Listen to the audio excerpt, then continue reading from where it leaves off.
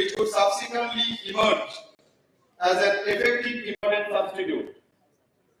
Dr. Maulik has been the recipient of a number of prestigious awards that include Scientific and Technical Excellence Award 2019, Government of India, Department of Atomic Energy, Marie Curie Postdoctoral Fellowship in 2021, in appreciation of his commendable research work in development of advanced material and the promotion of technologies of benefit mankind and society, the IIChE Award for Excellence in Process or Product Development 23 is conferred upon Dr. Polas Kumar Maulik on the occasion of ChemCon 2023.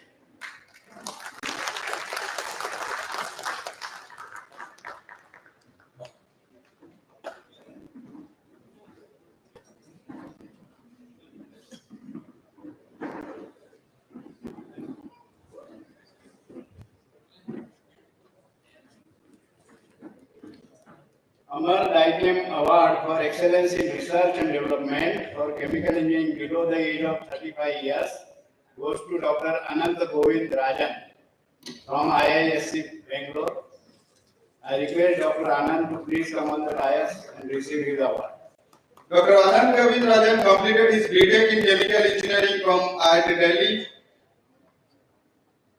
He then proceeded to MIT for his MS in Chemical Engineering and MTech in 2019. Dr. Govind Rajan was a postdoctoral research associate at Department of Mechanical and Aerospace Engineering, Princeton University, USA. On the returning, Dr. Govind Rajan has been associated with Indian Institute of Science, Bangalore since August 2020 as a faculty member of Department of Chemical Engineering. Dr. Govind Rajan has been carrying out spectacular research work in the field of occupational nanotechnology, focusing on the design and discovery of two-dimensional material and single atom system for application at the water energy nexus. Several significant advances made by Dr. Govind Rajan include discovery of single atom dopant and enhancing the water splitting activity. Dr. Govind Rajan is doing consultancy and collaborative work with LUM Research India, SAIL, ISRO, Hindustan Petroleum Corporation Limited and Unilever. In admiration of his academic brilliance and in appreciation of impressive research achievements in the field of computational nanotechnology, at a young age, the Amar Daikem Award 23 for Excellence in Research and Development is conferred upon Dr. Anant Govind Rajan on the occasion of ChemCon 2023.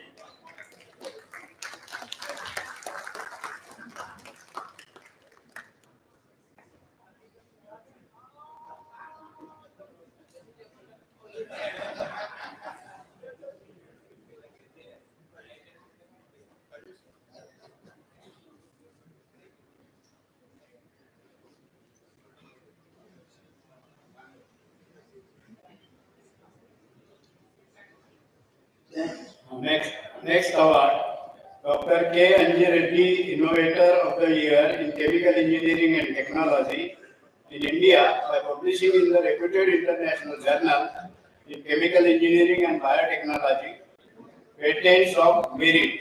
This award goes to Dr. Madhu Agarwal from MANIT Jaipur. Dr. Madhu Agarwal has been carrying out commendable research work for over 2 decades on defluoridation of drinking water as well as utilization of agriculture and industry waste. Following her BTech, MTech in Chemical Engineering from University of Canada, she obtained her PhD from MNIT Jaipur. Right from 1999, Dr. Agarwal has been associated with MNIT where she joined as a lecturer from May 2018 onwards. Dr. Agarwal has been an associate professor there. She has also, now Madam became a professor also. Yes. She has also successfully undertaken 10 consultancy projects for industries. In appreciation of her admirable research work that has extensive beneficial value for the society at large, Dr. K. Anji Reddy Innovator of the Year Award 23 in Chemical Engineering and Technology, having publications in International Journal in Chemical Engineering and biotechnology or having patents is conferred upon Dr. Madhu Agarwal on the occasion of ChemCon 2023.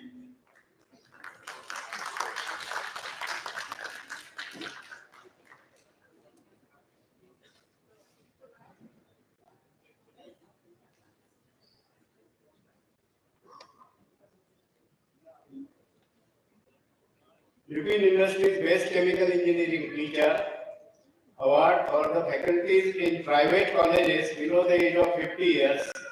This award goes to Dr. Manisha Vittal Pagal from BV College of Engineering.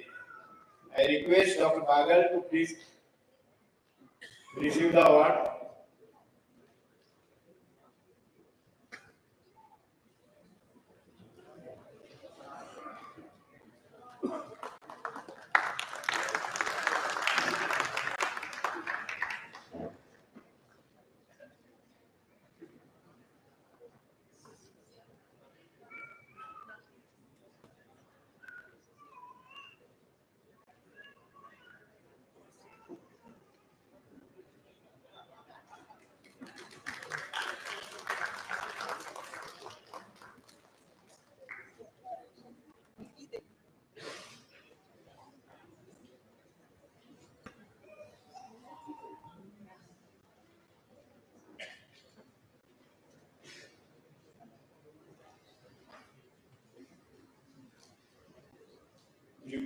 Jubilant Award for Outstanding Work in the area of Green Technology goes to Dr. S. Sridhar from CSIR IICT Hyderabad. Dr. Sridhar, please come on the dais to receive the award.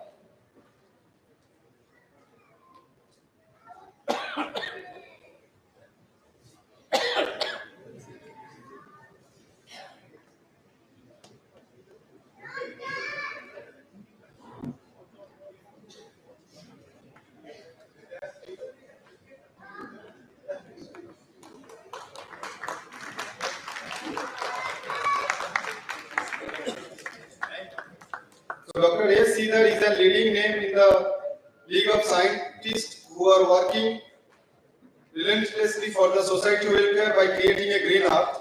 He is renowned globally for his basic research on the development of membrane-based process. For last 25 years, Dr. Sridhar has been associated with CSIR, IICT Hyderabad in various capacities. Dr. Sridhar's outstanding contribution in the domain of membrane engineering through low-cost and essential technologies are admirable because they have a major role in both societal welfare and industry. Particularly laudable has been his work in the area of electrodialysis, nanofiltration, reverse osmosis, and gas permeation for solvent recovery, industrial effluent treatment, and gaseous separation. Highlights of his achievement include design of an atmospheric water generation system or the production of remineralization drinking water from relative humidity in the air for water-scarce regions, membrane bioreactor and treatment of kitchen wastewater, and cascade membrane system for the production of ultra-pure medical grade water. Dr. Sridhar has 17 international patents to his credit. Stanford University, USA, and Elsevier Science publication for 2021 and 22 have ranked Dr. Sridhar among top 2% scientists in the world. In recognition of his remarkable contribution to the propagation of green technology, especially in the domain of membrane engineering, the Jubilant Award 23 for outstanding work in the area of green technology is conferred upon Dr. S. Sridhar on the occasion of ChemCon 2023.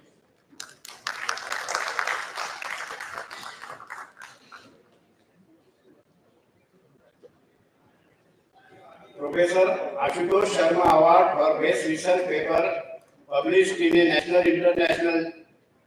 or international journal by undergraduate chemical engineering student male. This award goes to Mr. Vikram Vinayak Shanbag from ICT Mumbai. Mr. Shanbag, please come on the dais. I request Dr. Parag Gogate to please receive this award on his behalf.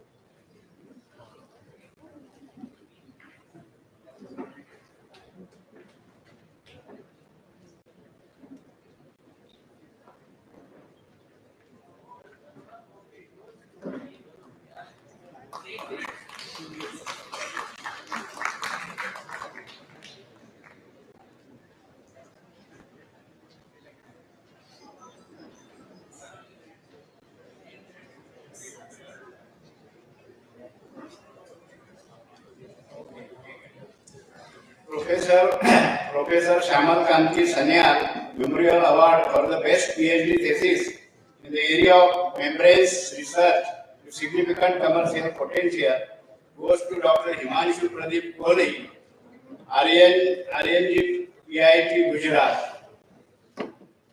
Dr. Kohli, please come on the dais to receive the award.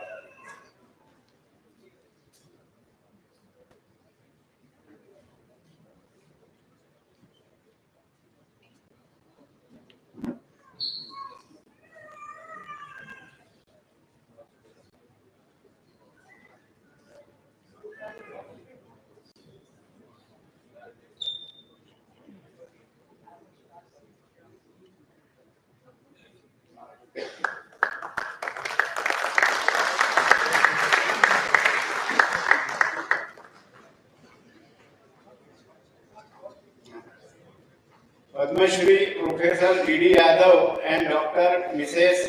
Vasanti G. Yadav Awards for the most versatile chemical engineering technology students in India. There are two prizes, and we go to Mr. Jitendra Chaudhary and Dr. Chakma will receive the award on his behalf.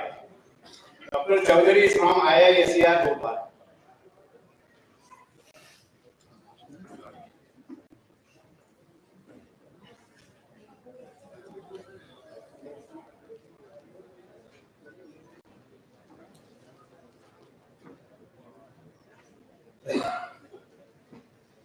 So next, Professor A. Suryanarayana and Mrs. Vanajamsi Award for the best authors of chemical engineering book and book chapter. It goes to Professor Chandran Das from IIT Guwahati and Dr. Sujoy Bose from IIChE headquarters.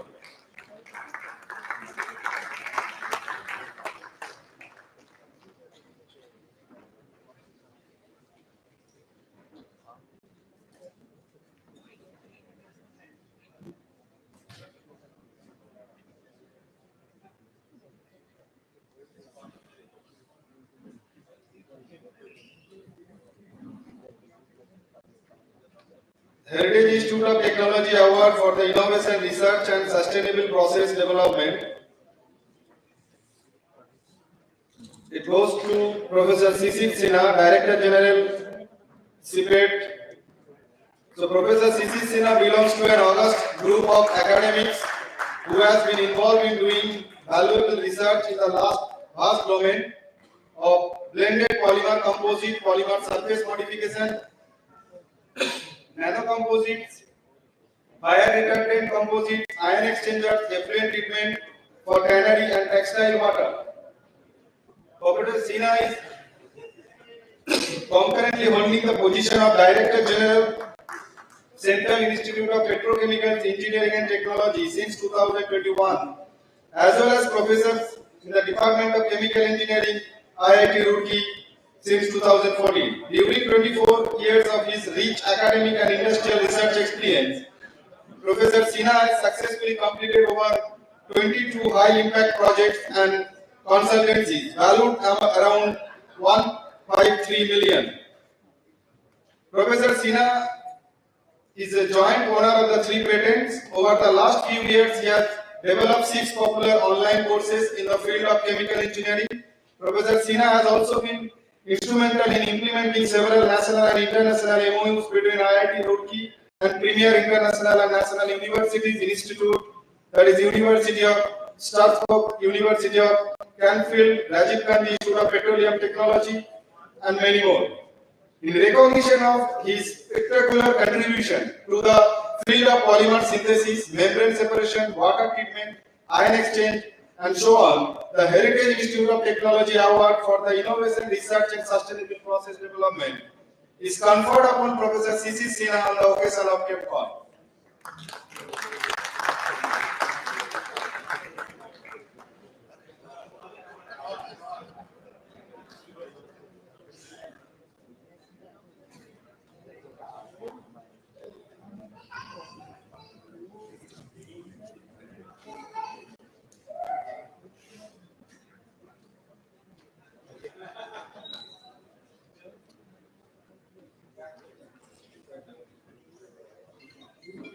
Professor Venkateshwara Rao and Srimati Anjani Devi Malapati Endowment Lecture Award on Green Energy and Environment for Sustainable Development.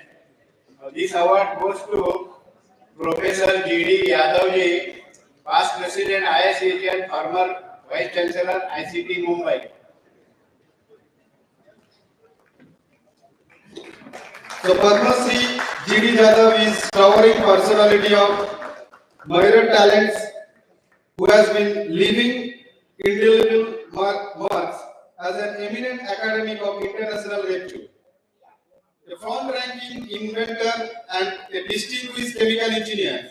From 2009 to 2019, Professor Jadhav served as the Vice Chancellor of the Institute of Chemical Technology, Mumbai.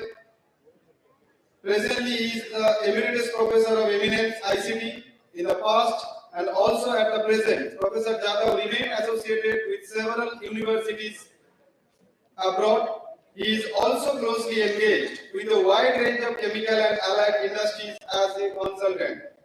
Professor Jadhav has made remarkable achievement in fundamental research, especially in the field of catalyst, green chemistry, engineering, green energy engineering.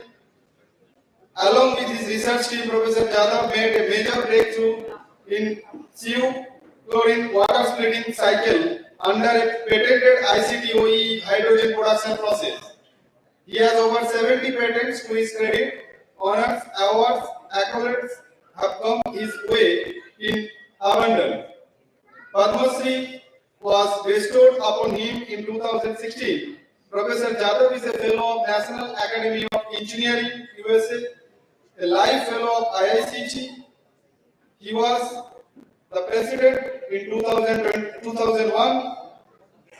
As a tribute to the deep imprints that he has been making on fundamental research in catalysis and green chemistry, IIChE is honored to confer the Professor Venkateswara Rao and Srimati Anjani Devi Malapati Endowment Lecture Award 2023 on Green Energy and Environment for Sustainable Development upon Padma Shri Professor G.D. Jadhav.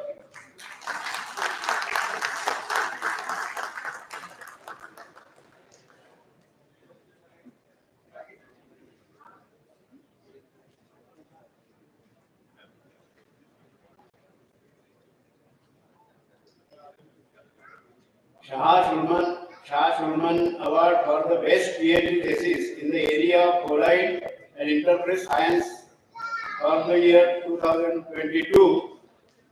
This award jointly goes to Dr. Palash Dhara, IIT Kharagpur, whose guide is Professor Ravindra Mukherjee, IIT Kharagpur, jointly with Dr. Ranajit Mondal, IIT Bombay, whose guide is Professor Madiwala Basavraj, IIT Madras. I request both Dr. Dhara and Dr. Ranjit Mondal to please come on the dais and receive the award.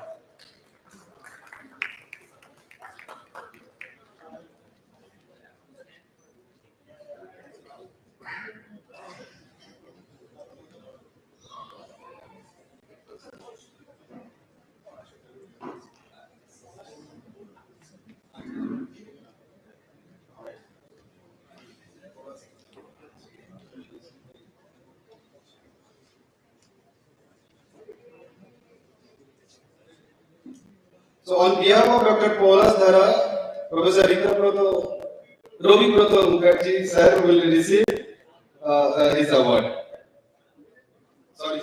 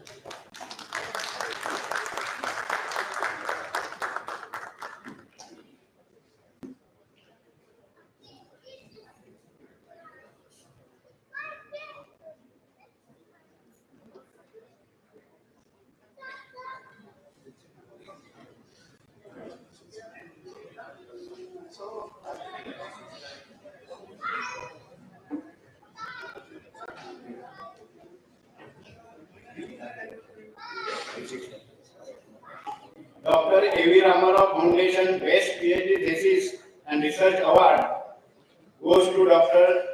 Devi Parna Vidhe from CSIR IICT Hyderabad.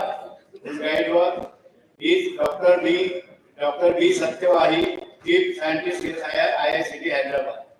I request Dr. Dey to please come on the dais and receive this award. Dr. Devi Parna Dey.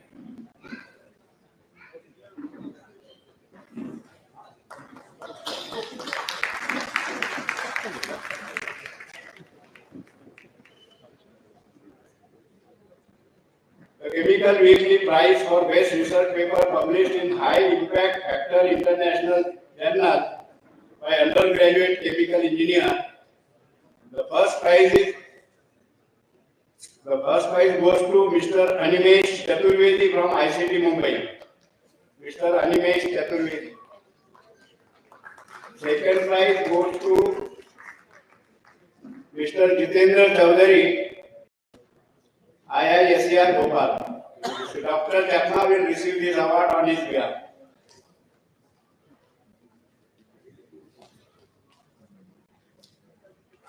Next award is Shishir Kumar Mitra Memorial Award to the second best technical paper published in the Journal of Institute in the issues of processing preceding year. This award goes to Dr. Diksha Matthew from NIT Bangalore and Dr. Vidya Shetty K, NIT Bangalore, jointly with Dr. Virendra K. Rathod, ICT Mumbai, Dr. Kirtika Ji, ICT Mumbai, Dr. Neha Dharat, ICT Mumbai.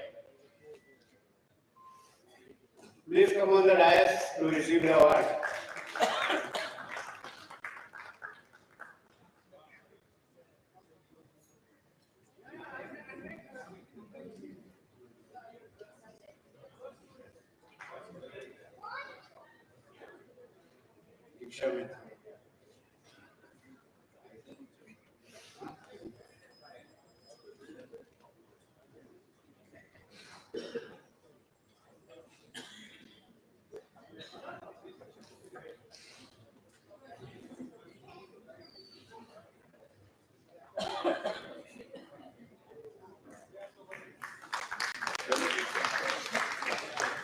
Mrs. Chintamani Memorial Prize for Best presented in preceding year ChemCon. This goes to Dr. D. Venkata Padma, Dr. S.V.R. Sastri and Dr. S. Kishore Kumar. I request them to please come on the dais and receive the award.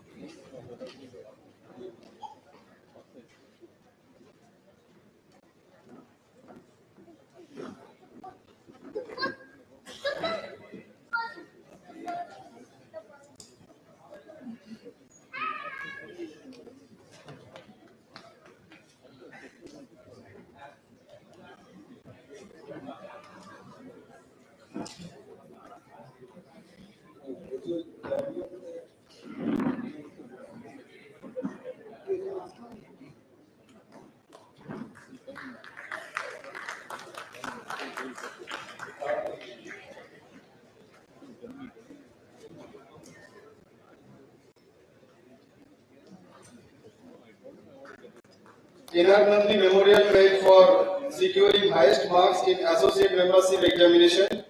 This goes to Mr. Dharmendra Kumar Pandey.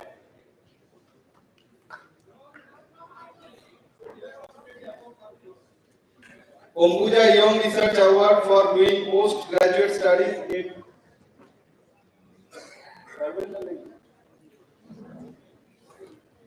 India after GATE examination.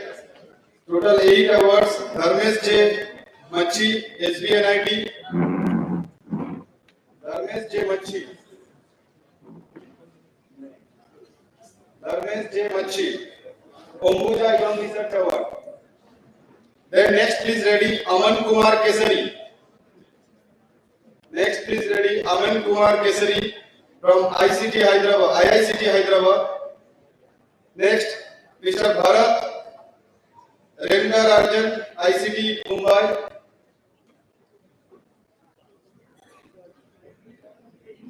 Ambuja Young Research Award.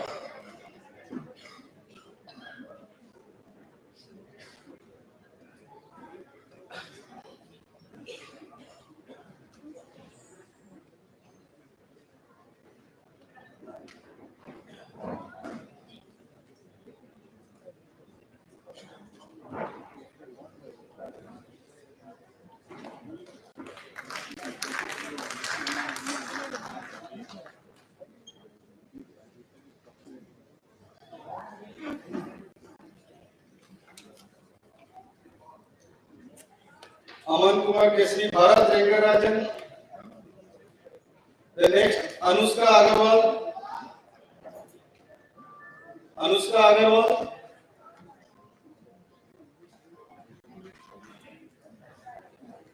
Yash Kumar Thakur Bhai Patel, ICT Mumbai.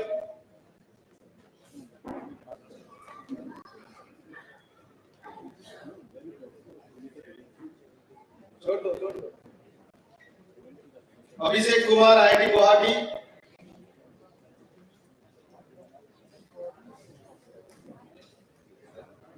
Adras Kumar Sahu, IIT Guwahati.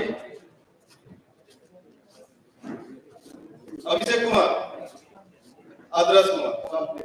Adras Kumar.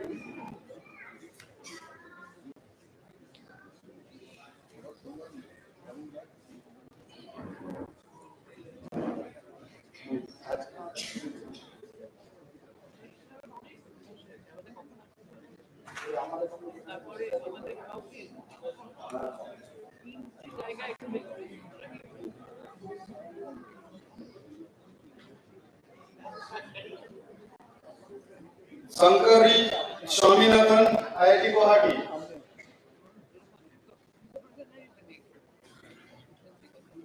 Peace and Gurkha Award for the Best Employee of the Year at IIChE headquarters is awarded to Mr. Shumon Das.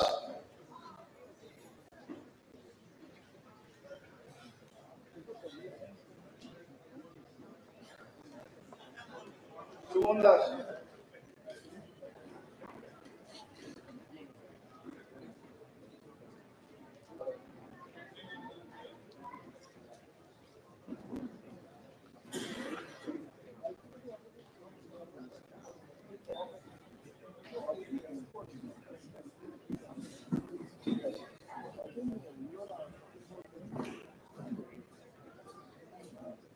IIChE Memorial Award goes to Dr. Baby Salini, Chair IIT Madras.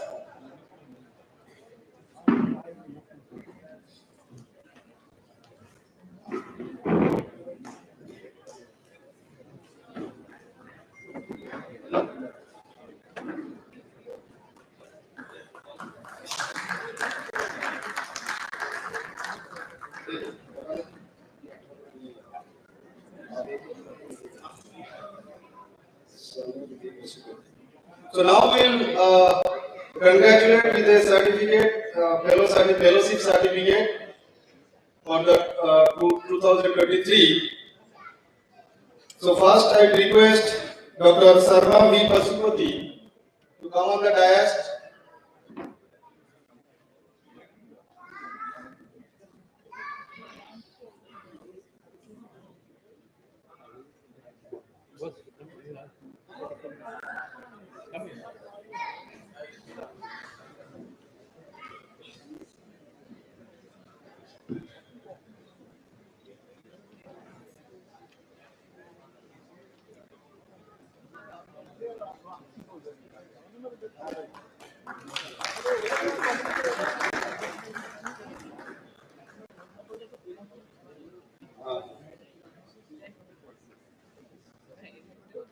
K. Sadanand,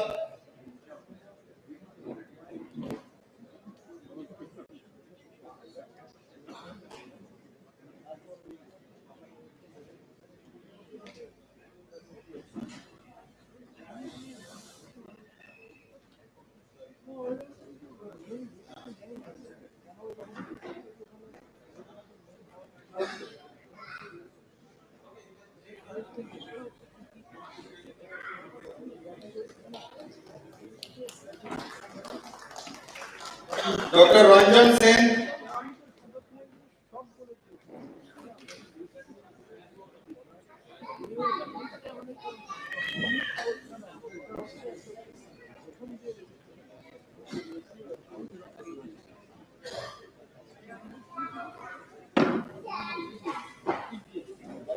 N.K. Brahmo, Professor N.K. Brahmo, Dr. Nitai Koshak,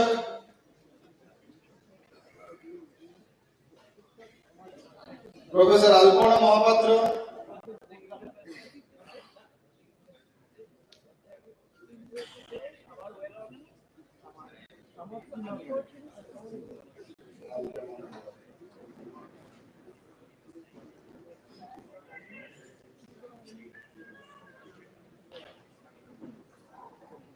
Dr. B.C. Maika from IIT Kharagpur,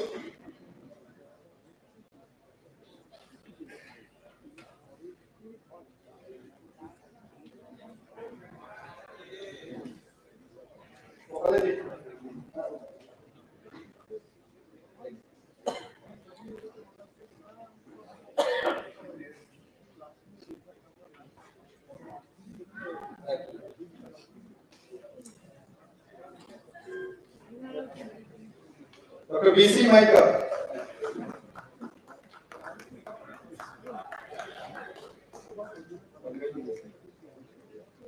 Professor N.K. Brahmo,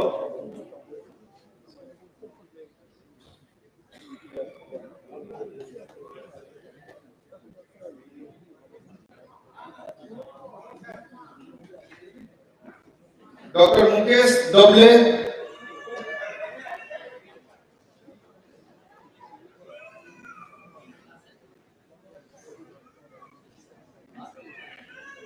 Dr. Sochinath Malekar,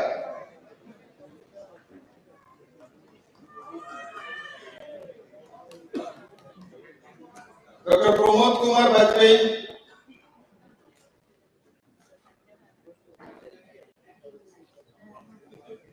Dr. Pramod Kumar Bajpai,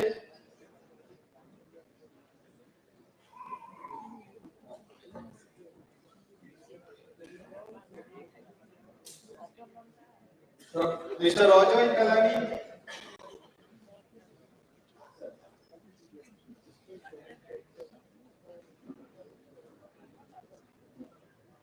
Dr. A.B. Narasimha Swami,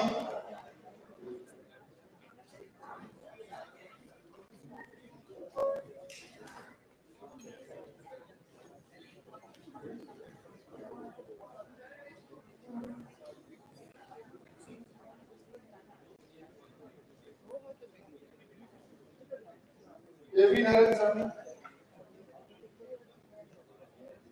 Mr. S.C.K. Bait,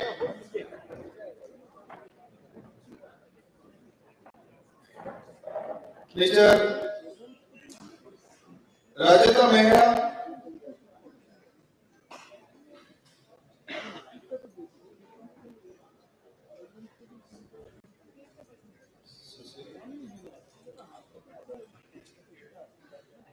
Dr. Sushil Kumar,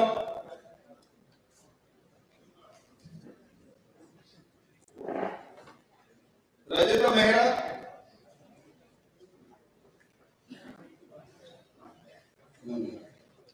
Sanjay Bharadwaj ji, Dr. Sanjay Bharadwaj,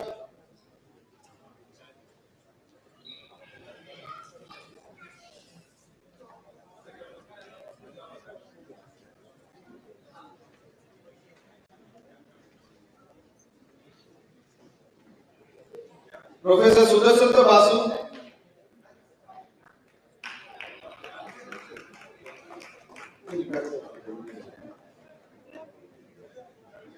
Dr. Hirawal Pramanik, Dr. Hirawal Pramanik,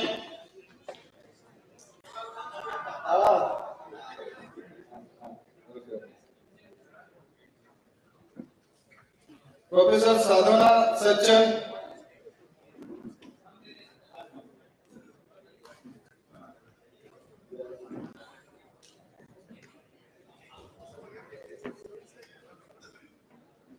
Dr. Siraj Alam, Dr. Siraj Alam,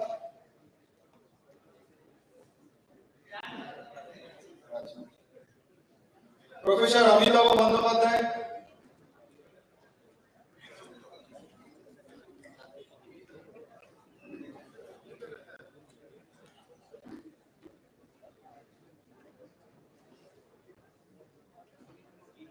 Professor Ranjana Chaudhary,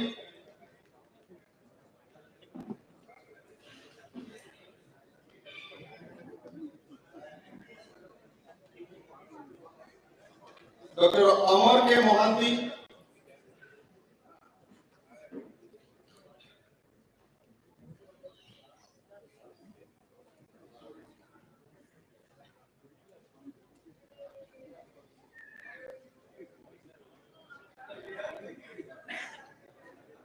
Dr. Manjushree Mishra,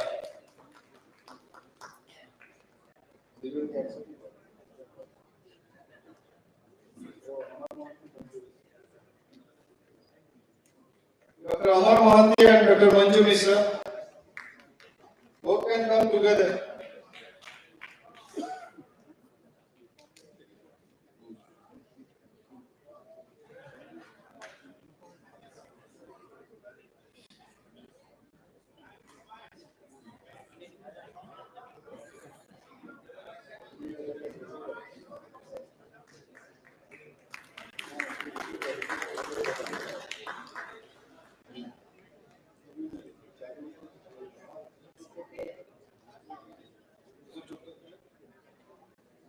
Dr. Gopal Ghosh Roy,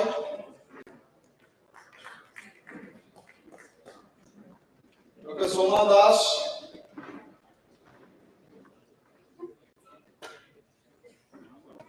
Professor Soilendra Bajpai,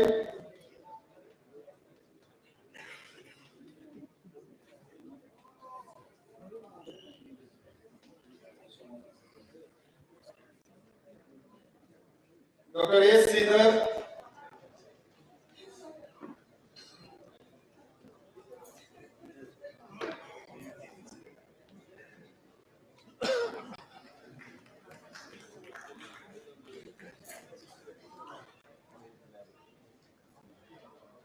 Dr. Virendra K. Rathod,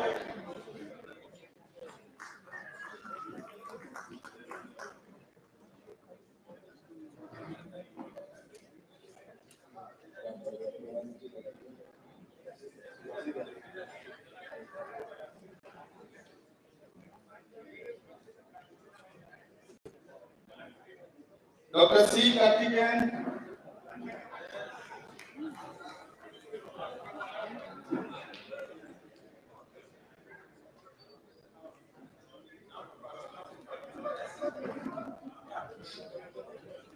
Dr. Sanjeev Kumar Gupta,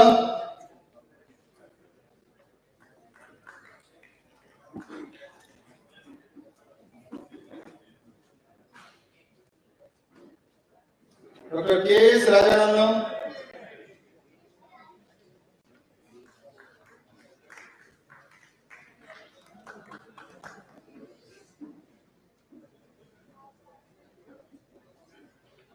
Dr. R. Parthiban,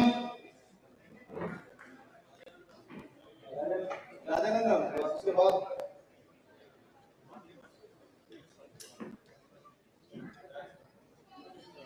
professor M D Rao,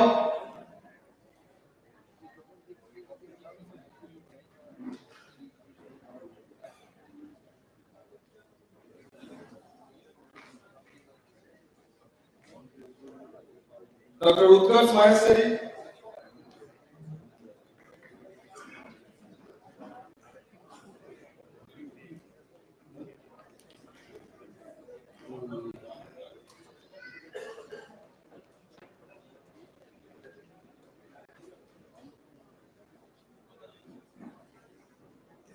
professor Aseem Kumar they,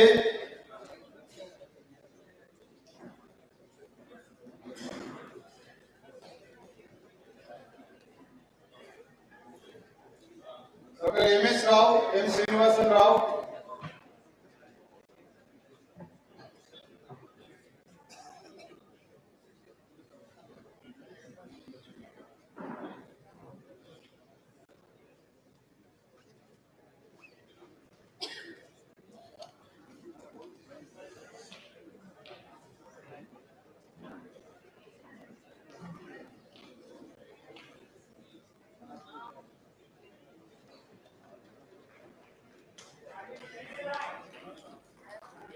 Dr. Parag Bogote.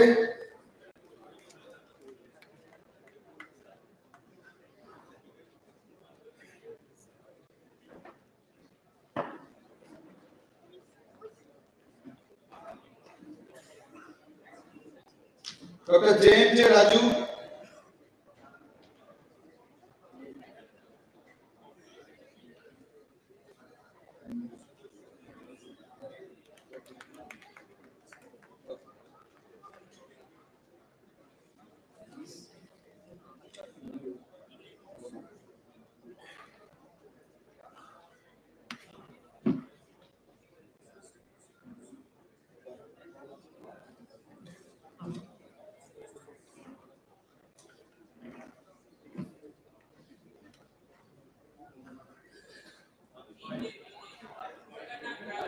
Mr. Sosikan Pogle.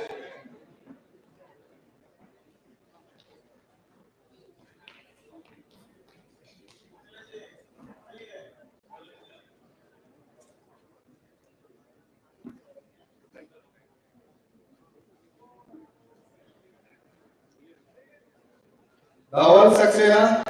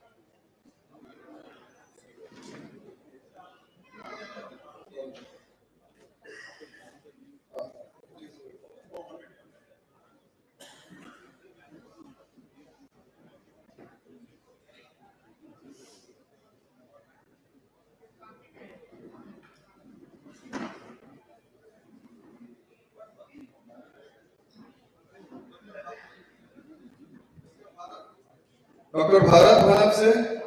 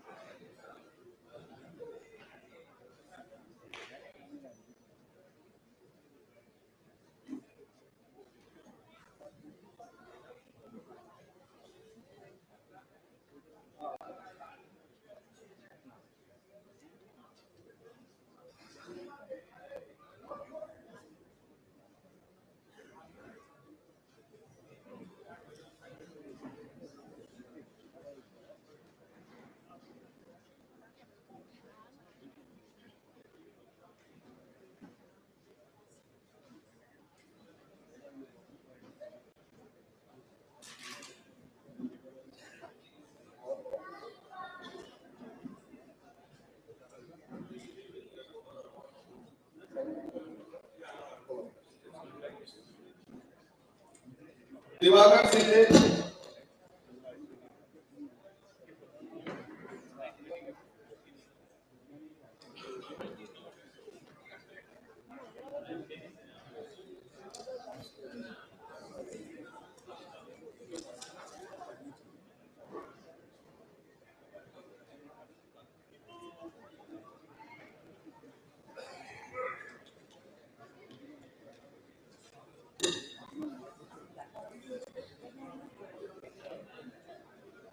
So best regional center trophy, category A Northern Regional Center, category B Bangalore Regional Center, and category B second best Amravati Regional Center.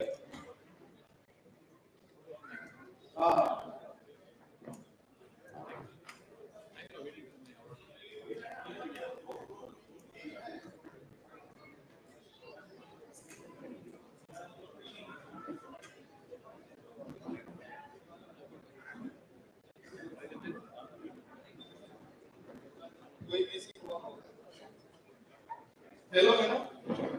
Hello.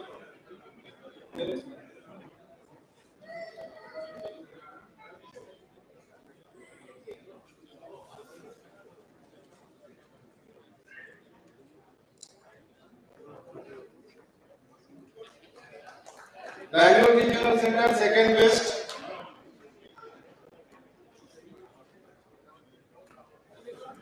अच्छा.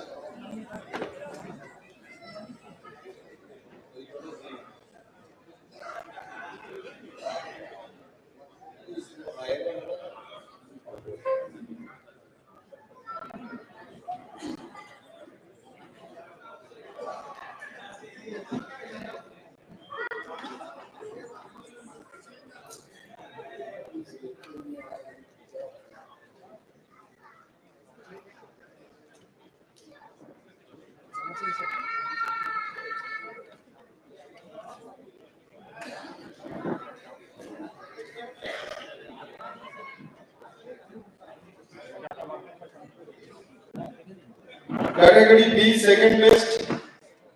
Amravati Regional Center. Ambuja Best Student Chapter Award. First prize IIChE Student Chapter Sri Venkateswara College of Engineering, Chennai. And second prize Vellore Institute of Technology.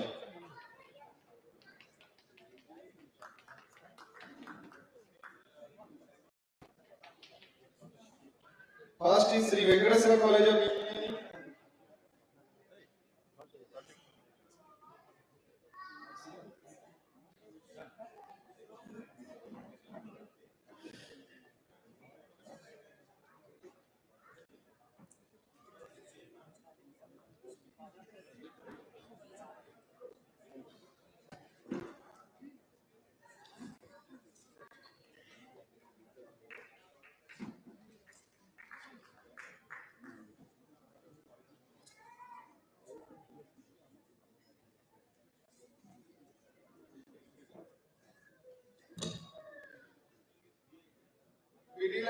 Pidilite Best Student Chapter Award, IIChE Student Chapter SSN College of Engineering, Chennai.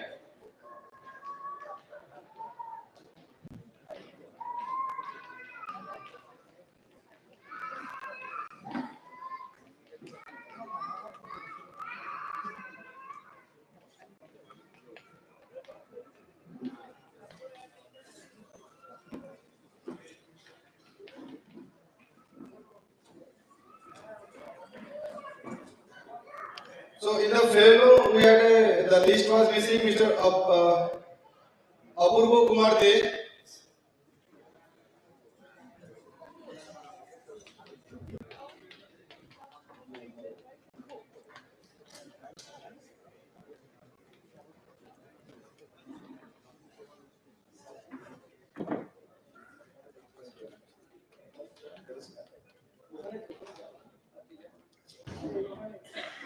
The fellowship certificate. Dr. Horipada Bhuya.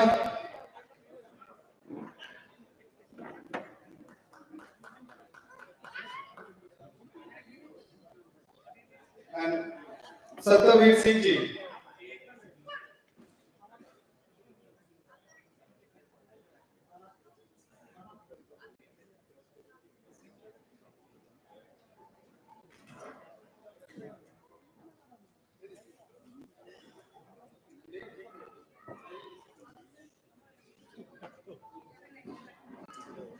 Satyavir Singh.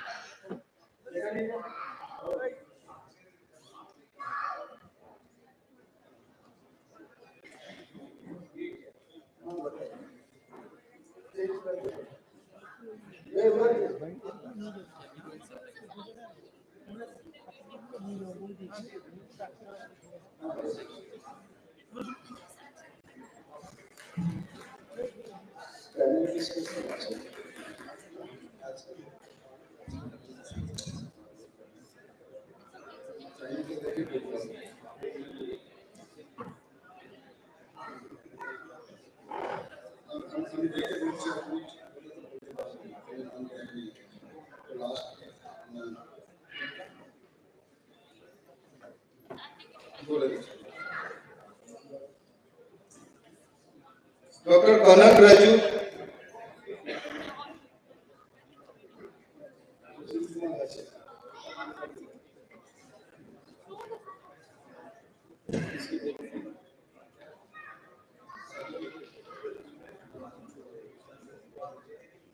Dr. Kanak Raju.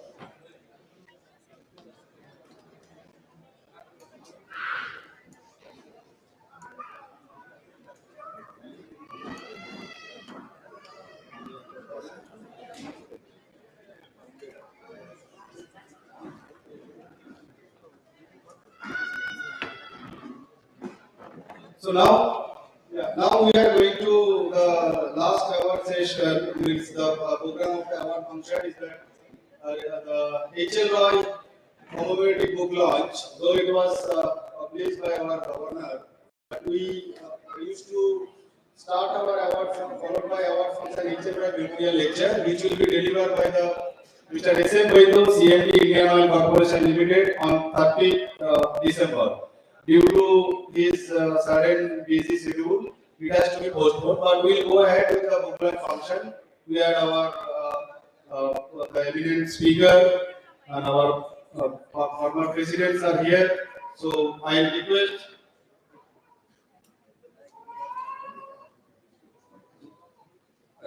So I request Devasi sir to coordinate. Before that, I am requesting that one fellow he came late, Mr. Rajat Mehra.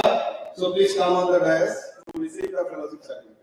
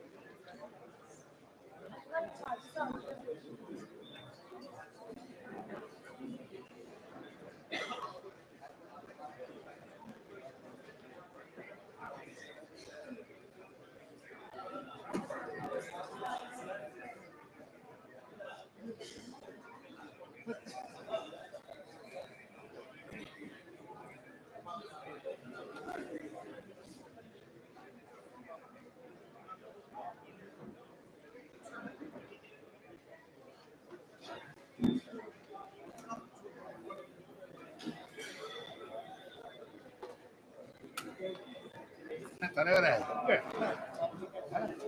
in spite of your side, you are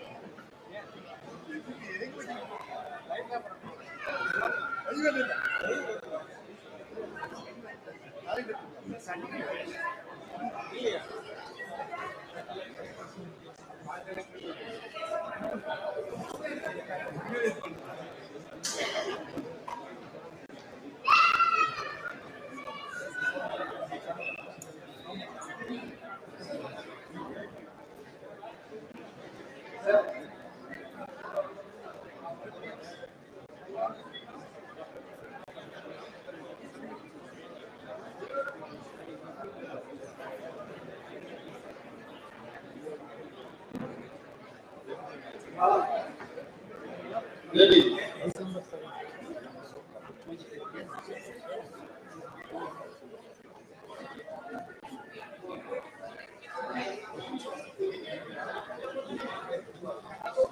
Okay, I think we should just go.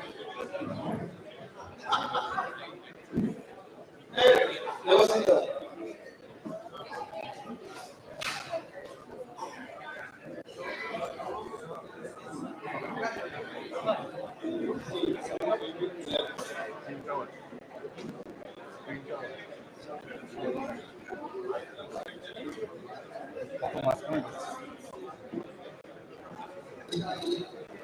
Hello. Ladies and gentlemen, just may I have your attention please, those who are in the hall, main hall. May I request all of them to have a seat please. We will just have the, I'm sorry to say that we got delayed due to unfavorable circumstances. So we will finish off as planned, we will finish off the commemorative book launch of Life and Times of Hiralal Roy before lunch because we don't want to delay it any further. So, may I, to start this session, may I request the pleasure of having our Professor Ashit Kumar Mitro on stage, please. Sir, I would also like to call up on stage the granddaughter of Dr. Hiralal Roy, Srimati Shubhakina Ghosh, and the great granddaughter of Dr. Roy, Srimati Nilanjana Gupta. On stage, please.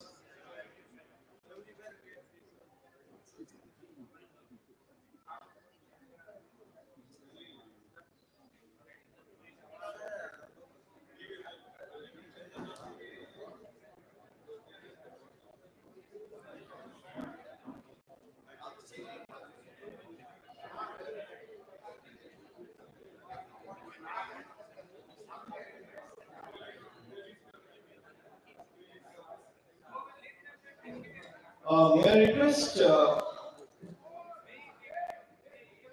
Mr. Mr. Shomila Dotto to come up on stage, please. Please, to the Vinaya and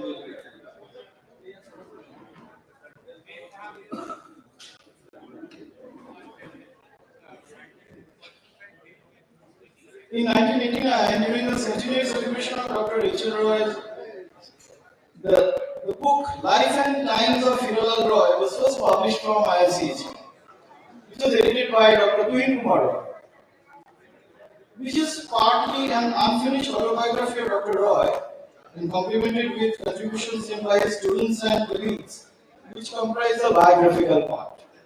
This platinum jubilee commemorative publication edition is a fitting tribute to the founding father of chemical engineering in India and the founder president Dr. Hiralal Roy, which depicts many unpublished anecdotes, stories, family and event pictures, along with many reminiscences as contributed by the living generations of Dr. Roy, spread across the globe. I think without spending any more time, I would like to request Professor Ashit Mitro to speak about his experiences and his reminiscence of Dr. Hiralal. Sir.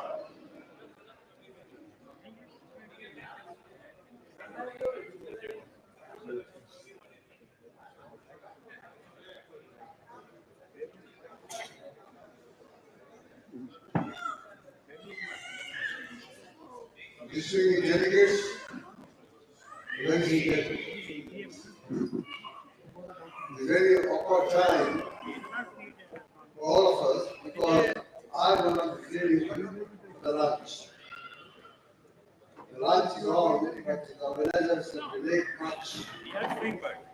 However, I will speak briefly about Dr. the founder, president of IIChE-Chemcon, the founding father of chemical education and research in India.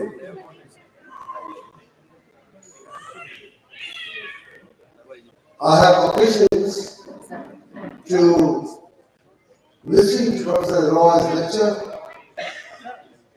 I met Professor Richard Roy in the campus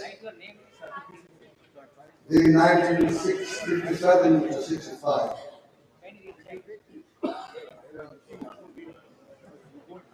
H.O. Roy was born in 1889 in a small village of Dhaka district in Paishpaka on 2nd November. He was the youngest son of his fathers. He has five more brothers, and he was the youngest. He lost both his parents at the age of 5 and became orphan. So definitely, life became very struggling for him. He was looked after by the next brother of his father, his uncle, first uncle, and he was shifted to another place for undergoing his studies in school, in Upper Primary School, Multan. There, definitely, Hiralal Roy was a person at that time to understand that he had to stand on his own legs. Nobody bothered him, and he didn't bother no one. He was moving like a shuttlecock, but there to there because the guardian was shifting his place of service from here to there. So yes, he went to Metro, he went to other places for studies. At the age of 10, he passed the upper primary education school, and then in the first division. After passing upper primary, he went to Kumilla for studying. And there he was admitted to a school, high school, where he studied till 1908 when he passed these school examinations with high concentration. In 1905, Bengal was having a troubled time because Lord Curtin, the governor, at that time declared the partition of Bengal. They have started policy movement and anti-British things are going on in Calcutta and Bengal. In Kumilla, when Hiralam Roy was a young person, he also joined policy movement. After passing school examinations, he came to Calcutta. In this policy movement, the outcome was the birth of the National Council of Education. NC Bengal was born to impart national education on national lines, scientific, literary, and technical. And in that college, National College in Bengal, or Calcutta, the first principal of the college was Ishwar. Ishwar Roy did not join Calcutta University, but he joined National College, where the future was bleak. He knew that he is going to study in a college which is just born, anti-British, it will be difficult to get jobs and difficult to survive. But still, he joined National College. In 1910, he came out very successful, standing first in the college was the IIChE-Chemcon. At that time, National College at Jabalpur, Calcutta, selected 7 of their bright students to send to America for higher studies. And Rachel Roy was chosen one of them. He was sent to Harvard to study chemistry. He passed the chemistry with high laurels. He became a member of the Phi Beta Kappa Society.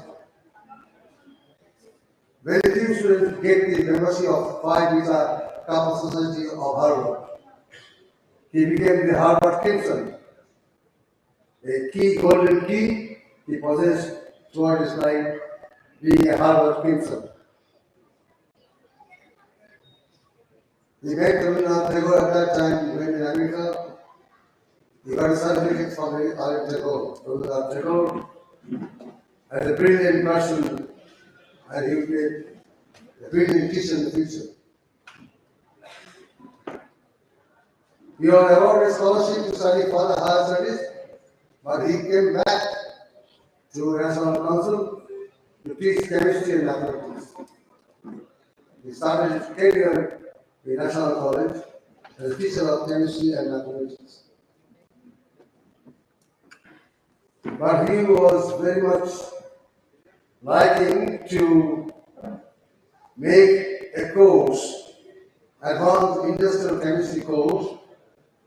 He sat down with Acharya P.C. Ray and made a course which is chemical engineering, first 10 years syllabus, and which is more or less equivalent to MIT. It was approved, and the first chemical course in Yadavpur came in 1921 in India. In 1921, as he was impressed with the alumni association of Harvard, he formed a similar alumni association in 1921 at Yadavpur. alumnus of the IIChE Chemcon. Professor Roy started teaching chemical engineering, but he thought he should have a proper chemical engineering course study. So he was again sent to Germany for his study in chemical engineering, and he got his doctorate from Berlin. Professor Roy came equipped with a full chemical engineering knowledge to teach others. He had a department of chemical in Jabalpur, bringing brilliant teachers. When we were students at Jabalpur, we could see brilliant teachers at Jabalpur, all over USA, studied in USA, and doctorate from MIT, Illinois, and whatnot. H.O. Roy was a member of the British Chemical Society. He was Vice President of British Chemical Society. And he was the first president of Indian Institute of Chemical Engineers. As I told you, the former president. He became again president of Indian Institute of Chemical Engineers, which he nurtured throughout his life. Professor Roy, the brilliant teacher, no doubt, a noble person, a very soft and kind-hearted man. I have seen him several times meeting his students, talking with students, discussing with students in the department. He has been the member of different societies, different organizations for several years. To him, man should serve, eat gym, I serve. To him, life should be melancholical with age, but he said, you love all, pity some, hate none. I'm very happy to say briefly about Dr. Ishwara. Thank you very much.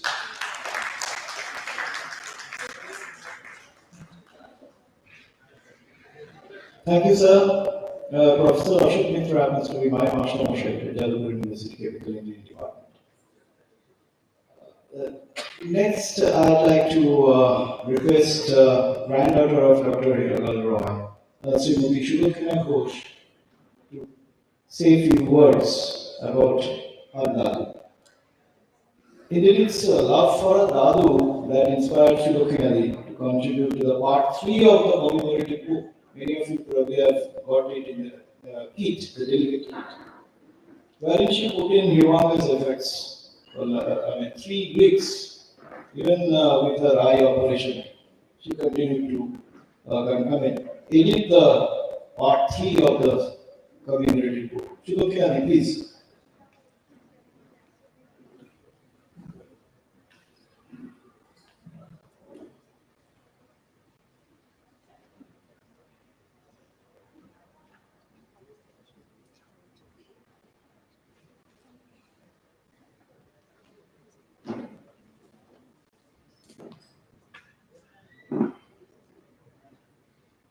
I would like to thank Indian Institute of Chemical Engineers and particularly Mr. Devashish Ghosh for taking the initiative in publishing this special edition of Life and Times of Hirananda. I am honored to be part of this book launch and consider myself lucky to be present here today.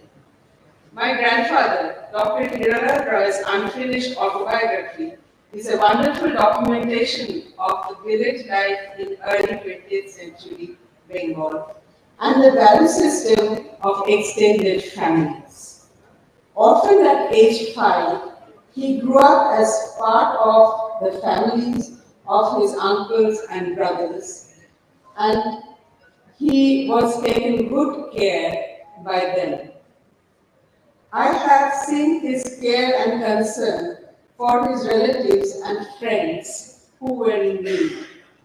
His sister-in-law, widowed at a very young age, lived with him in his house, and I have fond memories of the stories she used to tell us and the mouth-watering achars made by her. We used to call her Shonai, and she was part of the family all along. Dr. Roy was an extraordinary and exemplary human being, and even today he is admired and respected by everyone who knew him. His autobiography includes his experience as a student in Harvard and also his experience during his postgraduate education in Germany. It describes what is achievable through determination, hard work, and honesty. His motto was Ich diene, a German phrase which means I serve.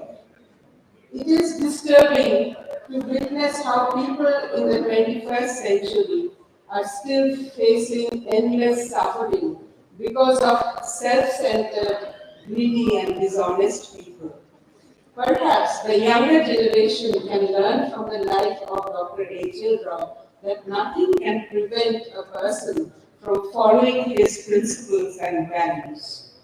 In this edition, a chapter called Reminiscences includes a family tree with some photographs collected from Dr. Roy's photo albums. The faded photographs, almost 100 years old, were difficult to restore, but I have tried my best to do so and include them in this edition as treasured memories. Hope you will enjoy reading this book. Thank you.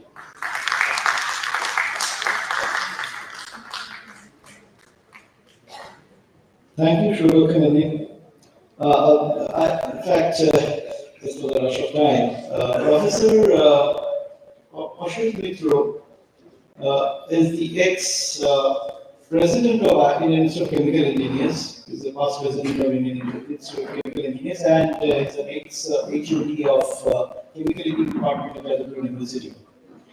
A brief introduction of Shubha Kennedy. She studied chemistry in Jadavpur University and taught chemistry for over 3 decades in India and abroad. Later on, she had attended courses in fine arts and devoted her time to her passion, drawing and painting. You will have a couple of paintings of her in the book itself in the reminiscence part. Next, I'd like to call the great granddaughter of Dr. Hilalal Roy, Srimati Nilanjana Gupta. Please. She is a retired professor of English at Jadavpur University, where she taught since 1991.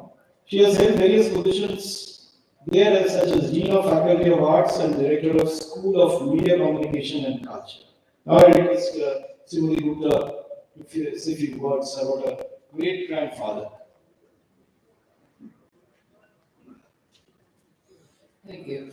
I know it's lunchtime, it's already showing that it's lunchtime on the board, so I won't spend much time. I just thank the Institute of Chemical Engineers for republication of this very valuable document, and of course, my Bashi was referred to, for putting in such time and effort into this volume. I think it is very significant, very important to remember how we have reached where we are.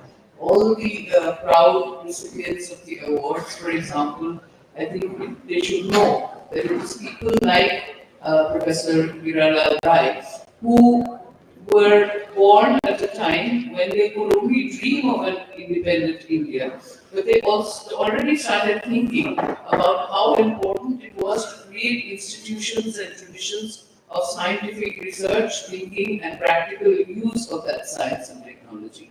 I think that was a very important period in our country's history, and we were all dreaming of creating a self-reliant, strong, technically empowered country. And it is people like Professor Roy, who made that dream, if not completely, partially true.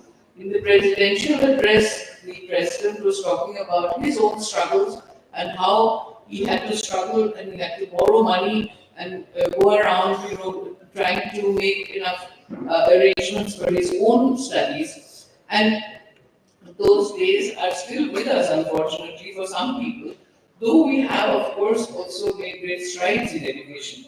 But I think the contribution of people like him, people who sent him to Harvard, we talked about his life in Harvard, but it was what we today call crowdfunding. The people contributed so that he could go to Harvard. Somebody contributed to buy him his only suit because as a nationalist he would wear only khatar.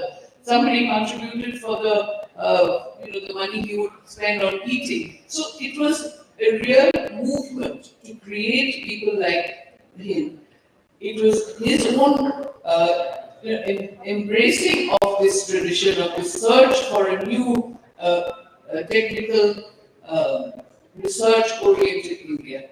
I hope that people who are, who have been in this subject, and of course all others, who are now the chemical engineers we look towards, are also will have not only the knowledge but also the vision with which we have learned from our ancestors, from our great grandfather, and we will take our country, chemical engineering, and the entire scientific tradition, technological tradition, innovative tradition, even further in the future too.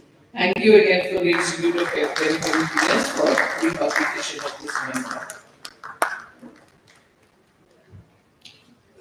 Thank you, Professor Nilanjan Gupta. Now the moment has come for the unveiling of the book, the commemorative book in its proper way. I'd like to call upon stage the family members of Dr. Roy who are here. I just call out the names. Sri Prabir Paul, Srimati Onushwa Bhadra, Sri Shomu Chakraborty, Sri Gautam Gupta, Srimati Idora Chakraborty to come up on stage, please. All are requested to come up on stage for the unveiling of the book and photo shoot. Srimati Shongita Datta, then Srimati Anuradha Dash, our Shujita, Sri Shujit Ghosh, to come up on stage, please. Here we have some friends of mine. Naturally, I can't have friends of my Tahoe's time here, but my friends are there and relatives are there, and we would request everyone to come up to the stage. Anuradha, Shongita, Anushwa, and my husband Shujit Ghosh, and Igora, Gautam, go to the list. I think that's all. Who else? Oh, Devojyoti, where is he? Uday Kumar Dotto, Amarendra Ghoshal.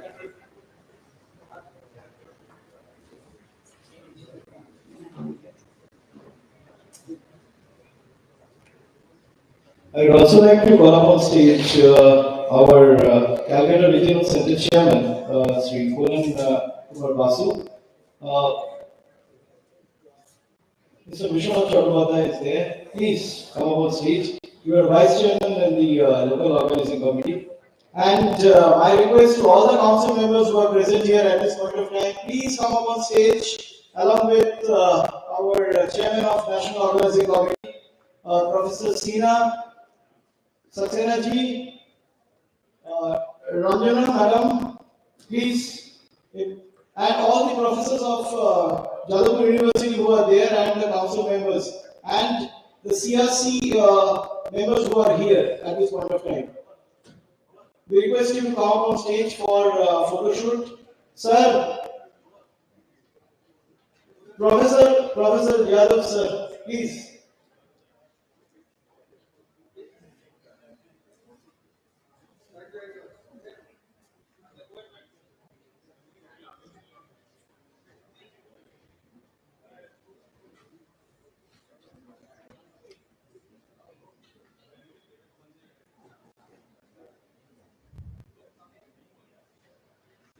Mister Dhawal, आप sir को एक बार लेके आइएगा। हाँ,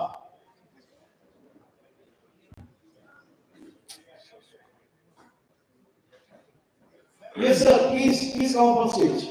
This is a grand moment for all of us, proud moment for all of us.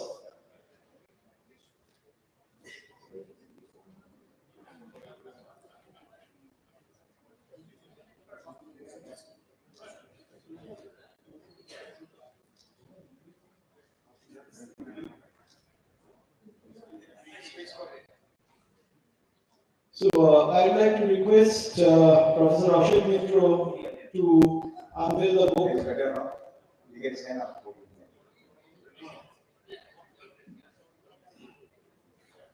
Yes, now I would like to join the photo session too. So I request the photographer to please take one more pic.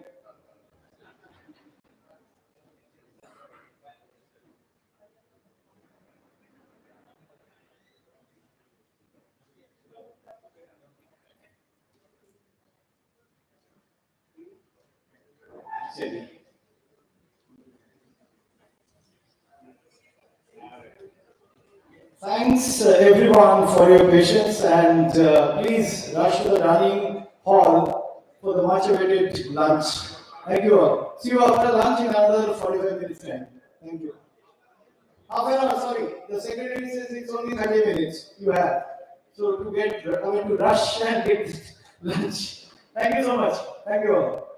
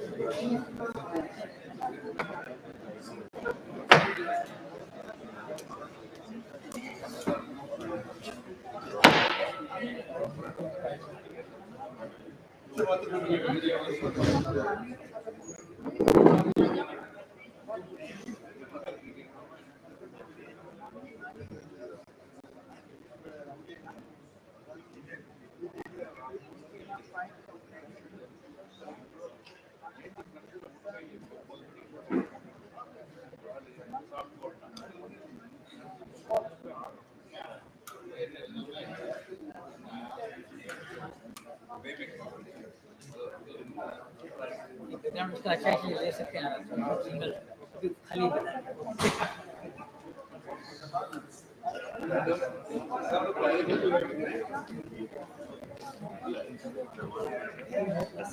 सकना रह जाएगी ये नहीं।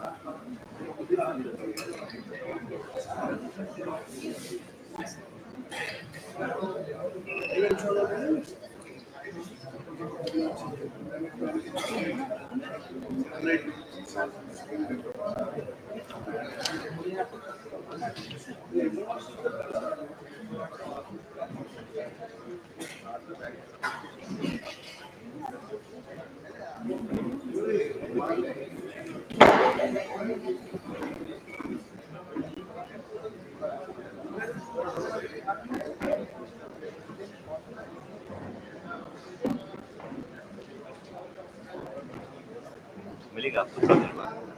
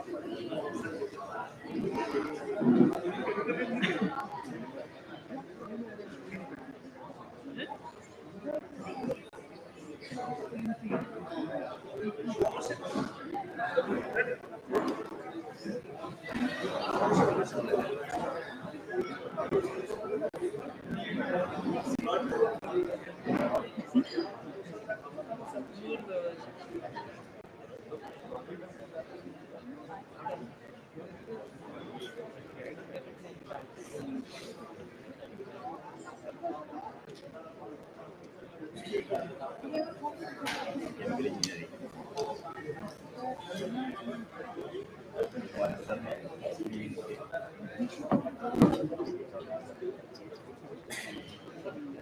Sir ने आने वाले हैं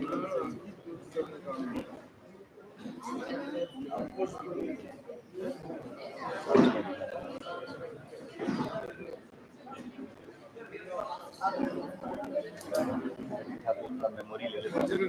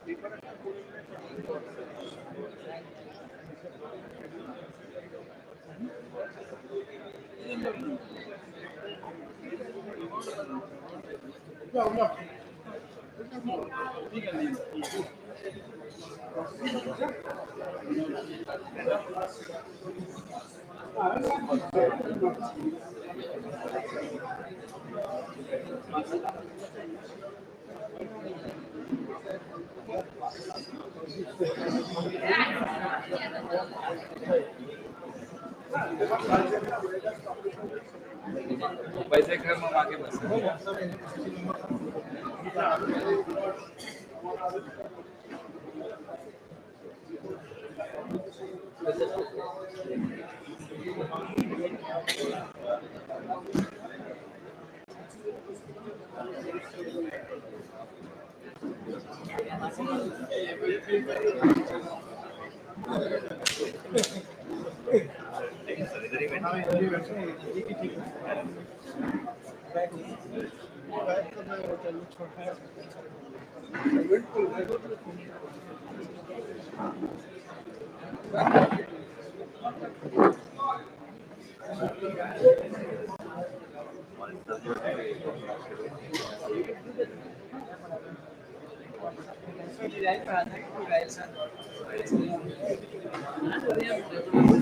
Just sharing with her.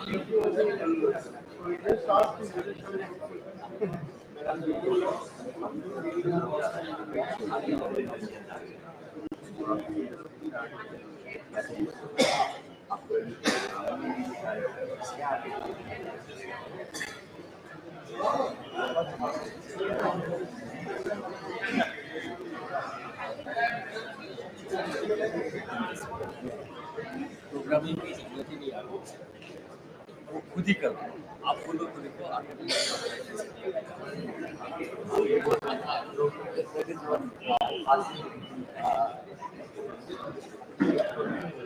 हाँ यस दुनिया तो हो जाएगी सॉफ्टवेयर या एआई में मैं जिसका भी नॉलेज बेस होगा उसको खुद ही नहीं मालूम इसके एआई के अंदर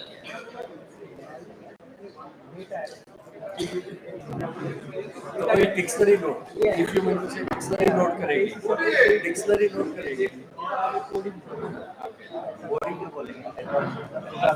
दैट वो प्रोग्रामिंग खुद ही कर देगा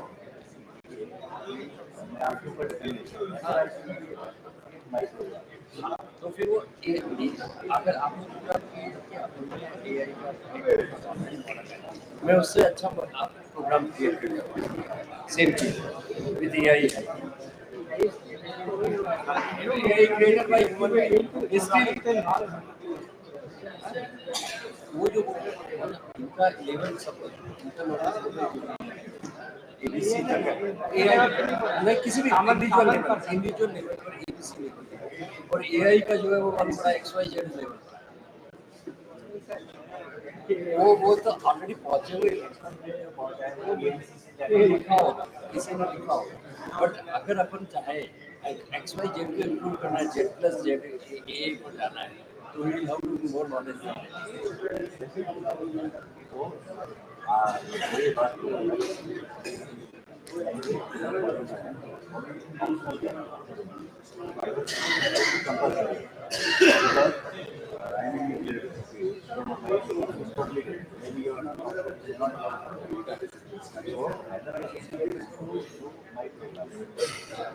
What is latest in the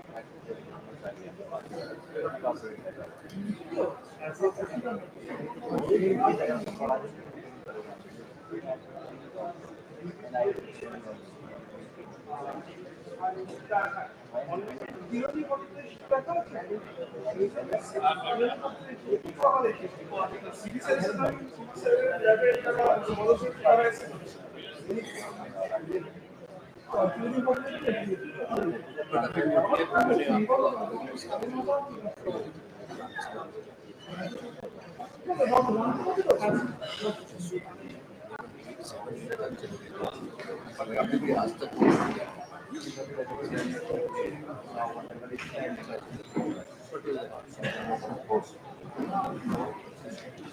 generation 4 में भी अगर कभी ऐसा फोकस करना है तो क्या कूलिंग कैसे करना है, प्रेशर चालू होना है तो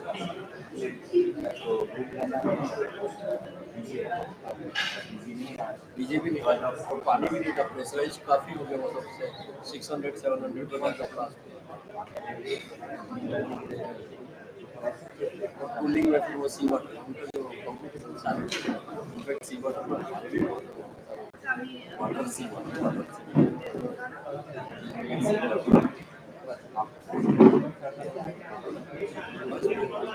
उसके बाद तो काफी अच्छे उससे उससे सुनामी का भी लगा कर ही किया होगा, सुनामी आई जाएगी।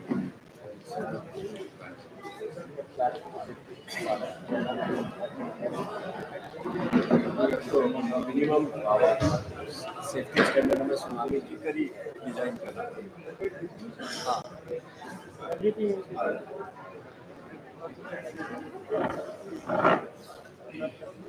अर्थक्वेक का तो चलो उन्होंने सिस्मिक फैक्टर वो सब वो सिविल पर जा रहा है, but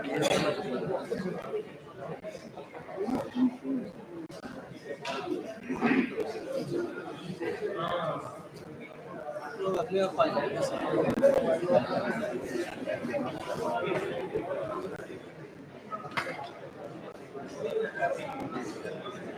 Sharma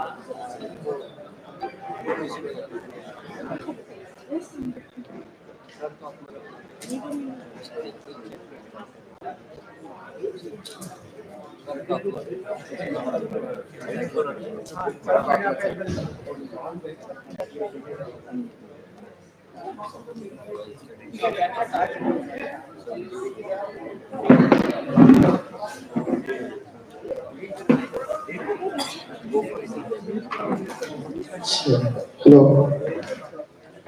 Check. Hello. Check. Check. Hello.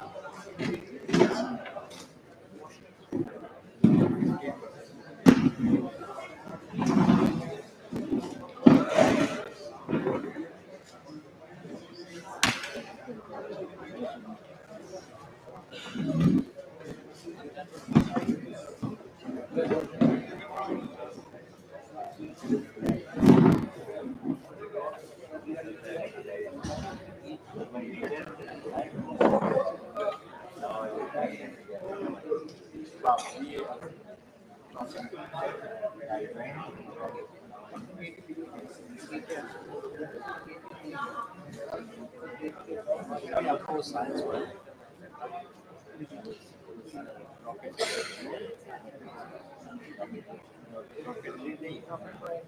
Movie नहीं है, सीरियल है।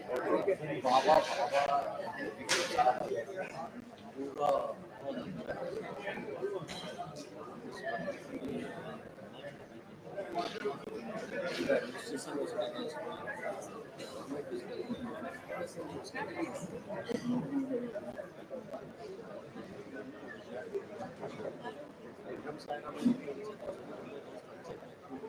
सीरियस लेवल से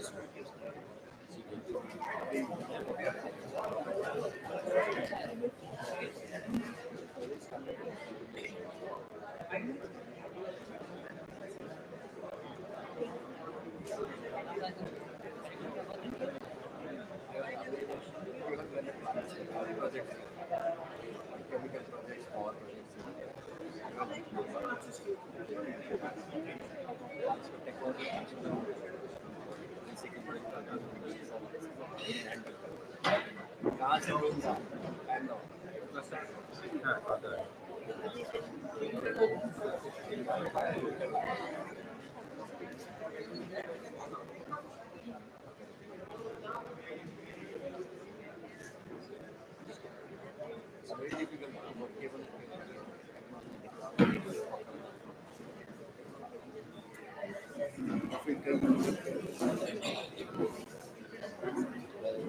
केमिकल के नाम इंडिया में develop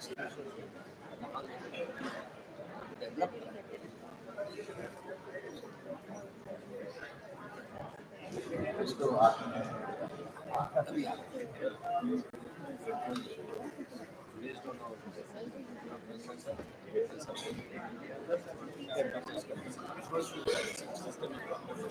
they are different than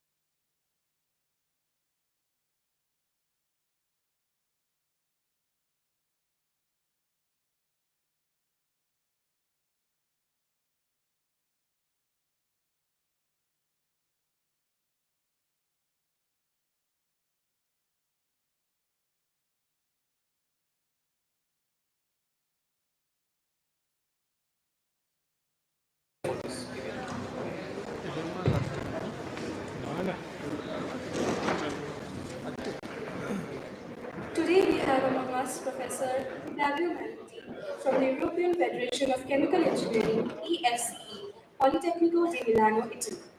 Professor Manenti is presently a full-time professor of chemical plants as well as chemical nuclear plants, Physics and Technology Institute of Tom's Polytechnic University. He is also a full-time professor of chemical plants at Joint School of Design and Innovation Center of Jiangzhou University, China People's Republic. In addition to all this, he is also the president-elect of Computer-Aided Process Engineering, better known as CAPE, of the European Federation of Chemical Engineering.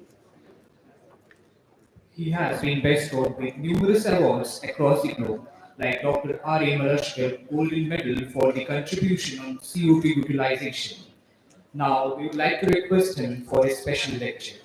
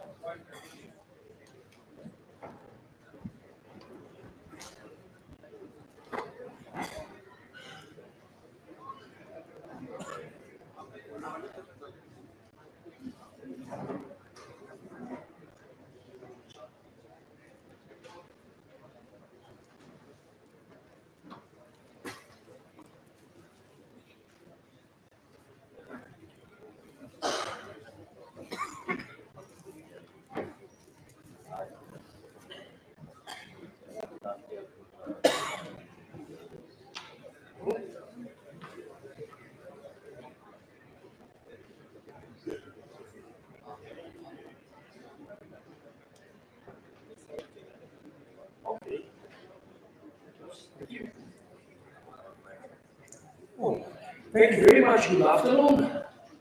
It's very challenging to me to start after a very good lunch. Thanks to all the organization, thanks to the president, Professor Savoca, and thanks to all of you for this big opportunity. I'm honored and privileged to be here for the second time to me in ChemCon, so very happy for that. And today I would like to introduce very fast a new concept that we are going to develop in Europe. But you know, before starting with science and technology, I'm somehow forced to introduce a couple of institutions. So that's the boring part at the beginning, I'm sorry for that. Because I'm a representative and former charity trustee of the European Federation of Chemical Engineering, and I need to present also a small part of my institution, the Politecnico di Milano. After that, we will enter into circular processes, and we will enter also a new concept of distributed biorefinery before moving to my conclusions. Well, about the European Federation of Chemical Engineering, I'm very happy that this morning we made a signature of new connection and agreement between the Indian Institute of Chemical Engineering and the European Federation of Chemical Engineering. And we would like to strengthen a lot also in the next year. This connection is very important to us, and we hope we will be very important also for the Indian Institute as well. And the European Federation started in 1953, just 5 years after the ChemCon. So the ChemCon is still the first one, in my opinion, in terms of chemical engineers meeting. And we started in Europe. But since a couple of years, we have more member societies and institutions that are federated out of Europe. Then the mission, it's a charity, so it's a non-profit, of course, organization, and we want to support the diffusion of science, technology, and education in chemical engineering. How to do it? We have 3 new officers. I was a former one, but now we have Mr. Veronesi. He is another Italian man, and he is now the new president of the European Federation of Chemical Engineering. Then we have the scientific and executive vice presidents, and we have 3 secretariats that are managing the European Federation. They are based in UK, France, and Germany. Well, the EFC is based on 20 working parties. They are surgical topic communities, and I don't want to enter too much into them. Maybe you can recognize yourself into one or more of them. Specifically, I'm currently the chairman of the computer-aided process engineering, which is in the practice the process systems engineering in Europe. So we are mainly focused on digitalization. And this is a picture of my community. Now the game should be to find me somewhere, but there's no time to do. So let's spoil in the fact that I'm just in the middle of it. And this is a small introduction of the European Federation, and let me transfer also a greetings and the acknowledgement of my president, Mr. Veronesi, for this great invitation and connection. Then I've got another boss, which is the rector of Politecnico di Milan, and I still have a couple of slides from my institution. Politecnico di Milano is in the north of Italy. We have 7 campuses. 2 of them are in the center of Milan. You can see my department on the top right. And the other 6 departments are all over the region, the Lombardy region. One of the campuses outside in the Emilia-Romagna region. It's the largest technical university with 44,000 students, with 25% of international students. And we have also very good representation of Indian students. And in the worldwide QS ranking, I'm forced to show these numbers, so thanks for patience in advance. We are 5th worldwide for architecture, we are 2nd worldwide for design, but for engineering we are still 13. So let's say we are not yet first, let's say. Yeah, okay. Just joking, of course. Well, this is my department. I'm also representing. We have 4 zones. There's chemistry, there's biological and chemical engineering, and there's material sciences. And especially today, I want to propose one of the advances in chemical engineering, which is circular processes. Now, you know, we are in transition. We are in energy, environmental, and digitalization transitions. And this topic is rather large. So in order to introduce in a few minutes this topic, I will start from an example. I will start from the biogas as feedstock, and I will move to sustainable methanol as production, but then at the end of the presentation, we will try to enlarge to multiple productions and to multiple feedstock as well. So what's the biogas? Biogas is rather important in Europe, and is the possibility to pass from waste to energy. So in this case, specifically, we have fuel crops, sewage sludges, we have organic fraction of the municipal solid wastes, for instance, and we are making an anaerobic digestion, and then we are burning the biogas, generating sustainable energy. Well, in the perspective of the transition, really, we don't need to burn any longer. We could use some concepts of chemical engineering, and rather than generating electric energy, well, we can introduce a reforming step. We can introduce a synthesis step, and then we can obtain some interesting chemical compounds. And some of them could be biomethanol, could be biodimethylated as well, and derivatives. Just 30 seconds, a couple of words about biomethanol and biodimethylator, because the biomethanol is an additive of the gasoline. We have in Europe up to 15% of possibility to make the addition of methanol. But it is also a substitute of gasoline. And dimethylator is exactly the same for the diesel. And you know, with small modification of the motors of combustion engines, I'm speaking about 1 to 3% in terms of economics of the value of the motor, we can use 100% of this biofuel. So really, since the biodimethylator is the fuel for the tractors, if we are using the biodimethylator for agriculture, we are fully circular, because that tractor will be used then to harvest the crops. or if we are using the biomethanol into the trucks for the organic fraction harvesting in the big municipalities, we are also fully circular in the whole, in the food chain of the municipal solid wastes. So that's the reason for the target, and you know, it is possible to do simply adding at the end of the biogas some modules. So the tricky way is that this module must be portable and must be connected to the biogas without being invasive on the biogas plant itself. So just downstream. Well, how to do this? Sorry, there's another big point because we are moving to produce, let's say, sustainable fuels, sustainable chemicals, but we want also to escape from the oligarchic market. So we can replace in one day the production from methanol to the methylated and vice versa as well.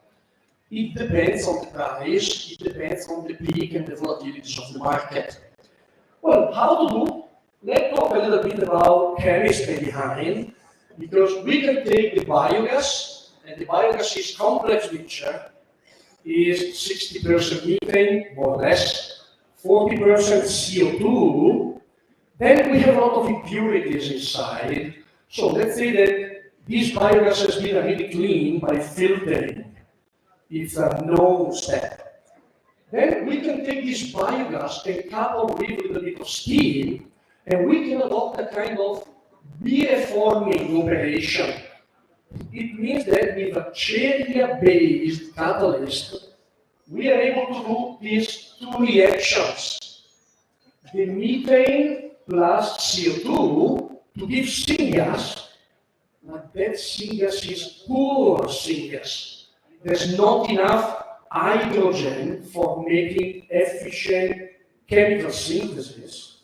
But the remaining part of the methane inside the biogas is converted in the typical steam methane reforming reaction. So in that case, we are improving the ratio of hydrogen.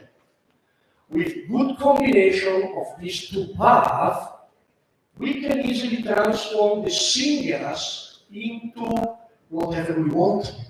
And in this specific example, into sustainable methanol. Well, we should take care because since we are speaking about biogases, they are not mega methanol plants, they are small plants. So we need to be very efficient with small units. So we need to ensure ourselves that both the path for methanol synthesis, the one for CO and the one from CO2 are both active. The best is really 33% and 76%. So after this step, we are producing methanol, and we are producing water, and we are producing ppm of higher alcohols. But we can purify our mixture, and we can get at the end the sustainable methanol from biogas. Then the remaining water from the purification goes back, and it is recycled to generate steam. Not only because we have that water as liquid residue, but as also gas purge. From the methanol synthesis, we are not consuming fully the syngas, although it is a biosyngas. So we are taking the purge of biosyngas, and we are using the fibers of the reforming. So we are also decarbonizing the only thermal step of the system. This purge, this syngas surplus, is mainly consisting of hydrogen. And the remaining carbon footprint inside is biogenic, because it is coming also from biogas as well. So it's zero impact in terms of operations. Well, how to do this? We worked for more than 10 years on different scales. And first of all, we needed to develop a completely new catalyst. Because you know that methanol goes to 100 bar, 150 bar as well. So it is deep and high pressure conditions. In this case, we develop a recipe, and it is also published on the right side. I don't want to enter too much the details, but it is in the literature. We developed a catalyst that is already efficient at 25 bar. It means that, speaking about rural environment, where we have the farm, the farmer, the biogas, we can't make synthesis at 100 bar. We should have a smaller, a milder operating condition. And we developed a new catalyst, and then we tested this new catalyst in order to optimize the other operating conditions, and we see that the temperature for methanol synthesis is exactly the same of large plants. Then we tested in our laboratory, but we identified that typical reactor configurations are not good. Big plants benefit from spatial reactors. Small plants requires a redefinition of the reactor as well. And in this case, we have this completely new reactor. It's half catalytic at the base, the orange part, and half non-catalytic. So we have the synthesis which occurs at the catalytic part. We have the boiling feed water entering at the base. We vaporize the water, but at the top, partially we are recondensing this saturated steam. So we have double use of latent heat in the same unit. So it is very compact, very small unit. We tested also in our laboratories for a couple of years, and we discovered that the literature wasn't any longer good for working and operating methanol synthesis at low pressure. So we decided to redefine the Van der Busch and Froment parameters and the Gravet-Altering parameter. So now in the literature, you see paper of 2021 and 22, we have completely new kinetics whenever you want to make methanol synthesis at lower pressure. If you want to generate chemicals in rural environment. Well, at the end we developed also basic engineering design package because once the technology rises the readiness level, we need to go towards the industrial scale. And to be short, I want to show you that a 1 megawatt electricity equivalent plant is able of biogas, is able to produce half a ton of sustainable methanol at market specification. Market specification, I mean double A grade methanol purity.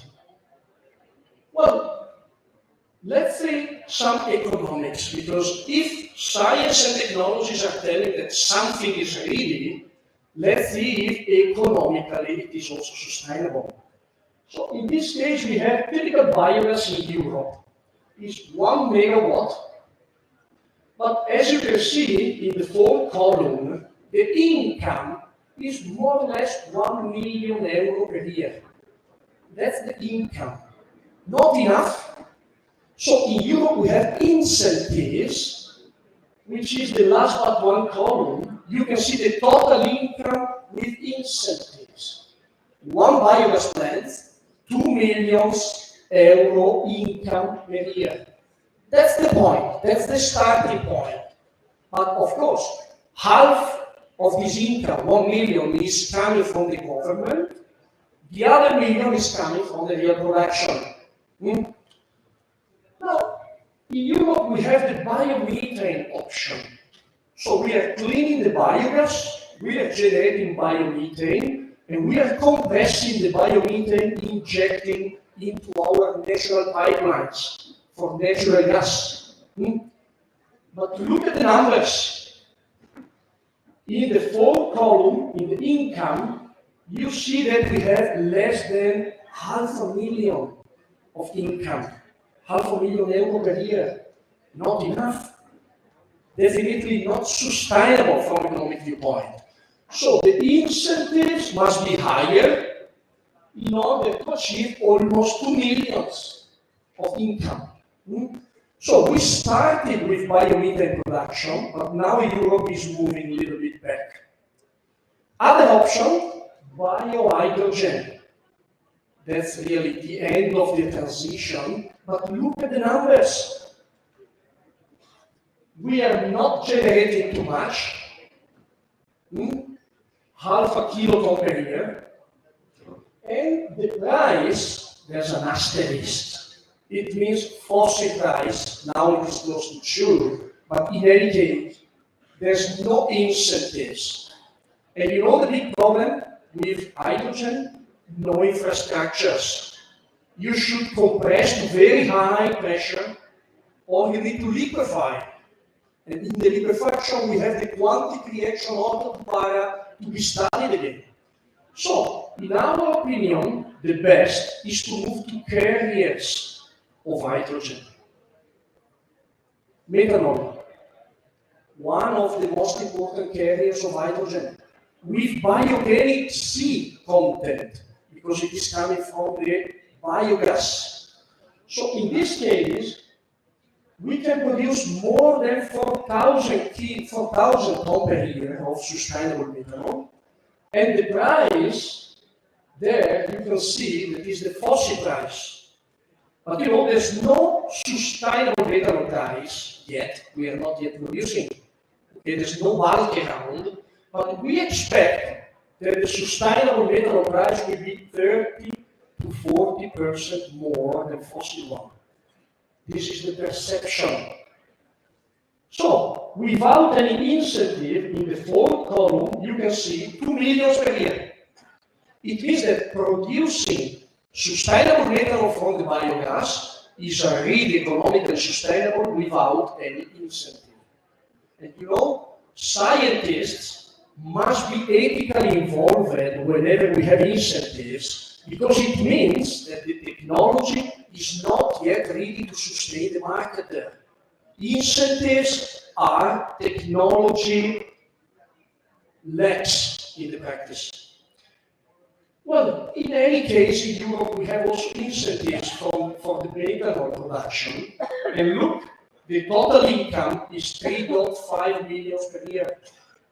So, looking at the modules that cost 6.5 millions at the end of the quarter in terms of capex, well, in less than 2 years, we have the payback. So that's the point.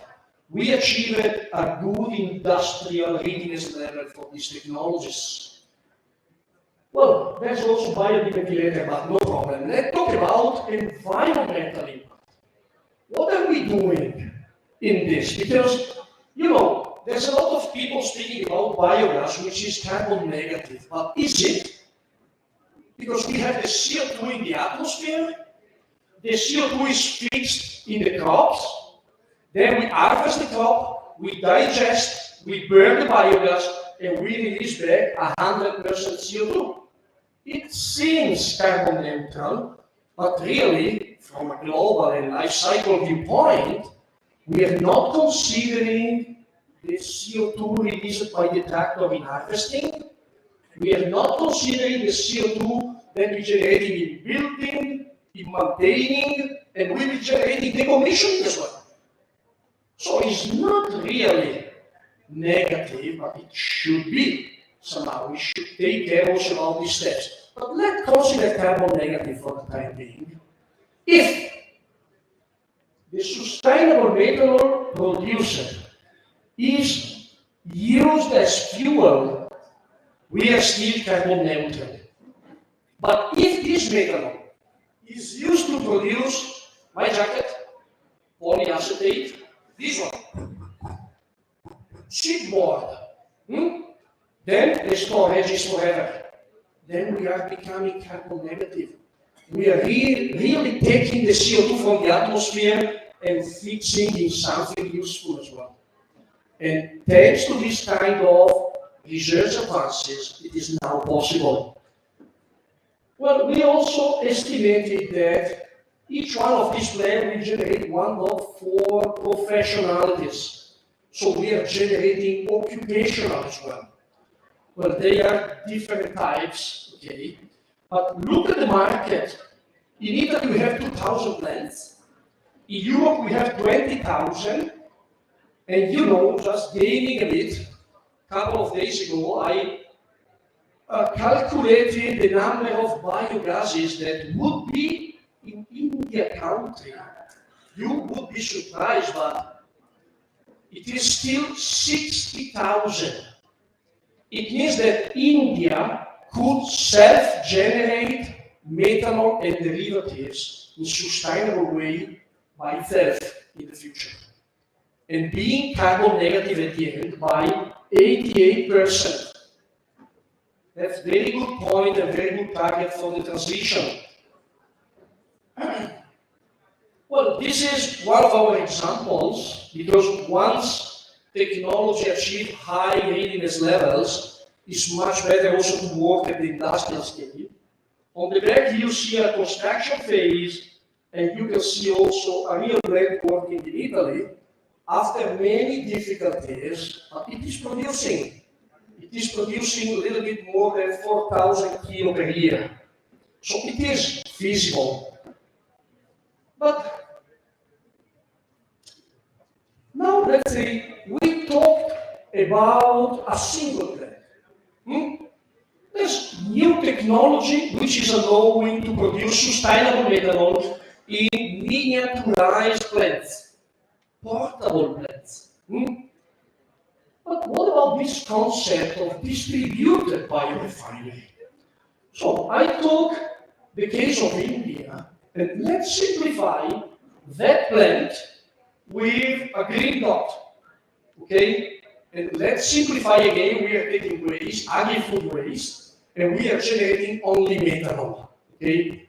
Well, you know, around India, I see a lot of plants, and they are doing biogas, and this biogas cannot be transported. If you want to transport the biogas, you need to upgrade to biomethane, and then you need to compress biomethane, or you need to liquefy biomethane. But since you are doing costly operations, why not to change this into sustainable chemical production as well? So rather than installing one plant, you can think to have a synthesis module and a purification module. Synthesis module is the blue one, and orange module is just purification.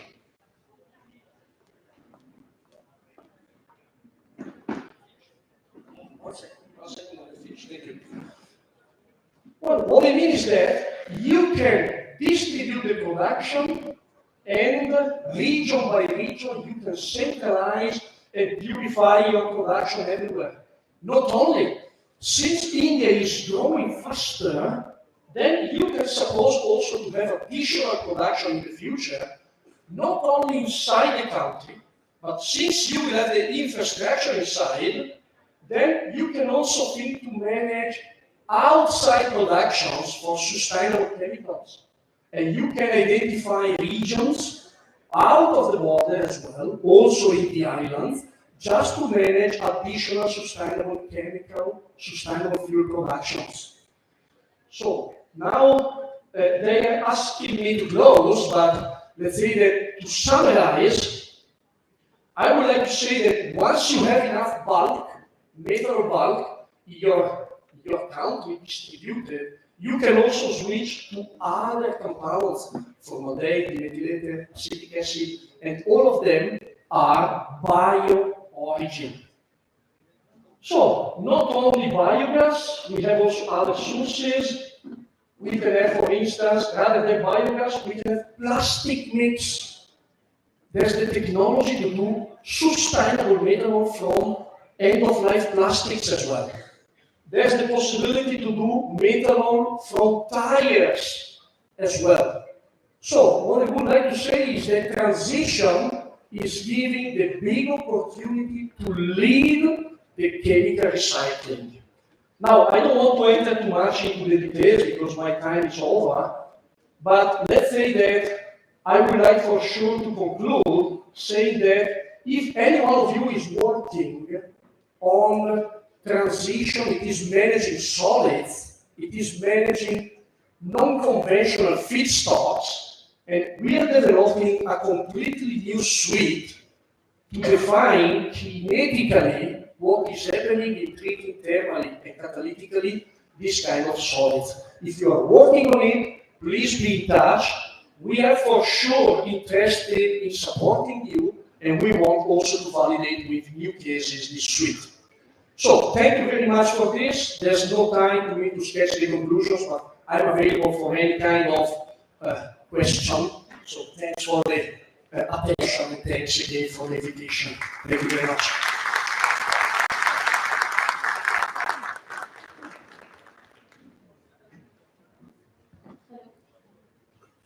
Thank you so much, sir, for your insightful presentation. Now, we would like to request Professor Anil Kumar Saroha, President IIChE, to felicitate Professor Fabio Menenti. Professor Anil Kumar Saroha, can you please come up on the stage?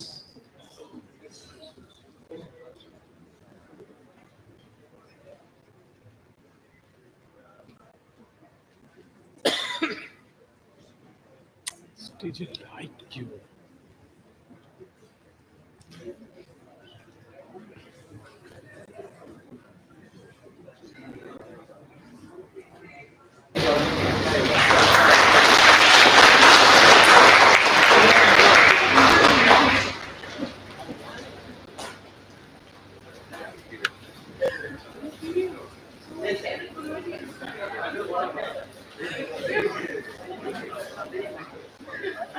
Thank you so much, sir. I request you all to take your seats. Joining with me is my co-host Prachukadas from first year chemical. Moving ahead, we have among us Srimati Shukla Mistry, the first woman functional director on the board of Indian Oil Corporation Limited. She is spearheading business and operations of 9 refineries and petrochemical plants of Indian Oil. She is also director on the board of Chennai Petrochemical Corporation Limited, Ratnagiri Refinery and Petrochemical Limited. Srimati Mistry became the first woman inspection engineer not only in Indian oil but also in the Indian hydrocarbon industry. She was the only woman selected for deputation to Qatar Petroleum and Emirates National Oil Company, Dubai, for execution of the mega linear alkaline benzene project and plant turnaround inspection respectively. She is also the first woman in Indian Oil to steer the business operations of a refinery unit as executive director and refinery head at the Koi Refinery, Assam, and then Barauni Refinery, Bihar. In recognition of her outstanding contribution to the Indian oil and gas sector, Indian Institute of Chemical Engineers is honored to invite Srimati Shukla Mistry for delivering the Acre Power Gas Professor N.R. Kamath and Mrs. Rosanna Kamath Memorial Lecture on the occasion of IIChE-Chemcon 2023. Ma'am, I would like to request you to come up on the dais and deliver your lecture.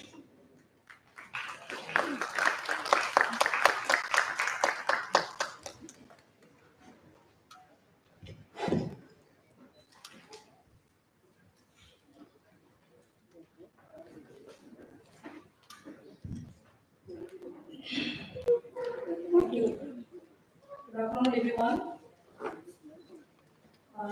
Respected Professor K.M. Sharma, Professor Fabio Menenti, European Federation of Chemical Engineering, Italy, Dr. Shirish Sena, Director General CPET, Sri S. Vardhan, Director Refineries HPCL, members of International Advisory Committee, Professor Anil Kumar Saroha, President IIChE, and Professor I.P.L. National Council, Professor A.S.K. Sinha, Director RTIPT, Chairman National Organizing Committee, Sri Vikram Charu, I'm sure he is here, Vice Chairman Heritage Group of Institutions, and Chairman Control Cooling Power Limited, and Chairman and Local Organizing Committee. Eminent scientists and scholars, ladies and gentlemen, once again, good afternoon to all of you. I take this opportunity to thank Indian Institute of Chemical Engineers for inviting me for the lectures for these sessions here at IIChE College. Uh, I have joined in Indian Oil Corporations way back in 1986, and I'm very much thankful to all of you that today I'm standing before you in the land where I started my career in West Bengal at Haldia Refinery of Indian Oil Corporation Limited. It has now been there almost more than 30 years in working deeply with Indian oil and gas industries in Indian oil corporations and deeply associated with all these projects, operations, maintenance of oil and gas industries. Since the start of my career, to being selected as the first women functional director on Indian Oil Board, I have had amazing career opportunities to work in various domains of refineries, of Indian oil and other refineries. Starting as inspection engineer, then executing brownfield, greenfield projects operation and becoming the first women to head Indian oil refinery, at Tigoy and Barauni was an amazing experience. And the engineers are doing excellently well. I would like to congratulate the Indian Institute of Chemical Engineers and all the associated people of the 76th Annual Chemical Engineering Congress for celebration of Platinum Jubilee. The world revolves around energy, and energy can neither be created and not be destroyed, and this is the fundamental first law of thermodynamics, and everyone is aware of this. The journey of energy has been marked by continuous innovation, presenting both advantages and the challenges at each turn. The progress of human civilization that started and accelerated the development of coal industry first, and the coal at that point of time, way back in 1780, it started the largest share of the fossil fuel that everyone is aware of, replacing the burning of wood producing energy. And the day the fire started from the wood, the requirement of energy is understood by the entire community of the world. Post this, the invention of internal combustion engine, which call in short ICE, stimulated a great increase in the demand for oil and gas in the industries, and the concept of energy use efficiently comes into picture. The 20th century saw the rise of fossil fuels as the primary energy source, driving economic growth and technological advancements. However, this came with a concern about the climate change and environmental degradations taking the center stage. The chemical engineers have played a pivotal role in this journey, and they stand at the forefront evolving landscape of the energy utilizations, playing a pivotal role in shaping the journey of harnessing and optimizing energy from diverse sources. Over the decades, this field has expanded, and later, chemical engineers began to explore the ways to extract energy efficiently from every molecule of the fossil fuels, and then utilizing them as essential chemicals, contributing significantly to the modernization of our world. The world today consumes about 14,427 million tons of oil equivalent. The current world energy pie is predominantly occupied by fossil fuels, with more than 80% share belonging to coal, oil, and natural gas. And oil occupies around 30% share in the global energy mix.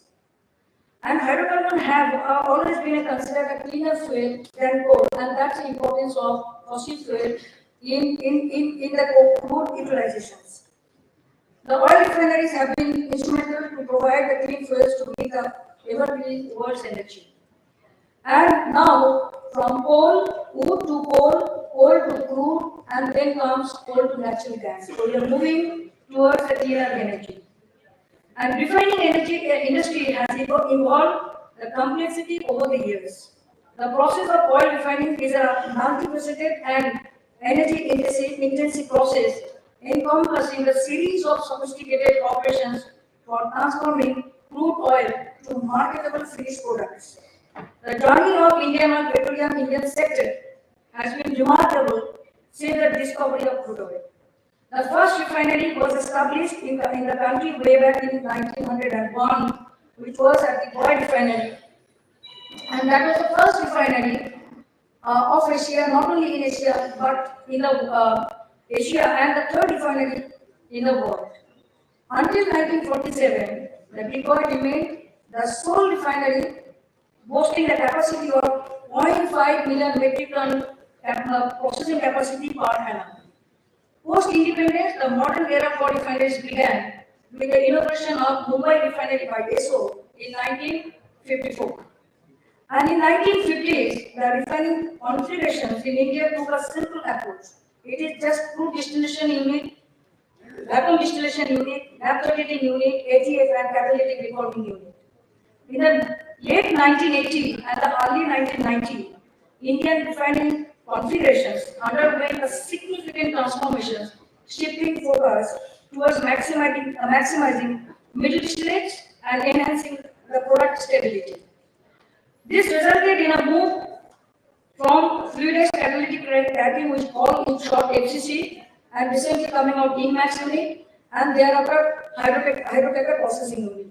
Some of the configuration consist both the units, some of them are not, but our country is based on diesel.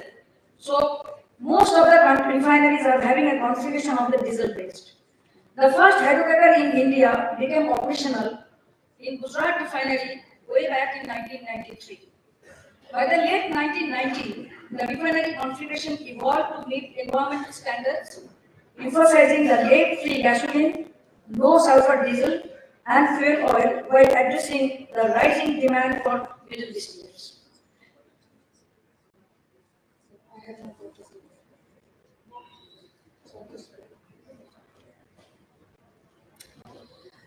So ultimately, this includes these changes over the refineries. It came out like this, that we have come up with continuous catalytic refining unit, hydrotreating unit, and then option for technology for IIChE and maximizing petrol and LPGs.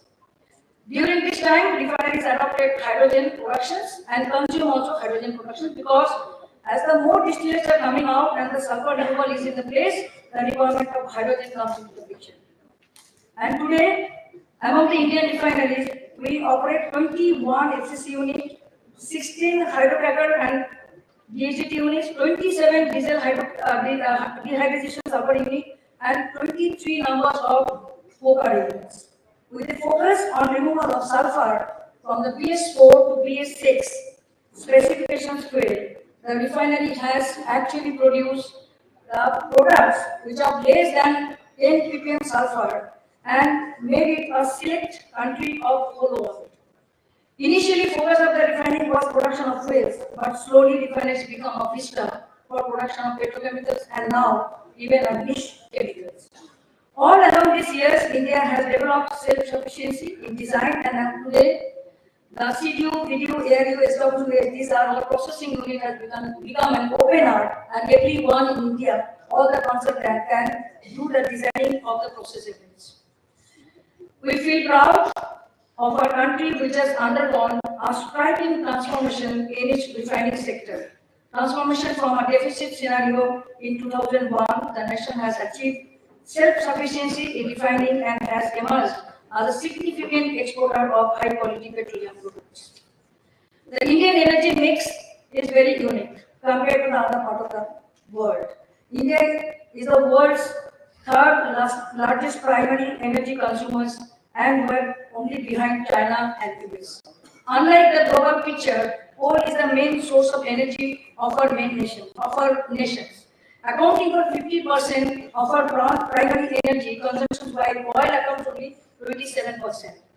However, India is laggard when we take per capita consumptions. The world's per capita consumption is 1.8 ton oil equivalent, while the other part of the country, like China, is 2.67 ton oil equivalent, and US is 6.77 metric ton oil equivalent per capita. And this number shows that there are plenty of opportunities in our country to further develop and further grow. The Indian economy is projected to grow at 6.3%, and now it is still further improving, increasing from 6.27 to 7%. This first stage growth required a big energy requirement and as well as moving towards petrochemical areas. Now, if you see the petrochemical part, that our country consumes currently 12 kg per capita, while the USA consumes 93 kg per capita of petrochemicals. So the opportunities for the growth in the area of fossil fuels and in the area of petrochemicals are very, very high. The refining sector of India has responsibility of meeting the growing energy demands in a country where indigenous crude is short of supply. We import almost like 85 to 87% crude. Last year, we have spent about $160 billion on importing the crude. So there is a requirement of self-sufficiency, affordability, and stability. India stands as a global refining hub, boasting a total refining capacity of 250 million metric tons, with 23 refineries in all around the countries. Now, these numbers of refineries are just less than trailing behind of China and Russia and USA. India's primary energy demand is expected to reach 2,236 million tons oil equivalent from present 870 metric ton oil equivalent. Amidst energy transition for meeting country's energy demand, refinery capacity is expected to reach 400 million metric ton per annum near soon. However, refineries are today standing at the cusp of clean energy opportunity. On the one hand, energy needs are growing exponentially, and on the other hand, negative impact on the climate change needs to be controlled. With the climate change and the havoc caused to the environment, today we find ourselves in a period of unprecedented change. The carbon dioxide emissions, the ppm level has increased to 420 ppm from 370 ppm in the start of the millennium. Since the pre-industrial period to 2019, approximately 2,390 gigatons of carbon dioxide has already been emitted globally.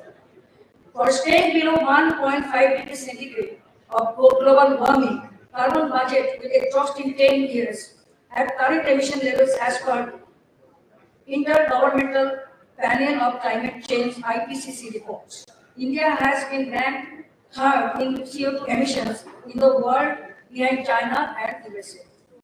Given the scale of challenge, much more need to be done by the world, by the country. But as Winston Churchill has once said, a pessimist sees the difficulty in every opportunity. An optimist sees the opportunity in every difficulty. Thus, to create a better tomorrow, there is an urgent need for paradigm shift towards green energy. And that's why the refiners are now not the energy from fossil fuel, but the energy of 360 Globally, countries have aligned their agenda towards climate actions. At COP26, for the first time, nations are called upon to phase down the unabated coal power and inefficient subsidies for the fossil fuels. Further, in COP28, inclusion of non-fossil energy and reduction of fossil fuels was re-emphasized. More than 140 countries have set their target of net zero, covering 88% of global emissions. And most developed countries like Europe and USA, they have declared their net zero target by 2050. And our Honorable Prime Minister of India, Sri Modi ji, laid out the India's commitment towards climate actions of COP26 summit in his Panchamrit statement as a 5-point action agenda. And this action agenda included India's ambition towards clean energy and has set a target to reach net zero by 2070. And what is his statement? His statement is to raise the non-fossil fuel-based energy capacity of the country to 500 megawatt by 2030. And also by 2030, 50% of the country's energy requirements would be made using renewable energy sources.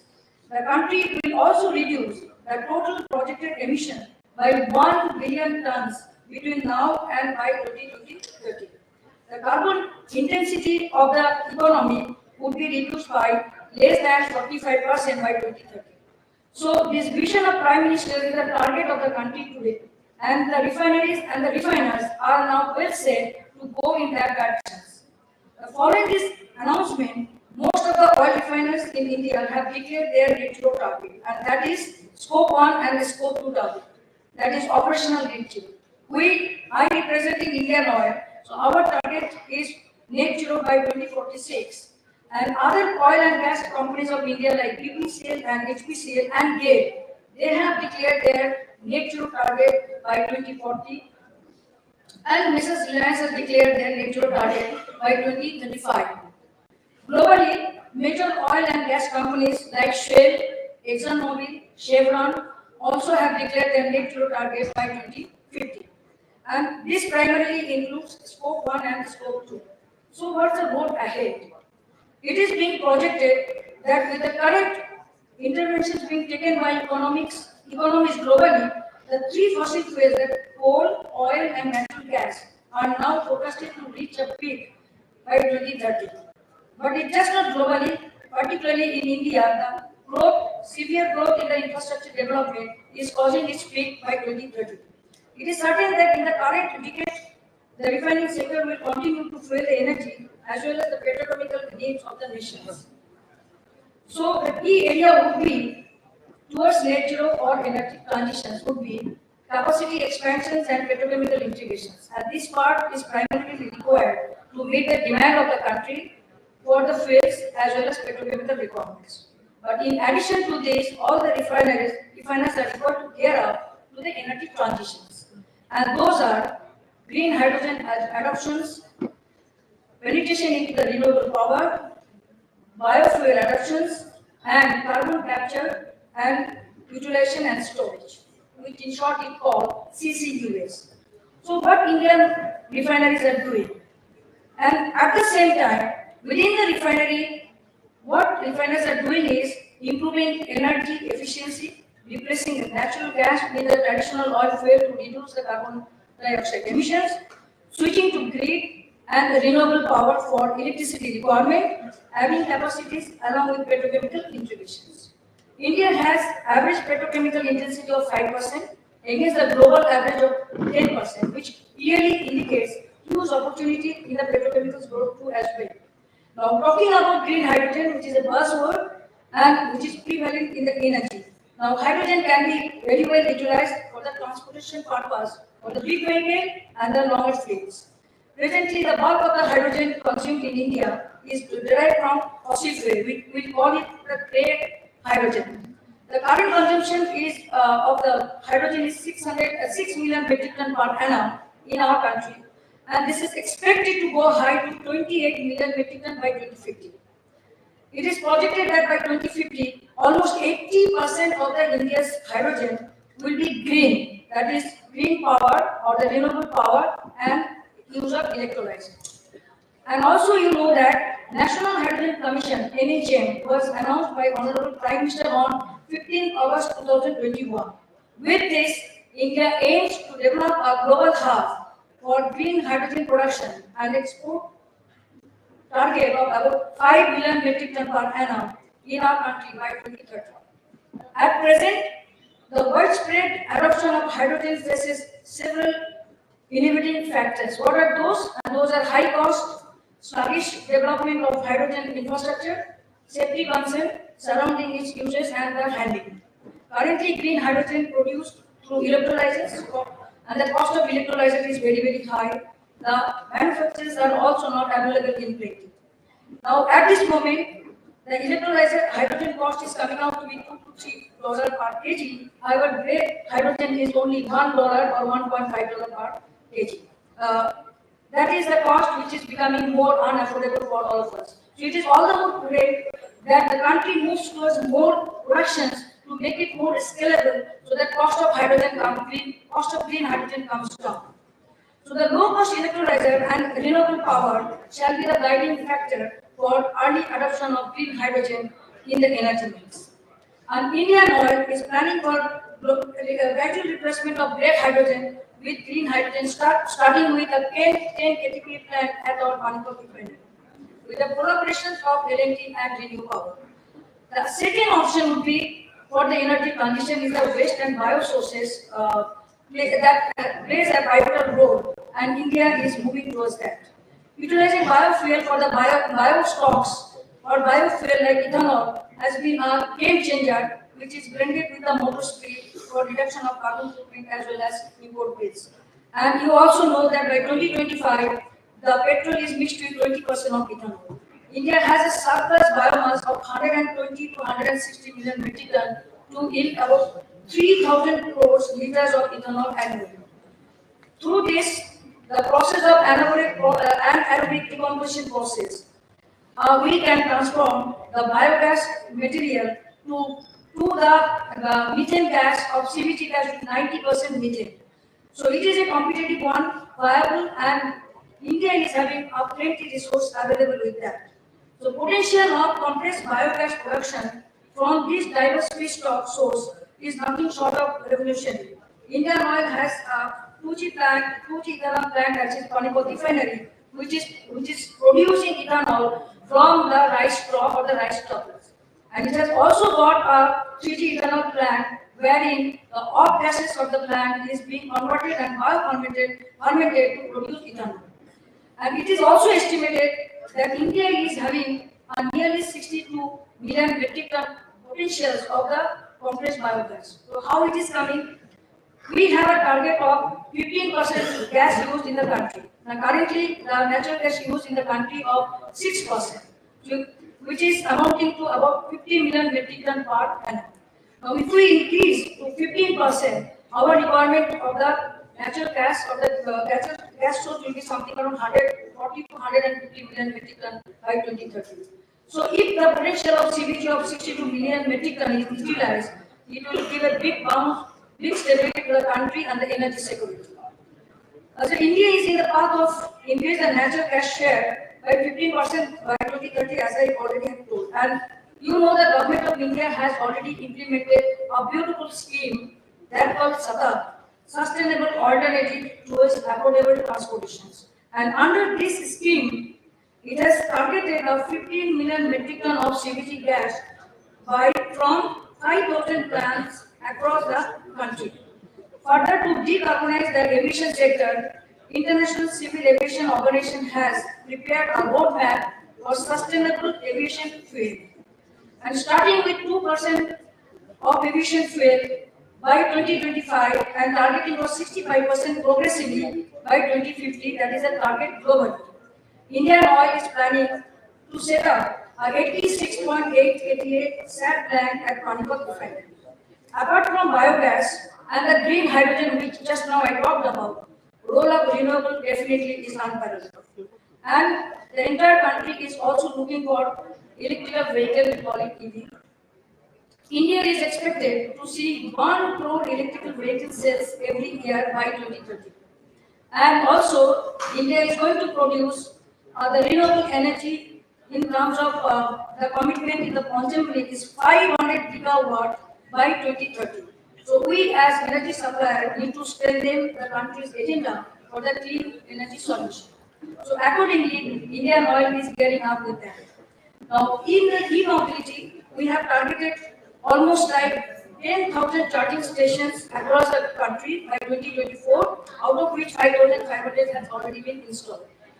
Further, the future refinery project, we have planned to meet 85% of the power requirement through the renewable energy, and we are getting a lot of joint venture companies where the energies or the power requirement of the new projects will be coming from renewable energy source.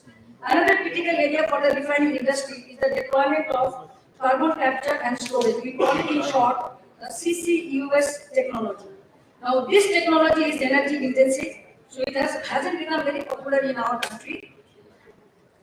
But it is very, very popular in USA, and USA is already having 40 numbers of such kind of plant, and a lot of funding is being done by the government, wherein carbon dioxide can be put into the subsoil, wherein your plant can be converted into a green plant. So with this, out of the above facilities which I have told about, India is yet to start with the CCUS. In conclusion, the evolution of energy has been a continuous journey marked by innovation and adaptation. The Indian refining industry stands at crossroad, being a cross bearer of the change towards green energy and as well as the energy security, energy availability, and energy capability. As the world grapples with the challenges of sustainability and environmental responsibility, oil refiners need to adopt holistic approach to transport as energy suppliers. So we are no longer a fossil fuel in the business, we are the energy of India. And this shall call for collaborative efforts from the stakeholders of the industries and the academia, along with the significant offerings from research and development to implement scalable, cost-effective clean energy solutions. I wish all the best for the success of the ChemCon 2023, and I am confident that the discussion that is going to held in this 4 days conference, it will be fruitful and everyone will be taking a lot of takeaways and enlighten their level of knowledge and will help the country to go forward. With this, I thank you very much for inviting me and thank you both. Thank you very much. Thank you so much, ma'am. We would request you to please take a seat on the dais.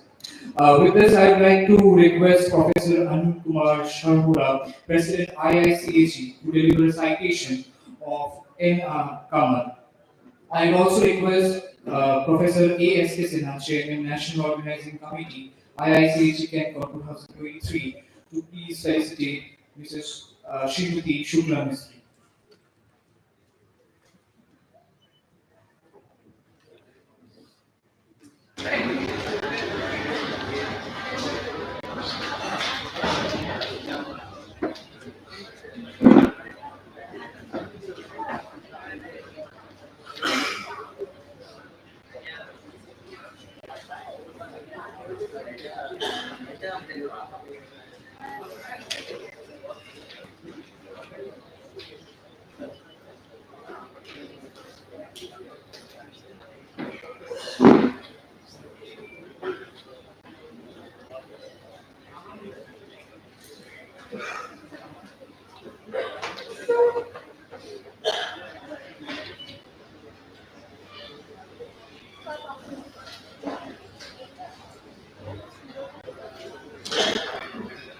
So, my apologies for asking for earlier.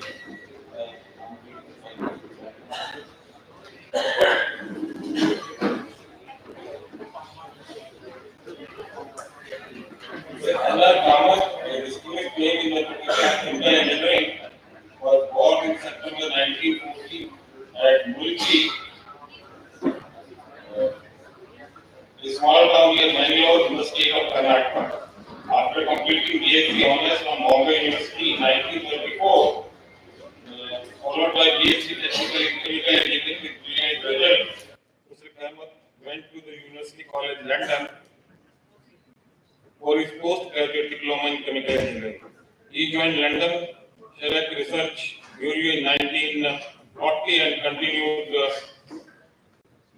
working there till 1946, carrying out impressive research in the field of Select. Mr. Kamath joined the Department of Chemical Engineering University of Bombay in 1946 as Sir Homi Mehta, leader in the technology of plastics, paints and varnish. He became a professor of polymer technology in 1958, soon after he joined the newly founded IIT Bombay as a professor and head department of chemical technology.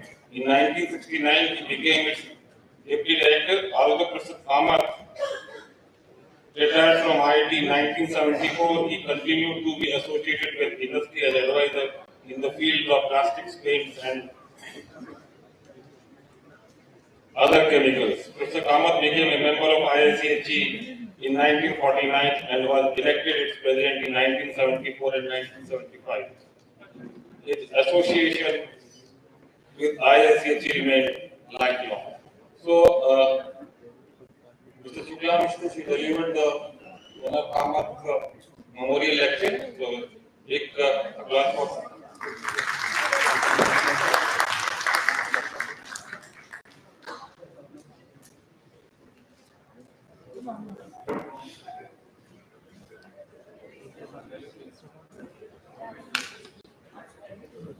I would request Professor E.S. Krishna, Chairman, National Organizing Committee, IIChE-Chemcon 2023, to felicitate Srimati Shukla Mishra.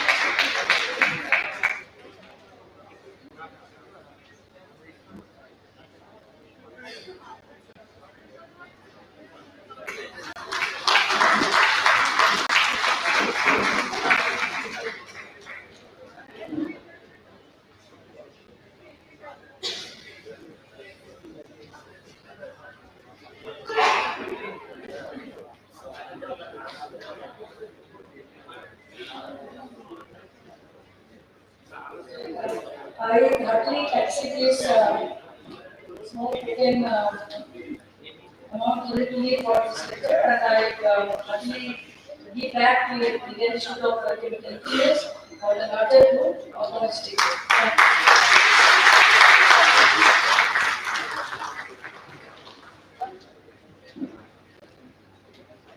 Thank you. On behalf of IIChE, myself, would like to thank you for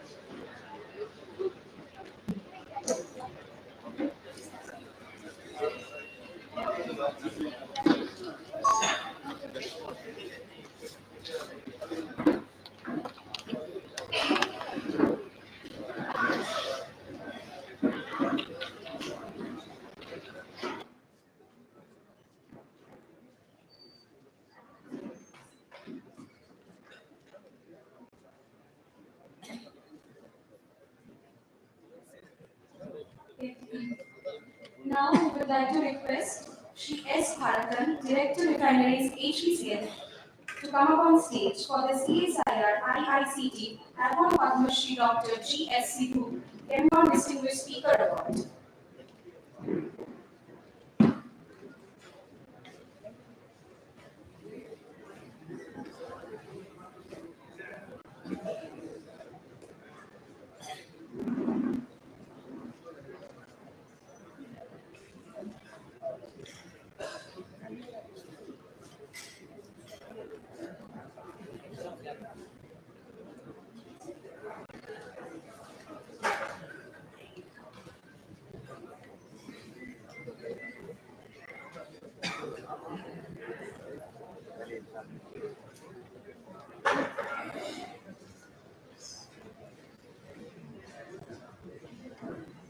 In profound acknowledgement of his exceptional leadership and unvarying commitment of excellence, Mr. S. Bharatan, the esteemed director of refineries at Hindustan Petroleum Corporation Limited, stands as an eminent personality in the dynamic landscape of Indian energy industry. As a distinguished postgraduate in chemical engineering, Mr. S. Bharatan boasts a remarkable career spanning over 3 decades, showcasing expertise across various streams of refineries, R&D, and corporate and HPCL. With a wealth of experience in refineries, operations, and cutting-edge technology, he has actively contributed to the refinery operations and technical services. Notably, he has played a pivotal role in commissioning several new units under Vikash Refinery Expansion Project and DHES projects. He has actively involved in the selection of technologies for Vikash Refinery Modernization Project, which includes India's first hydrogen-based residue upgradation unit. Furthermore, Distinguished Manager for the 18th Refinery Business Improvement Program, he has demonstrated exceptional leadership in driving transformative initiatives. His visionary leadership extended to the help of HPCL Green Research and Development Center (HPGRDC) in Bangalore, where he played a pivotal role in technology development and the commercialization of products and technologies. He advocates principles of green chemistry in all the research and development activities. Throughout his tenure, Mr. Bharatan exhibited a profound understanding of emerging technologies, advanced developments in the petroleum industry, and the crucial transitions within the energy sector. Beyond his role at Hindustan Petroleum Corporation Limited, he serves on the boards of Hindustan Mittal Energy Limited, HMEL, Mangalore Refinery, and Petrochemicals Limited, MRPL, HPCL Rajasthan Refinery Limited, HRRL, Ratnagiri Refinery and Petrochemicals Limited, RRPCL, Hindustan Biofuels, HBL, and Price Petroleum Company Limited, PPCL. Now, we would like to request Sir to come up on the dais to give a speech.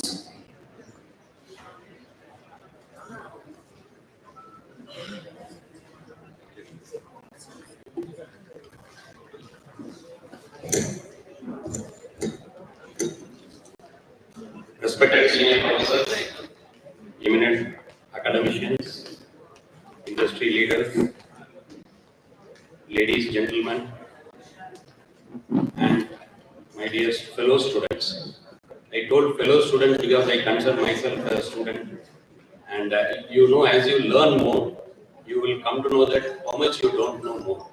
So we all continue to learn, and chemical engineering is one field which actually gives us more opportunities to keep learning more and more and contribute back to the society.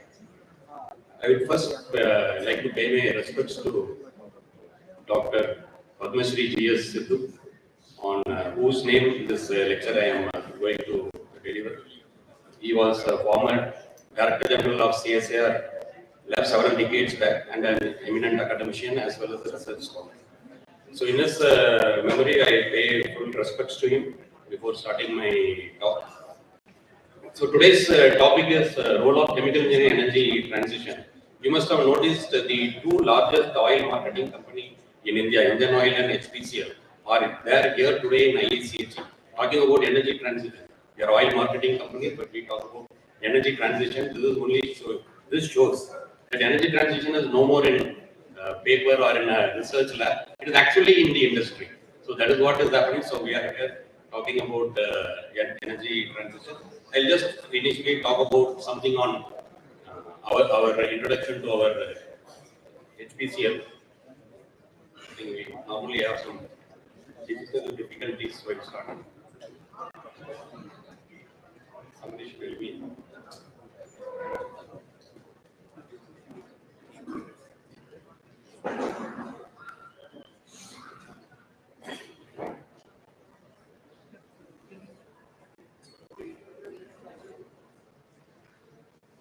Yes. Yeah. Okay. HPCL is one of the largest oil marketing company. We market about 42 million metric ton of petroleum products, have a refining capacity of close to 35. We have a small renewable energy portfolio, and which will be growing in the coming years. We have more than 5,000 kilometer long pipelines delivering fuels across India. We do also have an R&D where we have commercialized close to 55 products and technologies. These are the refineries what we operate. We have one in West Coast, which is the oldest refinery, one of the oldest refinery in India. 1954, it came as a Stanwag refinery in Mumbai, and 1957 we have the Vizag refinery, which was originally a Caltex refinery.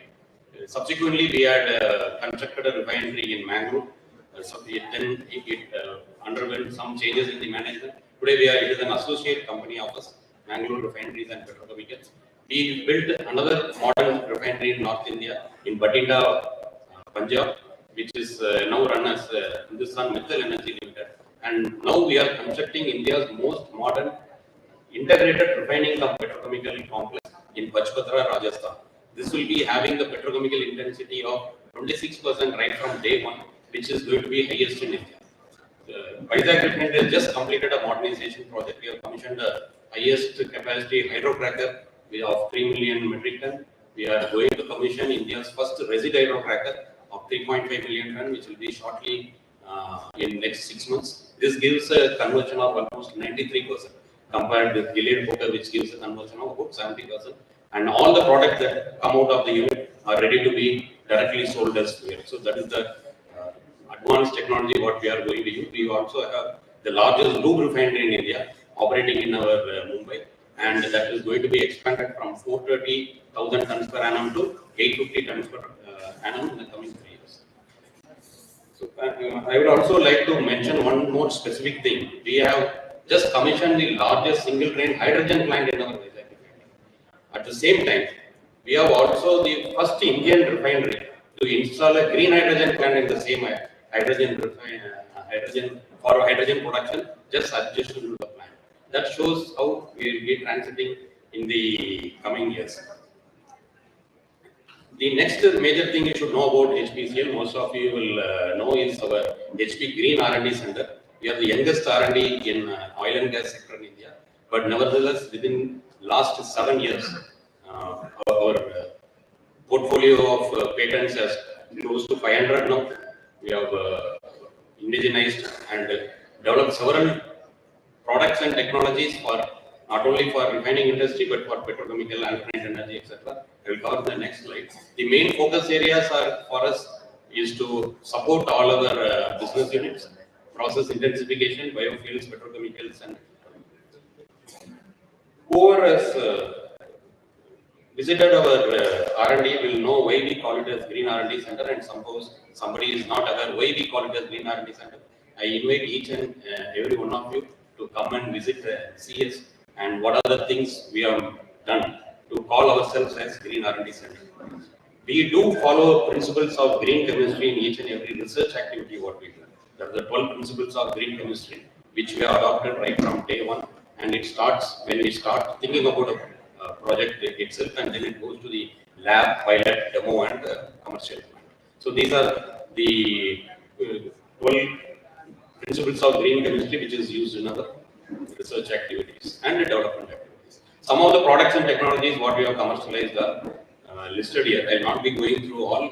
It will require a day to tell about all the products and technologies. A couple of them I will definitely mention. One is hydrogen pressure swing adsorption technology, which is there only with 2 licenses across the globe, and we are proud to tell you that we are the third and only one in India for this particular technology, and commercial plants are already running. The other second one is high gas. High gas is the process intensification of a big distillation column. You can replace a 20-meter tall distillation column with a 1-meter rotating pack. So that is the HP high gas technology, which is also commercialized and running in our refinery. There are several other products for use, and also process chemicals, specialty products. So there are many innovations as well as indigenization needs research which goes on, and whatever we do, we immediately apply. So the translation research is what we do, and we take pride in telling whatever research we do is all gets commercialized. The patent portfolio of what I showed of close to 500, more than 20% are already commercialized. Just coming back to the main topic, what is the history of chemical engineering energy? Of course, many of us are all chemical engineering graduates who have gone through this officially recorded period of 1887 is the period where the formal course was given for chemical engineering, and since then we have seen number of changes. Oil and gas industry itself is a major contributor for growth in chemical engineering in the early 1900s. Subsequently, in 1960 to 90, we brought in number of energy efficiency, yield improvement, catalyst improvement in the processes to increase the utilization of the crude what we have been getting, and then the diversification started subsequently into diversity into biotechnology, nanotechnology, more chemicals, synthetic chemicals, and so on and so forth. And now we are all looking at sustainable energy, sustainable products, and storage, as compared to the traditional oil, we are shifting to now clean energies, which is our main focus area. This is just to show that whatever transition that takes place, chemical engineering is in the forefront. One more look back at our seniors who have contributed to this field. One most important one you should know is about the cracking process. Cracking process, who understands refinery to some extent, you will know that in a fluidized catalytic cracker, you have a regenerator which is operating at 800 degrees centigrade, and you have air in that. That means you have an oxygen source. Just next to that, you have a reactor which is handling hydrocarbons at 550 degrees centigrade, and both are connected with pipelines. Air going into hydrocarbon or hydrocarbon going into air will be a catastrophe, but without any problem, we operate these plants day in and day out. So that is the beauty of converting a chemistry into a chemical engineering for the applications. This is the unit which has maximized gasoline production, and when need be, you can increase your diesel production. Today, this is the unit which is being used to maximize propylene production. From a modest 3 to 4% propylene production, today we can do even 20-22% propylene from this particular plant, and this is one of the cheapest source for making propylene. So that is the intensity with which the technology has grown. Today there is a developments in the feed nozzle, the way we locate the nozzle, the riser termination device, the stripper packings. So in each and every component of the reactor and regenerator have undergone a change, and they have been improved year after year. And not to say about the catalyst. So year on year, even the catalyst developments have been increasing to optimize the cost and maximize the yield. I am elaborately telling about this because below we have Dr. Michael Faraday, who has invented electrolysis at least 2 centuries before the cracking process came. But today we still talk about electrolysis, cost of hydrogen, green hydrogen, competing with fossil fuel, and we are still not sure or clear when this will overtake the. But let us be rest assured, seeing the development which has taken place in the other places, once the technology focus is there, we as a chemical engineers will rise to the occasion and find out ways and means to make it sustainable and affordable to public at large. We have gloss process, we have a platforming process, which again handles air in one side, hydrocarbon on one side, and there's a different technology which moves the catalyst from one bed to another bed seamlessly, and we make high octane gasoline and aromatic compounds. We know the Faber's process, we are aware. Same again, hydrogen from fuel cell. Fuel cell, we feel as if it is a new area, upcoming area, but more than 2 to 3 centuries back, these were all invented. But for various reasons, the development has not taken place to the application scale. We have polyethylene and so on and so forth. These are just an example I felt I can just recall for the topic. Now coming to the main focuses, this is aware. I mean, many of you are reading on the climate change would have come through this. The ambition of the Paris Declaration was if 1.5 degree temperature rise, if you can hold it, then you will have less than 2 months of drought. The goal was 2 degrees, you will have to control it within 2 degrees. Even with this, there may be 4 months of drought, and there will be several periods of flooding in the region. The current path, unabated, if you don't control it, then the drought will go to almost 10 months, and the balance out of the left out 2 months, 1 month maybe we will be living in floods. So what is left for us to live? That is the main. There is no second thought that this problem has to be tackled. But the question always will remain how. About 3-4 years back, we all started talking about energy transition. But within this 3-4 years, the term has now changed into energy trilemma. You cannot just transit without energy security and energy equity. Without these two, the energy on sustainable basis we will not be able to give. So now the focus is on energy trilemma. Whatever we do for environmental sustainability has to bring us energy security and energy equity also. How this is going to be achieved? The fuel transition, which is mainly for mobility, has to go into EV, synthetic fuel, biofuels, hydrogen, so on, and the electricity, the power has to transit from conventional fossil fuel to renewable energy, which is already happening. It is in large scale, the power cost has come down. So we are seeing in the last 2 decades how this industry has gone, and today it has become very competitive. The next is the refining itself will be transiting into more of materials, chemicals, more value-added products will be coming. So that is the refining transition. Now this electricity transition, fuel transition, and refining transition cannot happen if we don't do material transition. Ultimately, if you are going for a non-sustainable imported material, then there is no point that whatever we are talking about energy independence, net zero or net CO2 negative, we will not be able to achieve if you are not able to do a sustainable material. So material transition is one more most important aspect, what we have to remember. This is a graph which normally people shows. I have just put the Indian demand and global demand one after another, just to show that the Indian demand will be different from the world demand. That has to be kept in mind whenever we are going to talk about an energy transition. Our countries, the geopolitical situation is different and the demographics are definitely different. So that is, we keep it in mind. This is only to show that the global energy transition index, where we stand. We have done a number of initiatives and we have been transiting, but nevertheless, there is a long way to cover. This was covered by Madam Shukla Mistry in a previous talk, that what our industry has declared about net zero, mainly with respect to scope 1 and 2. Similarly, the entire oil majors across the globe have declared net zero, as well as for scope 3, they have declared reduction in energy intensity. Please remember that nobody has so far declared net zero with respect to scope 3. Scope 3 is the final product what we use. So that is where the challenge comes to us. Unless the technology intervention is there, technology breakthrough is there, this is not going to happen. That we replace our entire energy needs from a renewable, from a fossil to renewable source. Some are recent developments. 8 countries have already declared they are net zero. I just brought this point just to tell that what are the countries. Some of you may know, but I remember 2, 3. One is Bhutan, Guyana, Suriname, Gabon. But if you know, if you think, how did all these people achieve? It is only because of the forest cover. So they are taking the help of nature, not what man has made to reduce the CO2, but what nature has given them to remove the CO2. Only those people have so far able to declare that they are net zero, not others who have actually made a conscious effort to improve.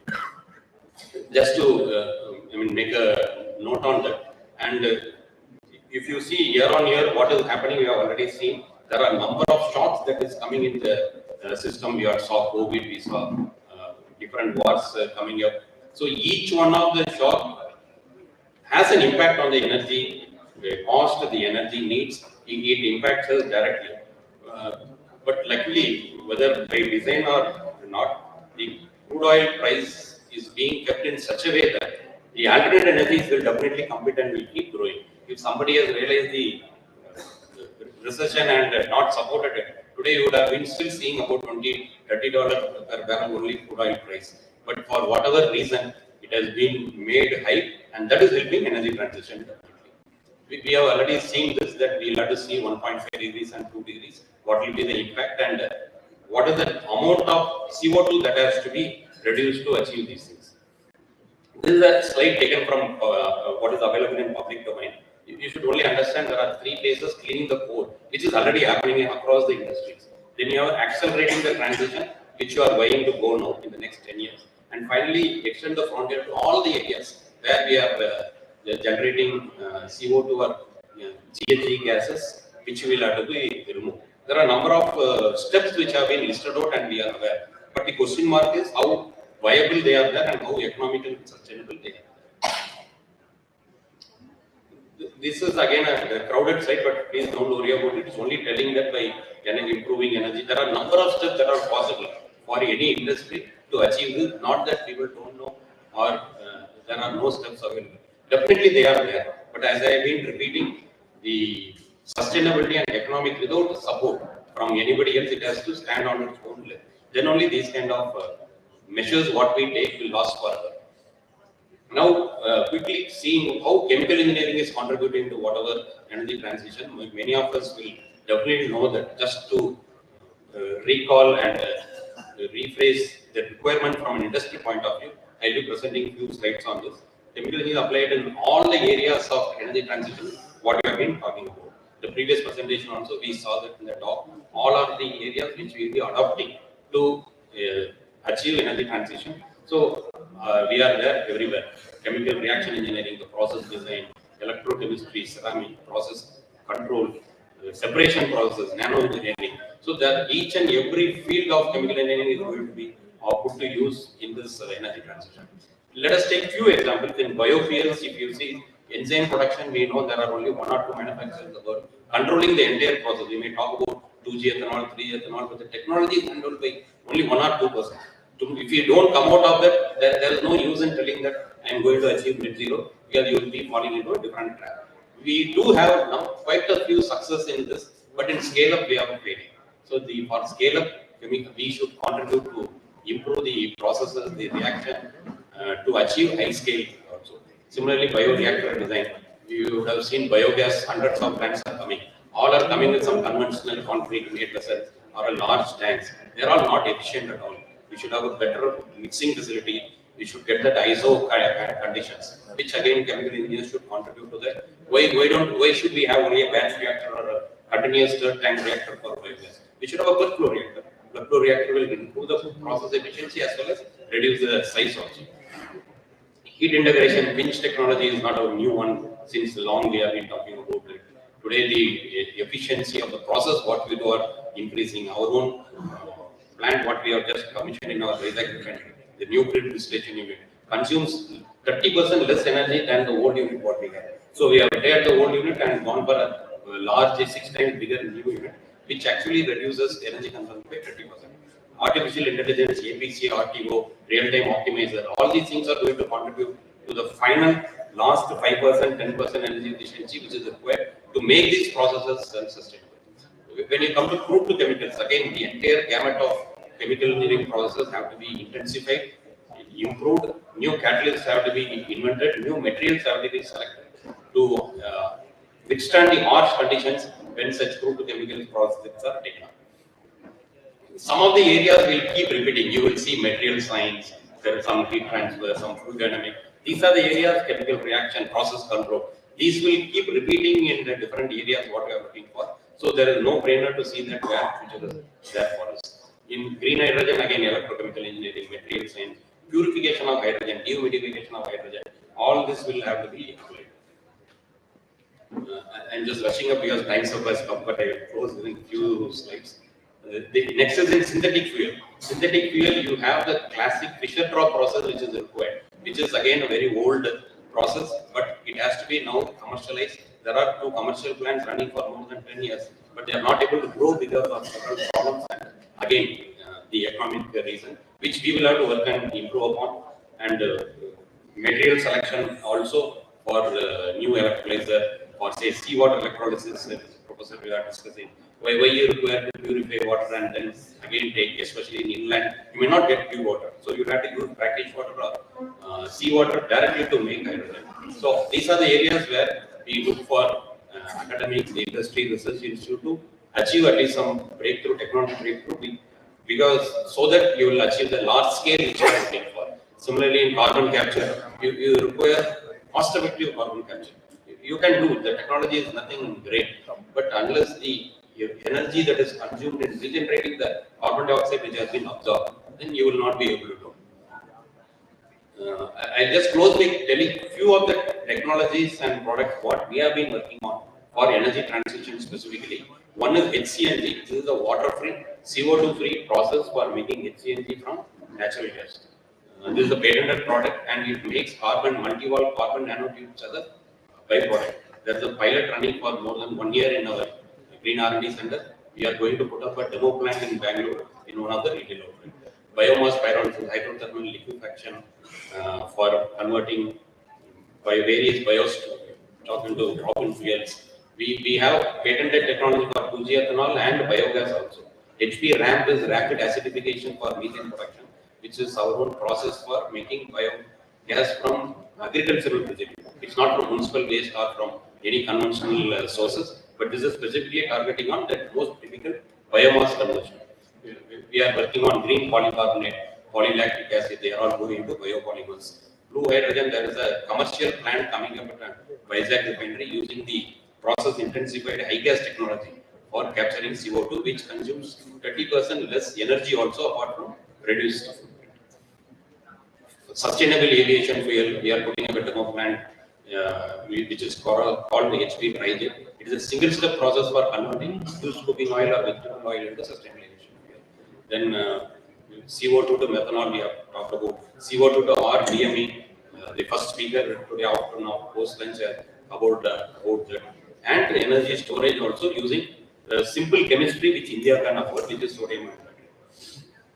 To conclude, the dynamic nature of chemical engineering ensures constant stream of innovations comes. That is why I told we are a student. We always continue to be a student. We learn, then we discover, invent, and apply for our betterment of the society. So the efforts to co-processing, the efforts to minimize waste, all these are required from chemical engineers, which is the need of the hour to achieve energy transition. Finally, the driving force in energy sector is going to be chemical engineering. It was there earlier, it will be there in the future. Thank you, and special thanks to the organizers who have they have given me the invitation and asked me to give this short talk. Thank you. Thank you.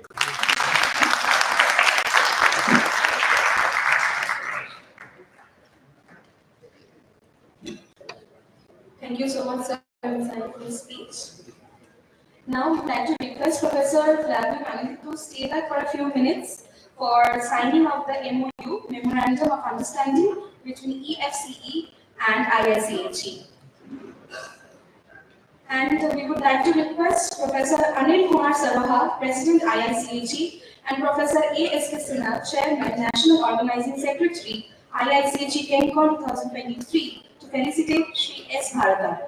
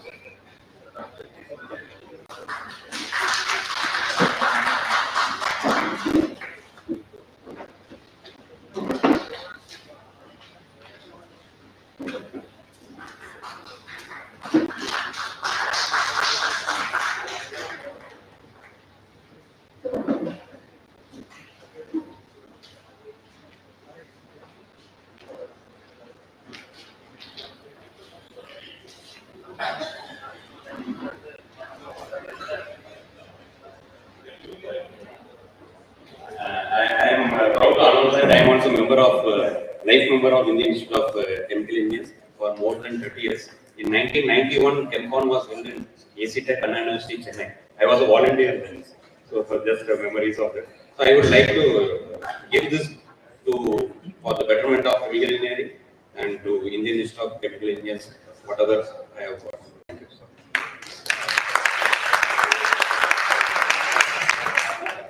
So, we accept this from Mr. Bhatta and we appreciate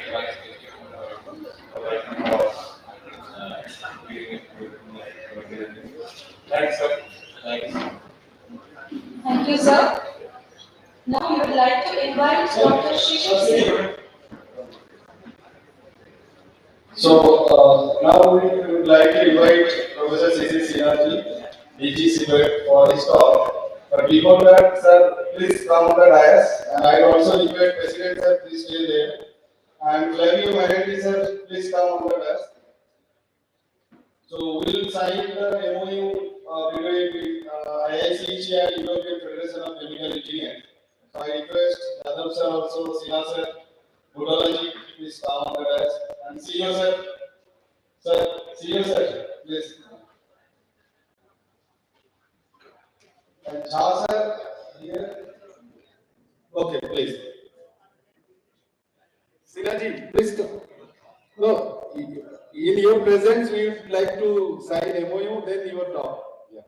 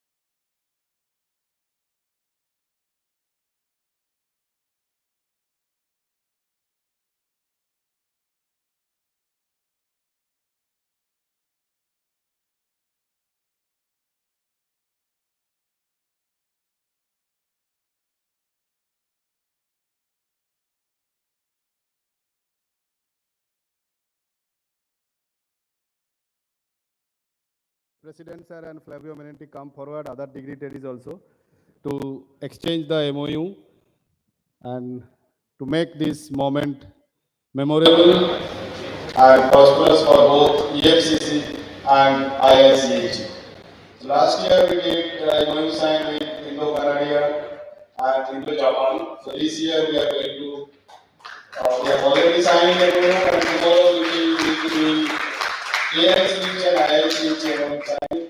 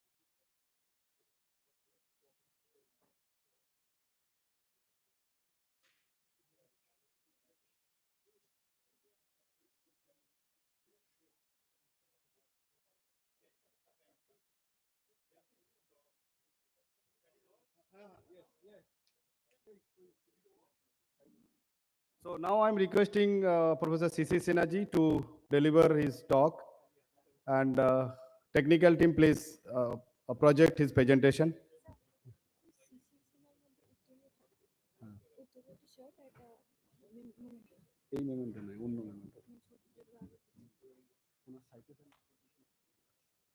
We would like to request Dr. Shishir Sinha, Director General CPET, to deliver his talk on plastic waste management.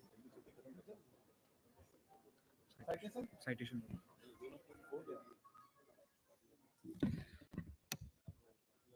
Professor Shishir Sinha, who has been involved in doing valuable research in the vast domain of blended polymer composites, polymer surface modification, nanocomposites, fire retardant composites, ion exchanges, effluent treatments for tannery and textile wastewaters. Professor Sinha is concurrently holding the position of Director General, Central Institute of Petrochemicals, Engineering and Technology since 2021, as well as professorship in the Department of Chemical Engineering, Indian Institute of Technology, Roorkee since 2014. During 24 years of his rich academic and industrial research experience, Professor Sinha has successfully completed over 22 high impact projects and consultancies, valued around Rs 153 million. Professor Sinha is the joint owner of 3 patents. Over the last few years, he has developed 6 popular online courses in the field of chemical engineering. Professor Sinha has also been instrumental in implementing several national and international MOUs between IIT Roorkee and premier international and national universities or institutes, that is University of Strasbourg, University of Cranfield, Rajiv Gandhi Institute of Petroleum Technology, etc. In recognition of his spectacular contribution to the fields of polymer synthesis, membrane separation, wastewater treatment, ion exchanger, and so on, the Heritage Institute of Technology Award 2023 for Innovative Research and Sustainable Process Development is conferred upon Professor Shishir Sinha on the occasion of IIChE-Chemcon 2023. Sir, now I would request you to please deliver your talk. Good evening, namaskar. And it's indeed very late when I was told that chairman, National Organizing Committee put a veto on this one. Anyway, so now I have chosen, because there was no specific topic was given to me for my lecture, so I have chosen this plastic waste management because for last 2 years, it has become the buzzword in the all aspect of the society.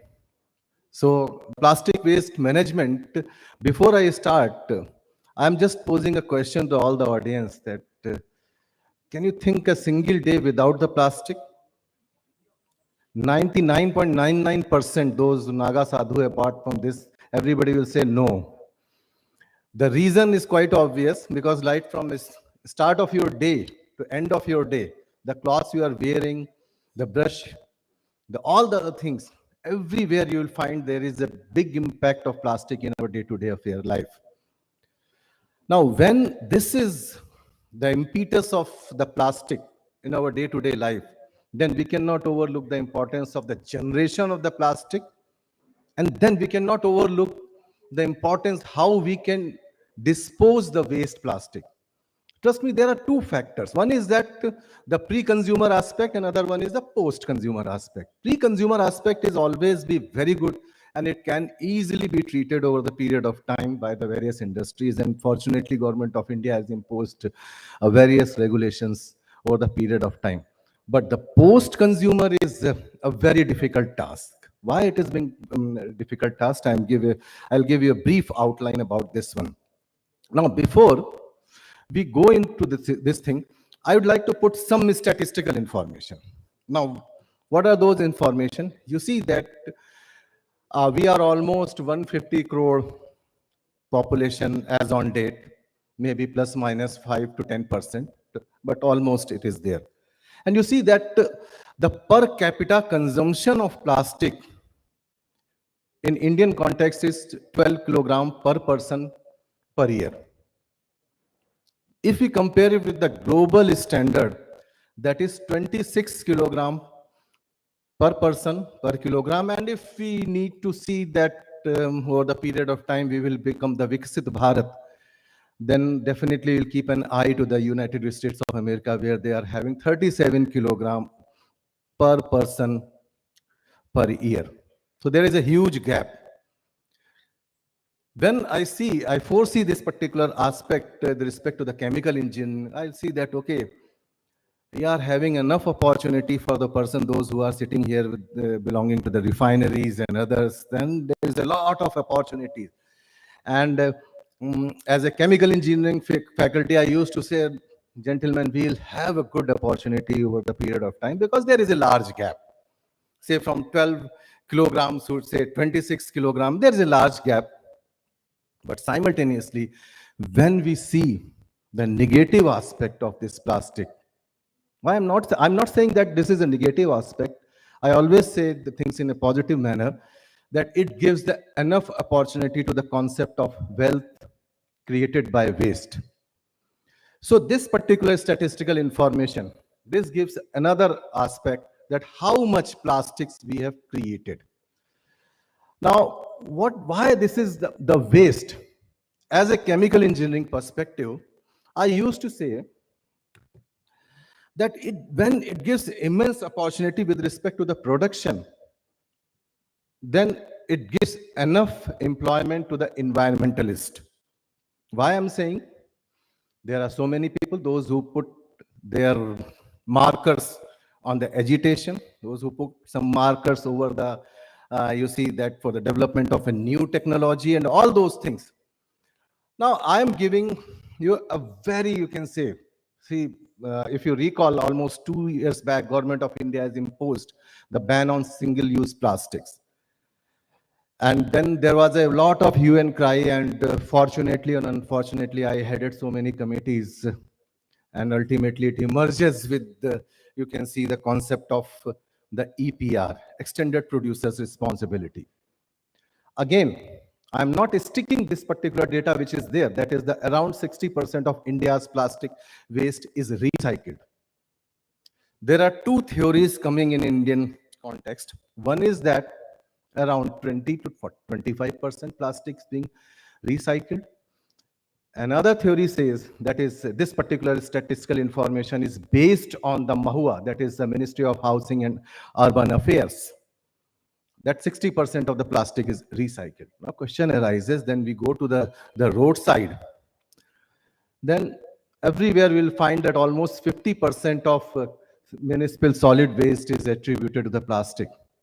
So how we are saying that 60% of India's plastic waste is recycled? The answer vested is with my previous words, that it based on the PCR, That is the pre-consumer and the post-consumer aspect. So it is there that if you see the glass is half filled, somebody may say that this is a half filled, somebody may say this is a half empty, and somebody may say that there is enough opportunity to put more and more water in it. So we must adopt the engineering perspective, keeping in view that world average is 22%. Now, these are some catchy figures, those who are attractive for the environmentalist, like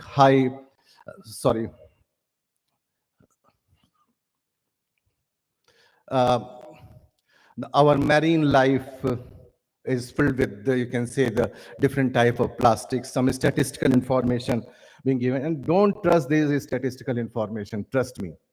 I told you one best example. One ministry says 25%, another ministry says 60%. It all depends, and you see that how your glass is filled. Now, there is another thing that which is debatable, that waste collection in India. Again, it's a very important thing. See, in the domestic affairs, we used to recycle these plastics. How we are recycling? Sometimes we purchase some sort of, you can say the vegetable or other thing, the vegetable wala used to give in a plastic panni type of a thing. Then what we used to do? We used to put some garbage on it and put outside in the garbage bin. Somebody may say that, okay, sir, this is another way of recycling, or some sort of approach that we are extending the shelf life of that particular panni. Then this is again a big problem. These are some of the things which need not to be addressed because there are so many things. Now here, when we used to sit in different aspects, or especially in the ministry side, then there is a debate that how we can handle this situation. Then we used to give the concept of RE. I deliberately put the E not here in this particular slide. This RE, this concept that said reduce, reuse, recycle, recovery, refurbish, all those things. Above all, there is a term called rethink. When I put all the garbage in the used, these panni, then definitely it is being reused. Or we are not saying that this is the recycle. And what is this E? The E is energy, environment, and economics. Right? Somebody, there may be various catchy things. A lot of research at IIT, we are doing a lot of research that how we can treat this plastic waste and other thing. But are we in a position to translate into the commercially viable thing? Gentlemen, it is no. Now, there are the various type of recycling nowadays, from primary to secondary to tertiary to quaternary. Everything is there. You see that the way the chemical engineer can define. Now, the biggest problem in the plastic waste, and Professor Yadav will agree, is the segregation. See, again, if we go for the pre-consumer aspect, it is already being segregated. But if I go to the domestic affair, if you go for any kind of, even if you travel by the Shatabdi or Vande Bharat train, you will find that all the collected garbage, sometimes they used to throw over the rail tracks. So the segregation is the biggest problem. I'm not going to the detail because it's a very later part of the thing. See, one biggest thing in this particular aspect is how we are separating. There are so many type of plastics: polyethylene, HDPE, LLDPE, LDPE, PET, PVC, and there are so many things. The question is that how we are performing the site. Now, this is one of the best example, and trust me, this is, you can say, not very much appreciated by the chemical engineers. There are several options enlisted, like biodegradation, pyrolysis, incineration, disposal, recycling, separation. And trust me, the larger tower shows the most easiest way. Why I'm saying that? My headquarters is at Chennai, and sometimes on the weekend I used to go to the Besant Nagar beach, and along this side I used to have a cycle, and you'll find there's so many bottles, so many things they are lying in adjacent to the sea beach. There are so many things.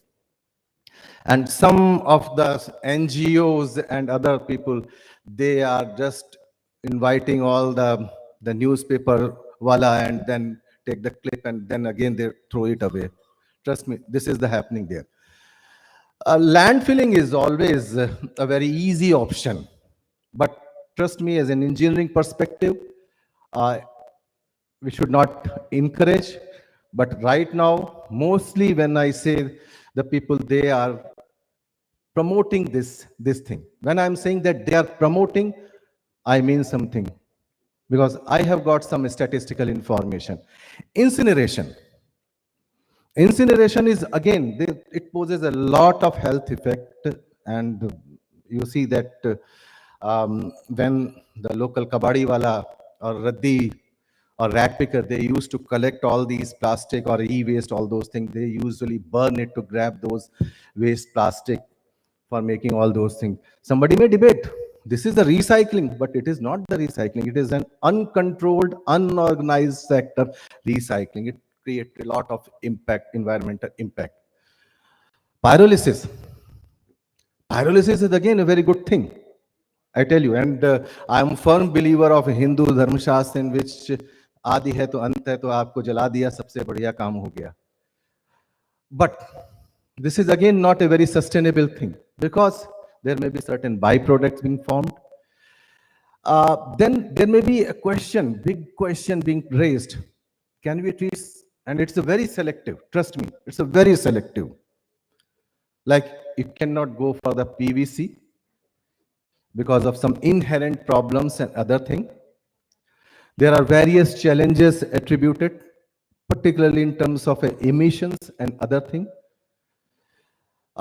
Sometimes if you go, you need to be very case sensitive, whether you are interested in the gas, whether you are interested in char, or you are interested in yield. But again, if you need the oil, sometimes we will say that, okay, sir, we have produced this much quantum of oil. There are so many models, and there are so many municipal corporations, they are running. But see, another part, the maximum conversion with respect to oil, you will get at a higher temperature. Remember 3 E's: energy, environment, and economics. People are talking about the biodegradation, and trust me, my organization, they are also doing a lot of work related to the biodegradation of the plastics. And every day, trust me, at my headquarters, I used to get a call from different MNCs and different companies. Sir, we have produced this additive, and if you put this additive in the polyethylene, it will biodegrade. And so many projects being handled by the CPET, how we can enhance the biodiversity. But there is a rule of thumb, and there is a law being prepared by the CPCB. You cannot say that this plastic is biodegradable unless otherwise you are having the 90% degradability. As on date, I am still finding that particular thing. People are using this plastic bitumen road. Again, a very catchy figure is there. Some sort in Kalyani district. I was able to grab this photograph from net, that Vidyasagar Street in Kalyani, West Bengal, they prepared this plastic waste in the road construction. It's a very catchy thing. People used to have the tiles and other thing. It's a very catchy thing. But there are certain disadvantages associated with this. Apart from this, one biggest challenge is coming, and that is the threat of microplastic. I hope that all of you are aware about the threat of microplastic. So whenever the vehicle will ply over the plastic coated road, there is a chance that fiber may come up. Over the period of it may get grinded, and the suspension, it may go to the human body. So there are so many disadvantages associated with the plastic roads. Now, this is again, something is coming up, and it's a very challenging one. That is the photocatalytic processes overview. I was intended to give some sort of an inside eye, but unfortunately, we don't have much time. Now, the basic features of this photocatalytic process is the degradation, how we can go. It's a versatile application, properly energy efficient, and some of you are aware about this photocatalytic process in the wastewater treatment. It's an efficient process. Our organization, they are doing, you can say, advanced research in this particular aspect of this photocatalytic thing. It can always reduce the waste volume, and it's a very versatile. So we are almost in a very advanced stage of doing this photocatalytic plastic waste management. Now, see, there is, you can say, the hairline difference in between the plastic degradation and a water treatment. This can break down the plastic waste into a small biodegradable fragments. That means one should be a very case sensitive. You need to go for a certain case sensitive catalyst. And trust me, I can say authoritatively, nowadays we are having the technology where we can treat 100% plastic waste. Trust me, 100% plastic waste. Whether it is the MSW, whether it is the segregated waste, likewise. One commercial scale plant is going to be set up very soon in association with the NTPC Vidyut Vyapar Nigam. They are establishing that particular plant at Varanasi. Maybe in a couple of months it is going to be operational, and they are producing the coke, which can be used as a fuel, blended fuel in NTPC Meza plant. Apart from this, there are so many things like air purification, because the biggest problem in the pyrolysis is the emissions and the VOCs, so it can be handled. Now, the major limitation in this particular aspect is the complexity of the process. Again, the 3 E's play a very vital role. So when we go for, because see, sometimes we see that this is the ultimate thing, like people are saying that e-vehicles, they are the ultimate thing. Then what is the future? There may be a future potential attributing to the advancing in the photocatalytic thing. There may be certain substitutes, and some of the things like edible packaging or eatable things, they are coming up with respect to this photocatalytic thing. Now, especially, you see that it's a very interesting thing, the genesis of this edible packaging. Nowadays, it is coming up, and we have we are going to sign an MOU with the CFTRI. And the concept began way back, almost 20-25 years back, with respect to the ice cream cone. After taking the ice cream, you can eat the cone. So why can't we have such kind of an eatable thing? But a lot of things need to be done, because India is a very vast country. I need a chili powder, but maybe my colleague, they may not prefer to have. So such kind of sensitive approach need to be addressed. There may be certain other things, and there are so many organizations and so many private sector companies, they are working in the different type of packaging materials. You see that the biggest problem in the plastic waste management aspect is the MLP. That is the multi-layer packaging material. Right. So sometimes people say that the plastic future of the world is the plastic waste. Now, when they say they have something like this, when 25.7%, again, this is a very debatable thing, recycled, they are minting money from this. As a chemical engineering perspective, we see that almost 74.3% avenues are still left and which need to be explored. So I'm just tracking the time also. We are pioneer in this field, initiatives towards the sustainability or the plastic waste management. CPET, already the work has already been started. We are going to set a good state-of-art 4 plastic waste management centers, Varanasi, Ahmedabad, Bangalore, and Bhagalpur, and they will be operational by 2024.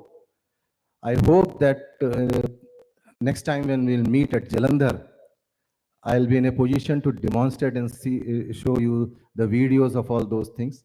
Apart from this, keeping in view of all these importance of the plastic waste, CPET is also getting a mandate from our administrative ministry and PMO to skill about 20,000 people by year 2025.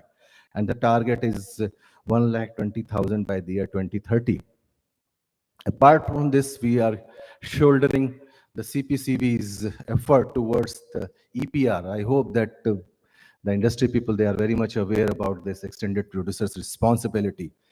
And we are building the public and industrial awareness about the plastic waste management by organizing almost 10 workshops, seminars in association with BIS, CPCB, and our administrative ministry across country. And apart from this, 10 startups we have already initiated in terms of consultancy with our CPET students for related to this plastic waste. And also our Bhubaneswar Center, they are very much pioneer in the compostable, biodegradable plastics, and development of all those things.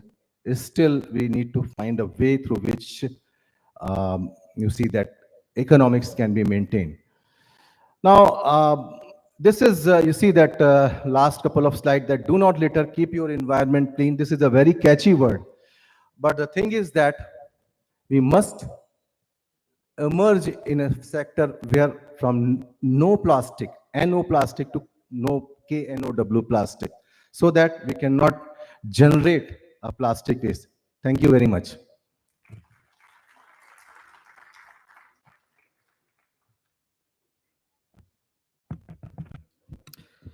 Thank you so much, sir, for this insightful presentation. I would like to request Professor Anil Kumar Saroha, President IIChE, to kindly felicitate our chief guest.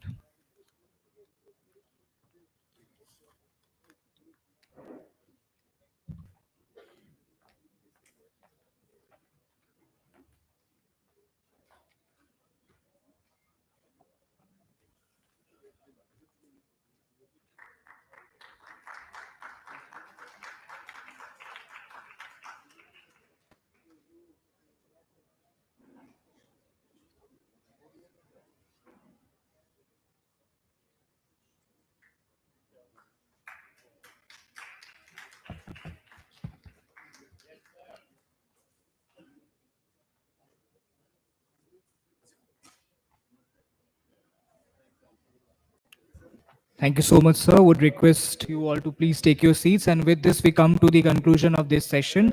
And now we move on to the high tea. Would request all the dignitaries and all the participants in the hall to move on for the tea break. Thank you.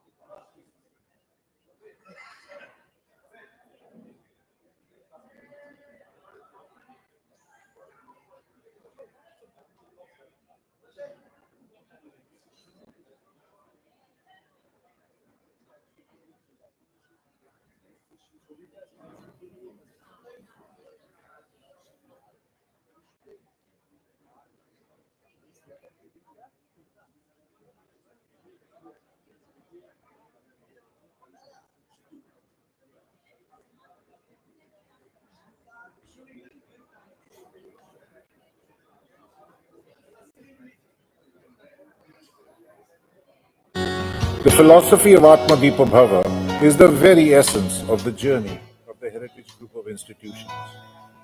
Drawing strength from this cultural ethos, we empower our students with versatility to thrive in the ever-changing globalized world. In 1998, a group of like-minded Kolkata-based industrialists together planted a sapling called Heritage. with the objective of furthering and enriching the cause of education in Eastern India. Our motto, Atma Deepo Bhava, be your own light, empowers all students to embrace learning. It should prepare students to understand, contribute to, and succeed in a rapidly changing society. We want our students to be achievers in life.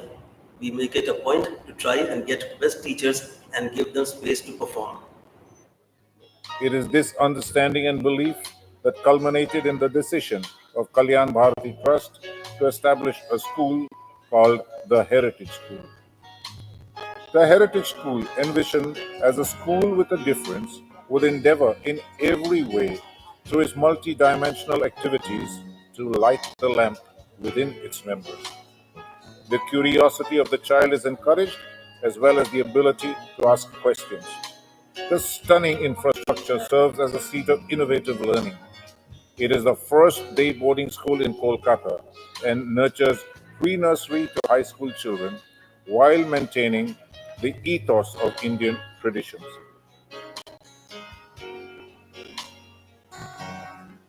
Our institutions should be institutions with a heart and with a joyful environment for learning and adding value for life. A bouquet of global opportunities is offered through IBDP, that is, the International Baccalaureate Program, and the IIChE curriculum. These prepare the students for entry into national and global universities. All opportunities are within reach of children from all walks of life. The students are engaged in a plethora of co-curricular activities ranging from swimming to archery, rock climbing to roller skating in the outdoors. Pottery, dance, music, and mime satiate the culturally inclined.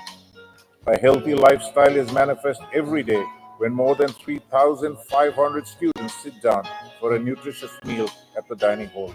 Several national and international awards have come the school's way through multiple co-curricular activities. Student exchange programs with White Cross in the UK and Sophie Scholl from the Federal Republic of Germany have added an international dimension to the Institute's programs.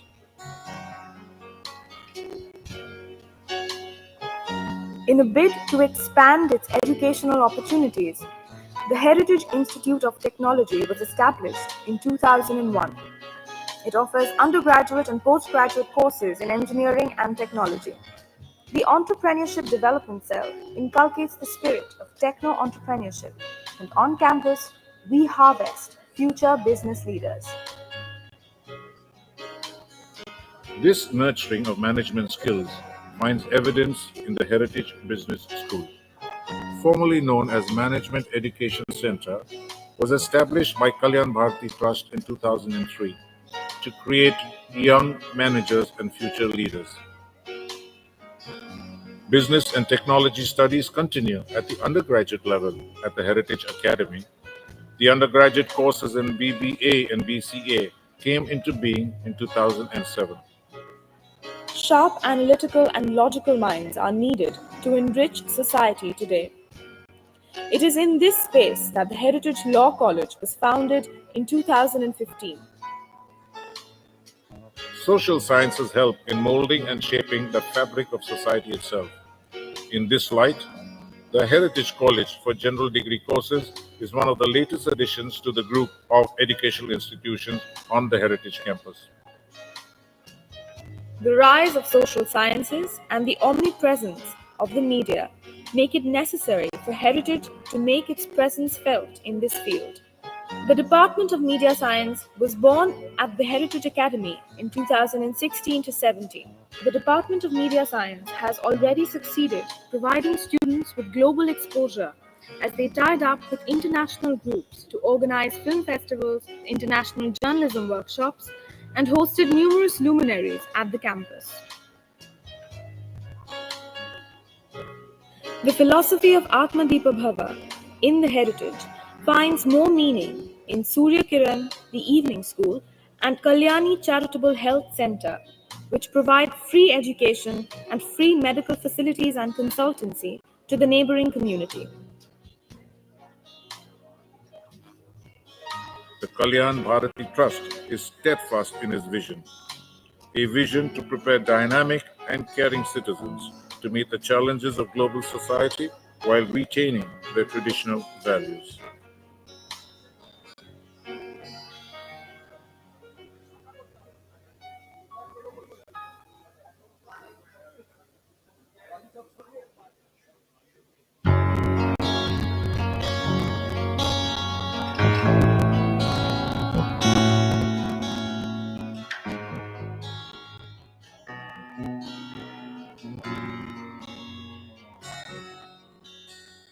The philosophy of Atma.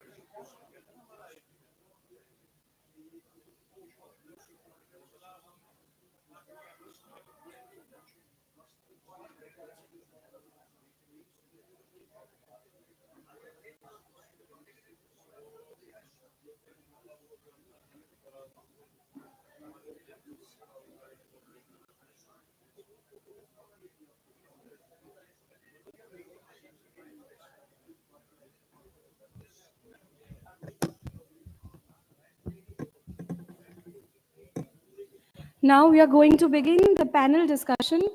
I would ask everyone to please kindly be seated.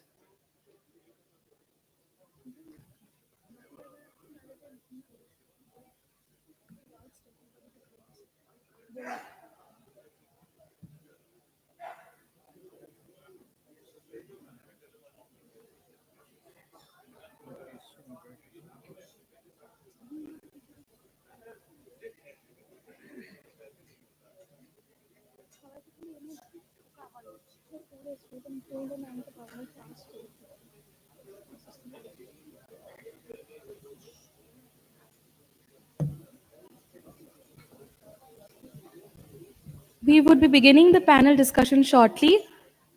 I would kindly like to request everyone to be seated.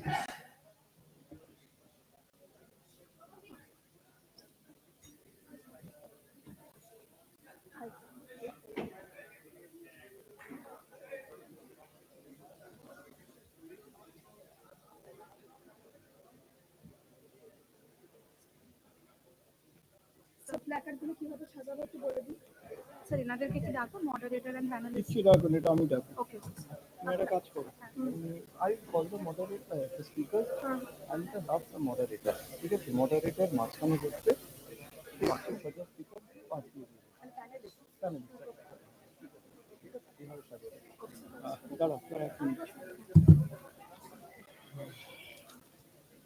Shubhamoy Ganguly লিস্টটা হ্যাঁ মিলিয়ে হ্যাঁ এই যে শুভময় গাঙ্গুলি, সুজিতা চক্রবর্তী, শিবাদিত্য সেন, সুমিত সেনায়া আর উমেশ বিটারা। Moderator Biswajit sir. যারা উঠবে তাদেরকে প্রথমে এই তিনজন ওইদিকে বসবে, এই তিনজন এদিকে বসবে, ঠিক আছে? মাঝখানে বিশ্বজিৎ রায়কে বসবে। আমি অ্যানাউন্স করে ইন্ট্রোডিউস করে শুরু করি, আমি নিয়ে যাবো, তারপর moderator will take forward.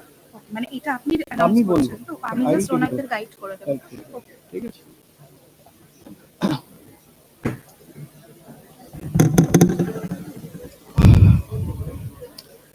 Good afternoon, everyone.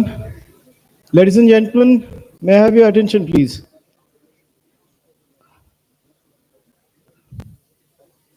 Ladies and gentlemen, my humble request to take seats, please. We'll be starting the final session of the day, the panel discussion, the first panel discussion of ChemCon 2023.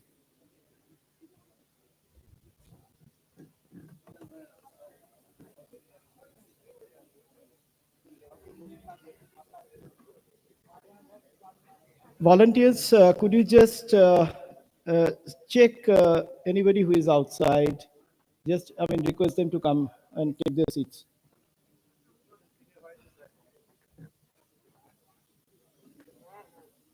Okay. Good evening, everyone. Ladies and gentlemen, we welcome you all to the first panel discussion of ChemCon 2023. Today's topic is affordable and sustainable energy mix for India's energy transition. This is apt, keeping in line with the theme of the Platinum Jubilee ChemCon, the energy transition with its focus on challenges and opportunities. To start with, I'd like to call upon stage the elite panelists and the moderator. I'll just call out the names and I request them to come up on stage and take their seats as guided by the volunteers here. Sri Shubhamoy Ganguly, Senior General Manager, Product Development and Technical Services, Haldia Petrochemicals. Request sir to come up on stage. Sri Shubhamoy Ganguly, Senior General Manager, Haldia Petrochemicals. Next, I would like to call up on stage Sri Shubhankar Chakraborty, Vice President R&D, Exide Industries. Welcome you, sir. Please give him a big hand. Sri Chakraborty is an alumnus of Jadavpur University Mechanical Engineering Department, and he is a 1986 graduate. Request volunteers to just check outside if you can locate Mr. Shubhamoy Ganguly. I saw him just downstairs. Oh, okay, sir. Thank you, sir. I'm sorry, sir. Right. Yes. Okay, next I'd like to call upon stage Sri Shibaditya Sen, Director of Business Development, Air Products. Please give him a big hand. He is a 1992 Chemical Engineering graduate from Jadavpur University, and he happens to be my classmate. Okay. Okay, next I'd like to call upon stage Sri Sameer Somaya, Chairman of Godavari Biorefineries. Welcome you, sir. Sir, it's an apology that we got delayed. We'll try to fit in so that you can catch your flight tonight. Please, yes. Yes. Please give him a big hand.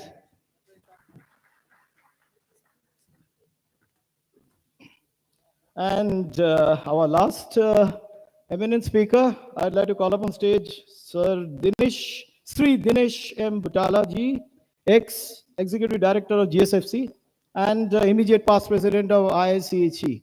Please give him a big hand. Welcome, sir. And last but not the least, the anchor man for today, Dr. Bishwajit Roy, who is the moderator, is the Director General of Gujarat Energy Research and Management Institute. Please give him a big hand. Welcome aboard, sir. Dr. Roy had been so active last few days, connecting with all the speakers to make this panel discussion most successful. Welcome you, sir. Now I'd just like to hand over to Dr. Roy to take the proceedings forward. Sir, all yours.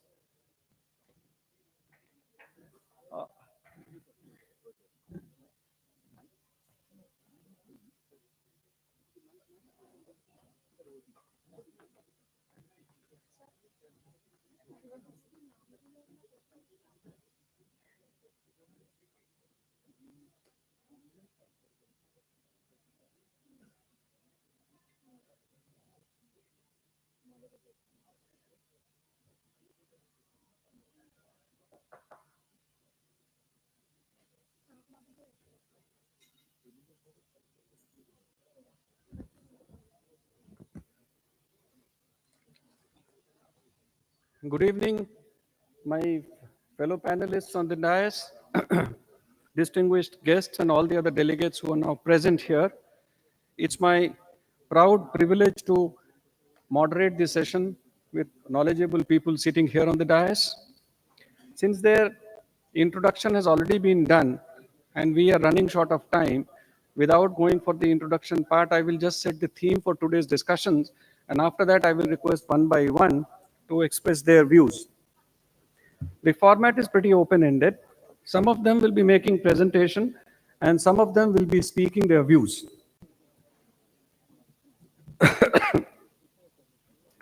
We all know that energy is essential for human development. Some of the UNDP reports say that the Human Development Index of those countries which consume large amount of energy is better compared to the countries which use lesser amount of energy. And by the way, just to give you an indication of where do we in India stand, we in India stand at 1/3 of the global average primary energy consumption, 1/4 of China, and less than 1/10 of US. Now, if India is a country with 140 crore people, if we aspire for better living standards, it is obvious that energy consumption will go up. The challenge is how we increase the energy consumption, but yet lessen the greenhouse gases emissions. That is the biggest challenge. And that is what we will be discussing here with this panel. We also know that different kinds of technologies are coming up. We have, on one hand, biofuel, we have hydrogen, we have renewables energy, we have small modular reactors in nuclear energy in certain countries. Different technologies are being worked out. We also have geothermal energy. All of these technologies will take their own time. Coal was known to Chinese by 3000 BC, but the first coal-powered thermal power plant came up in London in 1882. It takes time. Oil was first of all discovered in 1859 in US by Colonel Drake in 1889 here in Digboy in India. But the oil industry has grown to become what it is today. It has taken over 100 years of time. And some of the technologies that we are talking about today have just about come up.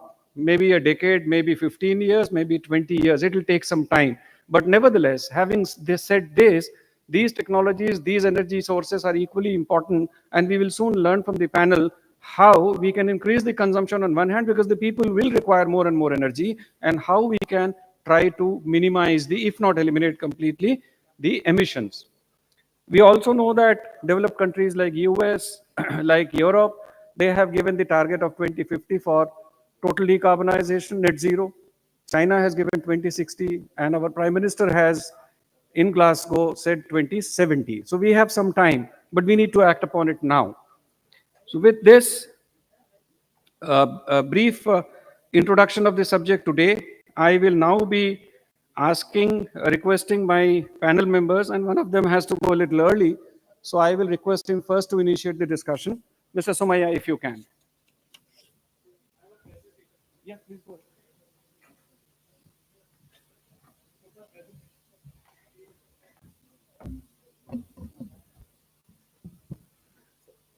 Can I go there? Oh.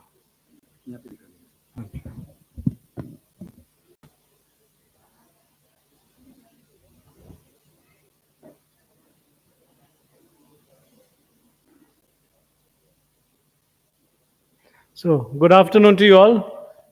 Very nice to talk to you. There's a lovely shlok I like from our ancient scriptures. Samudra Vasane Devi Parvatastana Mandale, Vishnu Patni Namastubhyam Padasparsham Kshamaswame. I think, the last particular line is very nice for me. Padasparsham Kshamaswame.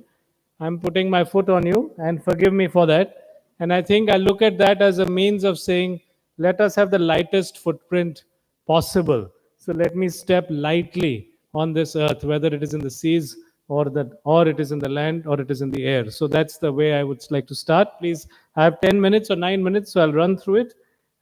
This is to build. Just a quick thing on Godavari. We work from the change of biomass into foods, fuels, chemicals, and biomaterials. Um, I think I don't want to talk about the context too much, but there is energy security for India. New geopolitics tells us about that. There's climate change across the whole world, as well as our commitment to net zero by 2070. And especially in biomass, I think what we shouldn't forget, it also helps energy security. When the farmer, which is a small farmer in India, gets two markets, food and fuel, rather than the dichotomy of food or fuel. Of course, there's a huge preference in the world on climate change. So I'll move. So I'm going to rush through this. It was already said that, as a world, we rely a lot on fossil fuels. And as of today, more than 85% of our resource energy use is taken from fossil fuels. Oil is 34%, coal is 27%, and gas is 24%. And again, if you look at per capita energy consumption, you have Norway, which is at the top of the heap at more than 100,000 units per capita in a year.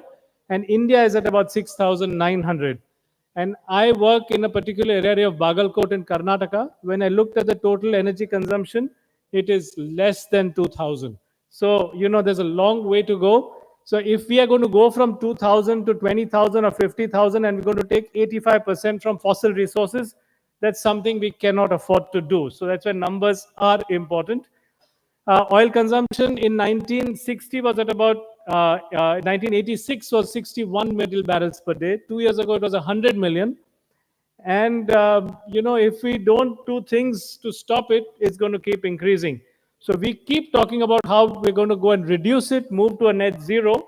But I think the reality is, while we say something, our actions actually take us up. So this is just something. This is from the BP Energy Outlook, where there are three particular scenarios they've talked about net zero, which is 95% reduction. They've talked about accelerated, which is 75%. And they've talked about current momentum, which they are currently saying is about 30% reduction. But actually, if you look at current numbers, it's still increasing. But this is from the BP Energy Outlook. And they're seeing huge change in renewable biomass also coming in and renewables coming in. So this is where I'll place the context of, say, sugarcane or other biomass, not just sugarcane, as trying to meet some of the requirements of energy.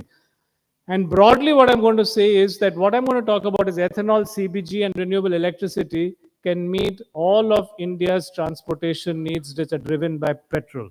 And I'm going to make that case today. We talk about 12% blending today. I'm not only talking about ethanol blending. I'm going to talk about, from this sector, how we can meet 100% of the needs. So I don't know how I'm doing for time, but this is just last year, a year ago. This year, there's a little bit of a less situation, but last year, 5.6 billion liters of ethanol were consumed from the sugarcane sector as well as from the grain sector. That's 5.6 billion, a little around 10%. That's the context. Currently, it is disrupted because there was a drought in peninsular India.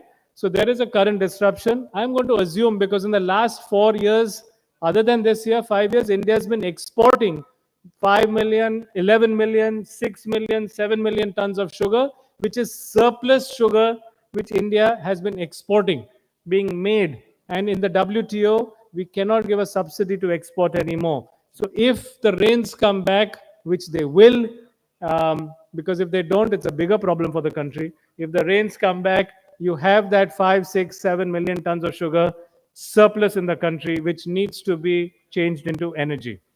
So very quickly, where this comes from, 5 million ton surplus is a 4 billion liter additional ethanol. Maize government is projecting 7.5 billion, and 2G. I think 2G is important. That can drive between the bagasse and cane, and also the amount of what we burn crop residue in northern India. That alone can give a lot more. So here, what I've done is a calculation. If you count what is current 5.6 billion, add the surplus sugar which is exported in normal year, 4 billion. What is going to come from maize, 6 billion. and 2G, 11 comes to 27 billion liters. So 10 billion liters, according to the government, is 20% blending. If we go to 27 billion liters, that's more than 50%. These are the numbers. Why I put them there is because I'd love to be wrong. And somebody can say, but I'll be nice if I'm right, because that's what it means. I think where we need to work on for 2G as a chemical engineering group or a biochemical engineering group is to work on enzymes. Because today, Novozymes is the person who makes enzymes. That's a great thing they do it. We need other research to be done so that we can make enzymes cheap. Today in OPEX, that's the most expensive thing. In CAPEX, I think we need to bolt on biorefineries which are smaller. As a company, we are also working on sugar beet. Sugar beet, tropical. It's very interesting. It helps soil salinity. And today there are a lot of saline lands in the country which cannot be used. It's a great rotation crop for cane. It desalinates it, it helps soil fertility, and it extends the season of the distillery, and it adds ethanol to the country. This is something that we're working on. We're piloting this at 300 acres. If it works well, next year we'll do 5,000 acres. So this is something that we're doing. I think electricity, most sugar mills do about 90 kilowatt hours of unit per ton exported. According to me, again, I've done a calculation there. I'm moving fast. That's about 33 billion kilowatt hours of surplus electricity, assuming all of it goes to EVs. It doesn't have to. It can go to light up this college, for example. And looking at the 10 kilometers per kilowatt hour, effectively, this is a saving of petrol of 33 billion liters. Combined, this is 100% of our petrol transportation needs. Cogeneration, today, so this gives 33 billion units. There was a paper I was written, which I'm quoting over here, which showed that if you do various technologies, you can do 3 times as much as power exported. So again, I've quoted the Brazilian paper here. This is what's there. So biofuels, CBG, India is targeting 25 million tons, which is 40% of our needs. And we, as a sugar sector from press mud, can do 5%. The reason I'm saying that is in a conversation with Mr. Roy, I'm not taking any additional resources in the thesis I'm making. It is existing, what is currently being used. I have this thought, which not done anywhere in India. Why can't we create EVs, CBG, ethanol across and have green stations? Today we have the oil economy. So you have stations which are fossil driven. You could easily have these stations which are entirely green coming from a renewable energy. It will be a great messaging. It could be one national company. There are 600 of us. We could all franchise like a McDonald's and do something like this. So I want to talk about carbon depletion. We know that we're depleting gas. Before that, we depleted oil. And before that, we had the coal economy.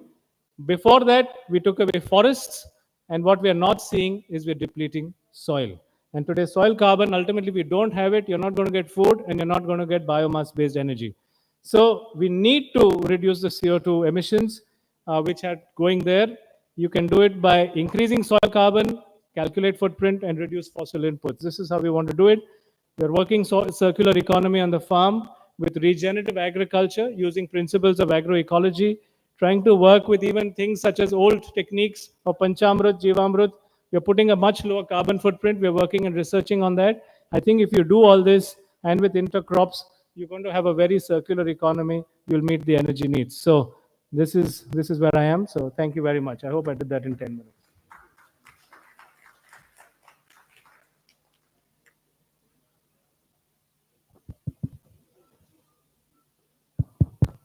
I would now request Mr. Shivaditya Sen to kindly take the.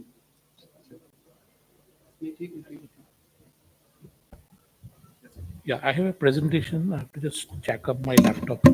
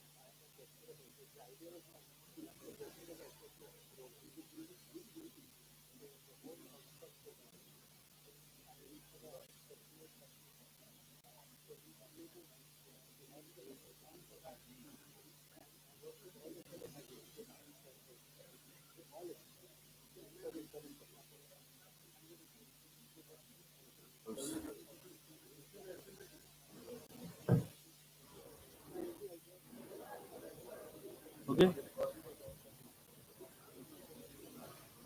It's not coming on the screen. It is on the screen. Yeah. Okay. Thank you. Thank you, Mr. Roy, and yeah, thanks to my fellow panelists. Mr. Sumaya already has, given a very nice outlook in terms of the energy mix, and also how biofuels can be, can be a game changer in the sustainability as well as reduction of the carbon footprint. Now, as we all know, that one of the biggest challenge we are facing in this century is the global warming that is basically happening because of greenhouse gases, particularly CO2, carbon dioxide. But there are other global gases, no, other gases also which causes the global warming, like methane, the chlorofluorocarbons, etc. But CO2 mainly is the major component of the global warming reasoning. So I would just go through a few slides to take you through some different perspective in terms of the technology that Air Products as a company uses worldwide, and what are the projects we are doing with respect to that. So just to give you a snapshot, Air Products is an American multinational. We're a 90 years old company, currently at about $13 billion turnover, with about 23,000 employees and 70 billion market cap. And we have over 2 lakh customers worldwide and operating in 50 countries. And we have 750 production sites. So fundamentally, we are an industrial gas company, but we are also in the forefront of green hydrogen and also blue hydrogen, as well as carbon capture and sequestration. So I'll take you through some of those interesting things. What is the future state is basically the renewable energy and green hydrogen. That's what we are talking about. So if you see in this slide, it's basically solar, wind, hydro, nuclear, and bio. So these are the clean electricity, as we call it, or the clean electrons.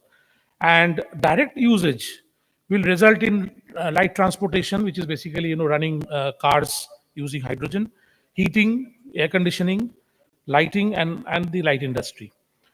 In terms of the other aspects, like the same clean electricity can be used to produce hydrogen, which is done through electrolysis process. As you know, that if you electrolyze water, you get hydrogen, and that hydrogen using renewable electricity is called green hydrogen.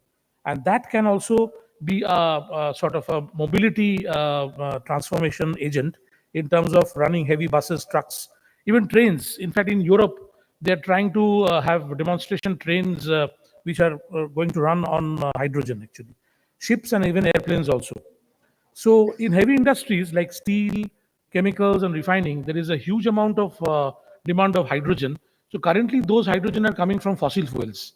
That is from natural gas, naphtha, and oil derivatives. But the aim is to basically replace those fossil fuels with green hydrogen, that is shift from gray to blue or gray to green. Now, when I say blue hydrogen, it means that whatever gray hydrogen is being generated, it is emitting CO2 in the environment. Now, if you can trap the CO2, if you can capture the CO2, and if you can take that CO2 below the ground and sequestrate that, then that hydrogen is called a blue hydrogen, because you have a gray and then you capture the CO2 and you get a blue hydrogen. The green hydrogen is a different concept, which is basically you have renewable power, which is either wind or solar or hydro, and use that power to generate hydrogen by electrolysis. So that's called green hydrogen. So in air products, basically that transition is happening, and that is exactly what we are talking about, the energy transition phase from gray to blue and blue to green. We are not just only talking here. In fact, I would like to just tell you, Air Products as a company worldwide has already invested $15 billion on the ground in terms of executing very large green hydrogen projects, blue hydrogen projects, like one in Alberta in Canada, California, Louisiana. In fact, Louisiana is the world's largest blue hydrogen facility that is coming up, $7.5 billion investment. And the biggest, today, the biggest worldwide, the biggest green hydrogen facility coming through electrolysis process in Saudi Arabia in a location called NEOM is a project where Air Products has invested $8.5 billion. And in year 2026, this project is going to be commissioned. So this will be the world's largest green hydrogen project, which is currently under execution. So what is green hydrogen? So this is particularly the NEOM project. As an example, I'm just showing it, that here, we are using wind and solar primarily as a renewable power, and that power is generated behind the meter. Behind the meter means we are not transporting the power through the grid. We are generating the power in situ at the location where the green hydrogen is produced. So in NEOM in Saudi Arabia, it's under construction currently. You can go and see how it is happening. We have a large investment on the renewable power sector, which is the wind and solar, about 5.3 gigawatts. And then the electrolyzers, which produces the green hydrogen, and that hydrogen is converted into green ammonia. The reason is it is very difficult to transport green hydrogen. It is very expensive, compressing and liquefying hydrogen.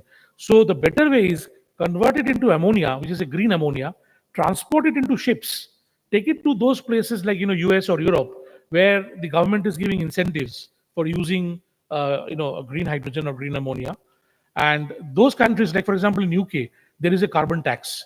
If you are emitting CO2, you have to pay carbon tax. So it is basically mandatory on those industries to convert from gray to blue or green, because they will be saving a lot of money on the carbon tax, as well as the commitment that the countries have anyway shown in the COP28 and 26 earlier. So this is basically green hydrogen into green ammonia and then transporting it. And once we transport that to a different country, we receive it in a cryogenic tank, and then it's a chemical engineering concept. From a cryogenic tank, it vaporizes, and then after it vaporizes, basically it cracks. And once it cracks, then it again produces hydrogen. So ammonia to hydrogen, and that hydrogen is put into the pipeline, and through the pipeline grid, it is transported to the consumers. But coming back to India, what is the reality today? Now, India consumes over 900 million tons of coal. Today also, we are consuming over 900, we can say almost like $1 billion, almost like a billion ton each year of coal. And the coal constitutes about 47% of India's primary energy mix. So we are still like 50% dependent on coal, and it is actually growing. The demand is growing. So the reserves will be lasting for more than 150 years, because we have tremendous amount of low grade high ash coal in India, as you know. So it's a cheap fuel. It's a very widely available fuel as compared to crude oil or natural gas, because in India we hardly have any crude oil and natural gas, and we are mostly importing it at a very, very high cost. So why not look at coal as a primary source of energy, like in China? What they're doing is they're gasifying the coal to produce synthesis gas. And whatever CO2 is generated, it can be sequestered or it can be utilized to produce other chemicals. And thereby, what you're getting is actually not gray, but the blue hydrogen or the blue synthesis gas. And that synthesis gas can be converted into hydrogen, which can run the buses and trucks and whatever. That green hydrogen can go into refineries and petrochemicals, as well as into fertilizers as a raw material. And that green hydrogen can be also utilized as a source of energy, in all over, basically in all kinds of energy usage.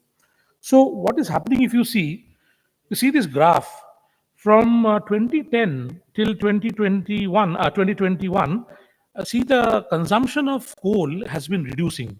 So there was a growth of about 12%. It went up around 2014. and now it has come down. Actually, the growth is going down, primarily because of the pressure the future environmental regulations are bringing.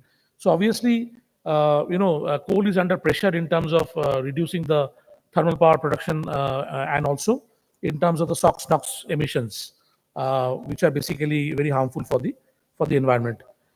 Now, if we can make the future environmental regulations based on that, if we can use coal in a sustainable way, and that's where the sustainability word comes, that coal has to be used in a very sustainable way, where not just gasify the coal, but also sequester the carbon, which is basically reduce the carbon footprint, and thereby use the same coal for generating energy, which could be power, which could be hydrogen, or it could be chemicals.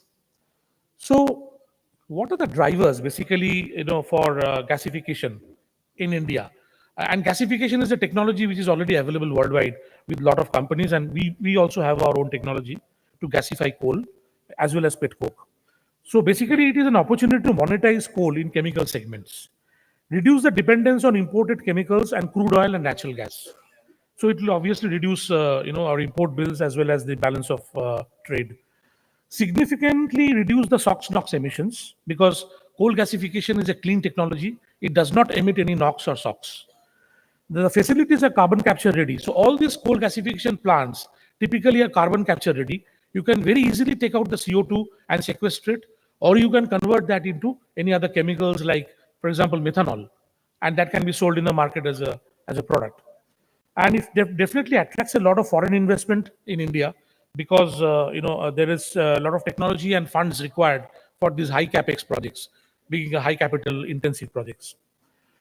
Air products, just to give you a very brief this thing, that we have two different technologies which we have acquired about 5 years back. One is the forward G technology, General Electric, which is the slurry feed technology for gasifying coal. And the second one is a dry feed technology, which is the Shell. So now Shell and GE, both technology is owned by Air Products for the last 5 years.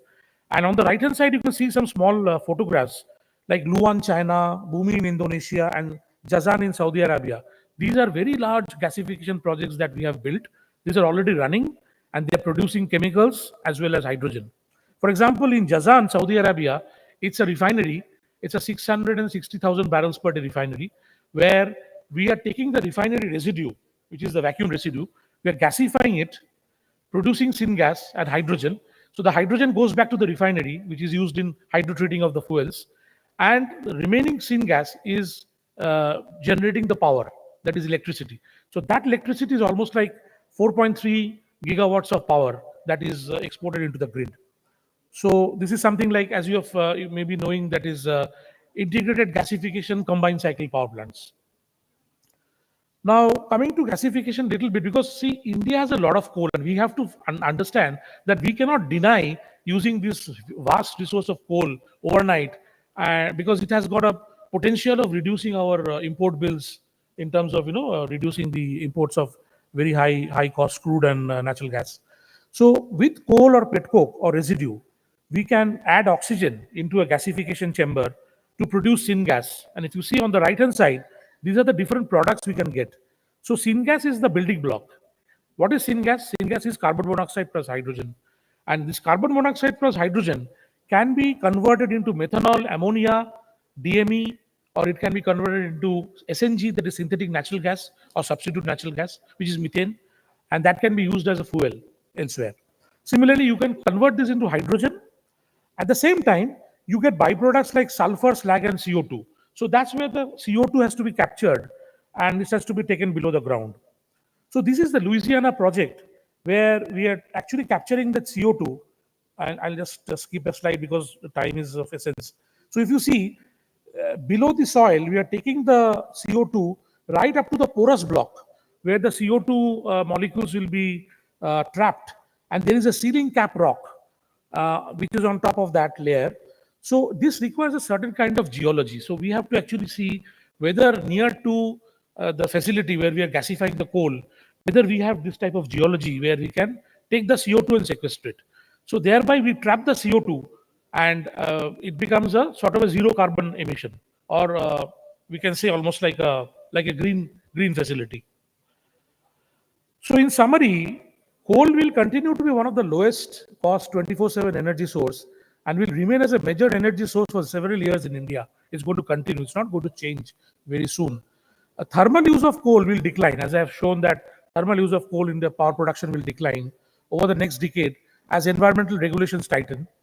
Gasification can help bridge to green technologies by making coal more sustainable and CO2 capture ready. And gasification can also help accomplish many of India's energy objectives by reducing reliance on imported chemicals and energy, monetizing coal reserves in India, which is very cheap, available everywhere in India, and attracting foreign investments also. But the key to success is the last line, if you see. Right technology with experienced operators is the key to success in making gasification of coal a success.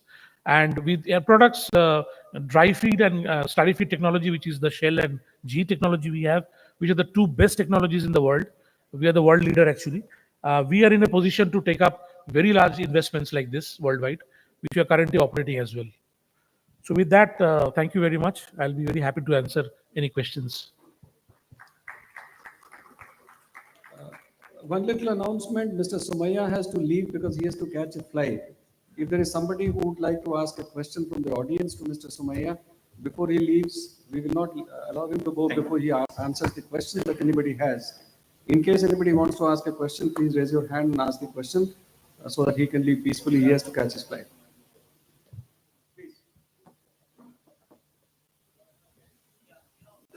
Can somebody give him a mic, please?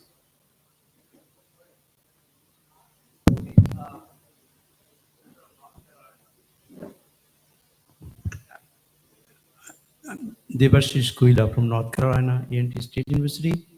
I have a question. Have you done some calculations from coal gasification and the CO2 sequestration? Can you share that information a little bit with us? Sir, he will take the question. He is staying back. On the biofuel? Oh, okay. Mr. Somaya is leaving. Yeah. Thank you. Thank you so much.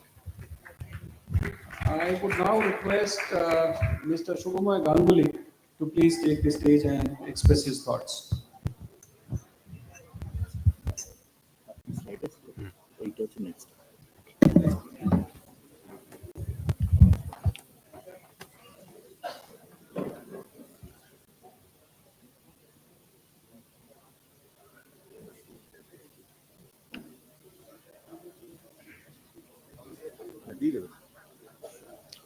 Good evening. It's difficult to say something new after an entire day of technical presentations. So I'll sort of summarize and try and put my thoughts on today's topic. Now,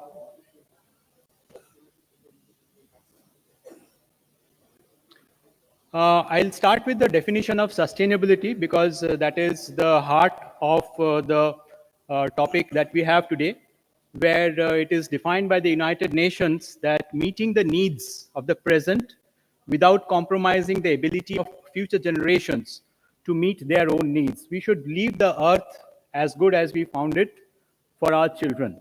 And today where we are concentrating is, we are concentrating on the carbon emission, the carbon dioxide that is emitted and that needs to be controlled, or that needs to be sequestered, that needs to be captured. And that is where technology, that is where chemistry, that is where engineering comes into play. I come from a petrochemical industry, and I have tried to put in my thoughts by expressing the role of our industry in this field of energy transition. Now, fossil fuel, like it has been expressed, it's something which is here to stay. Whatever good, bad, or whatever evil that fossil fuel has, it's here to stay. In most countries of the world, and of course in India. Though they are largely used to produce energy in the form of electricity and transportation, carbon emission from fossil fuel will have to have a paradigm shift to address this particular sustainability question. Now, it is very heartening to know that the renewables are growing fast. They are growing much faster than the conventional energy or the conventional electric supply sources. But the carbon and hydrogen resources that Mother Earth provides us will continue to be mined. It will still come out.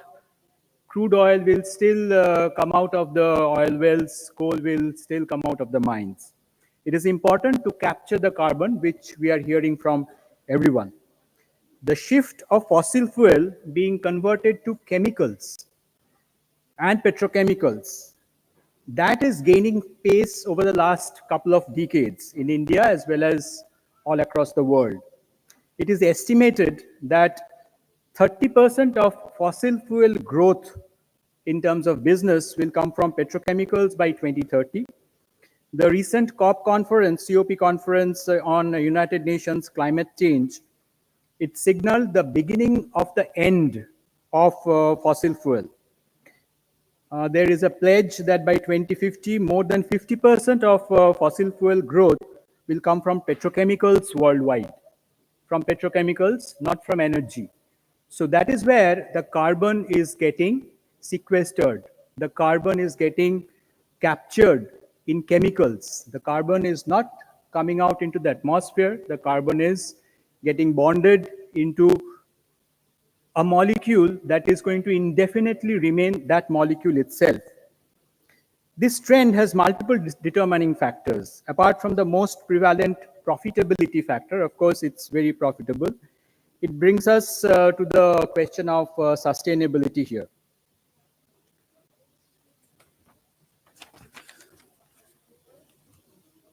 Now, when we talk of petrochemicals, we invariably talk of crude oil. Now, in crude oil, the moot question is how good or what quality the crude oil is. If we look at how a crude oil or the cut from a crude oil is converted to petrochemicals, the last data that we see is only 14% of the primary oil demand, that is 14% of the crude oil, and around 8% of gas is only converted to petrochemicals today. So that's a very small proportion. The rest goes into energy. So this is where the target is. Crude oil to chemical projects, COTC like we say, or oil to chemicals, OTC like we say. These have very ambitious targets. We are targeting for technologies where more than 70% of the crude oil will get converted to chemicals. So these chemicals, these molecules will capture the carbon the carbon atom in it and prevent the generation of carbon dioxide. Now there are challenges. It is not easy to convert crude oil to petrochemicals. There's a lot of chemistry involved in it. Broadly, a cut of hydrocarbon which has around 14% of hydrogen concentration can only be profitably or sustainably converted into monomers or precursors of for making chemicals. Anything which is less, anywhere where the cut from the crude oil has lower hydrogen concentration is difficult. The challenges is the quality of the crude oil or gas oil like we have from other sources. The heteroatoms like nitrogen, sulfur, oxygen, and other evil atoms, microcarbon residues or MCR, which do not get cracked, and high melting asphaltenes. Here we are looking at the cracking performance of crude oil or the cuts from crude oil like naphtha, in which the run length of the cracker is the determining factor of whether it is going to be viable. Usually, the run length of the cracker needs to be many, many hours, preferably days and months. In case of such heavies, like I have mentioned, heteroatoms, high melting asphaltenes, it is very difficult to crack them, and the run length of cracker comes to within hours. So that is where technology comes in. That is where technology takes over, and we have methods or we have technologies like TC2C, that is thermal crude to chemicals, and heavy oil processing schemes like HOPS, where it is possible to convert a large fraction of the crude oil directly into these chemical precursors. And these chemical precursors will capture the carbon and prevent carbon dioxide from being formed. Now, from petrochemicals, one very common and one very obvious downstream is plastics. And when we talk of plastics and when we talk of sustainability, the most important point is recycling. Now, in recycling, there are many ways we have seen in the eminent presentation from CPET about the waste generation and how waste can be converted into wealth. Now, there, important part of the petrochemical recycling is converting it into something which can revert back the recycle or revert back the carbon into the petrochemical chain. And that is where we go from the collection of the municipal waste, which was showed. Now, from that mixed plastic, we do a step of pyrolysis and then convert it into monomers like ethylene, propylene, aromatics, and we can also convert it into other precursors for making polymers or chemicals. And then there are these challenges which I mentioned earlier. So the challenge for technology is to overcome this and grow in a pace or grow in a direction where more of the crude oil or more of the fossil fuels or more of this carbon can be captured permanently, indefinitely in the form of chemicals. So this is a summary which of all the points which were mentioned today, and this is an important aspect where we cannot wish off the hydrocarbon or we cannot wish off the fossil fuel from the huge economics it garners or it controls in the world today. So it is very important to live with it. It is very important to learn how we can capture these carbons from these fossil fuels and these sources of carbon dioxide into permanent chemicals and use them in our day-to-day life, use them in capital expense items, use them in capital goods, and store them for years and years to come. Thank you. Thank you, Mr. Ganguly. May I request Butola sir?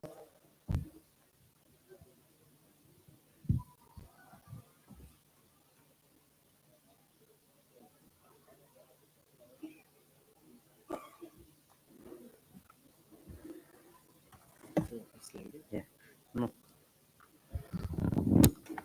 Time ही नहीं था slide बनाने का, एक दिन पहले ही बोला.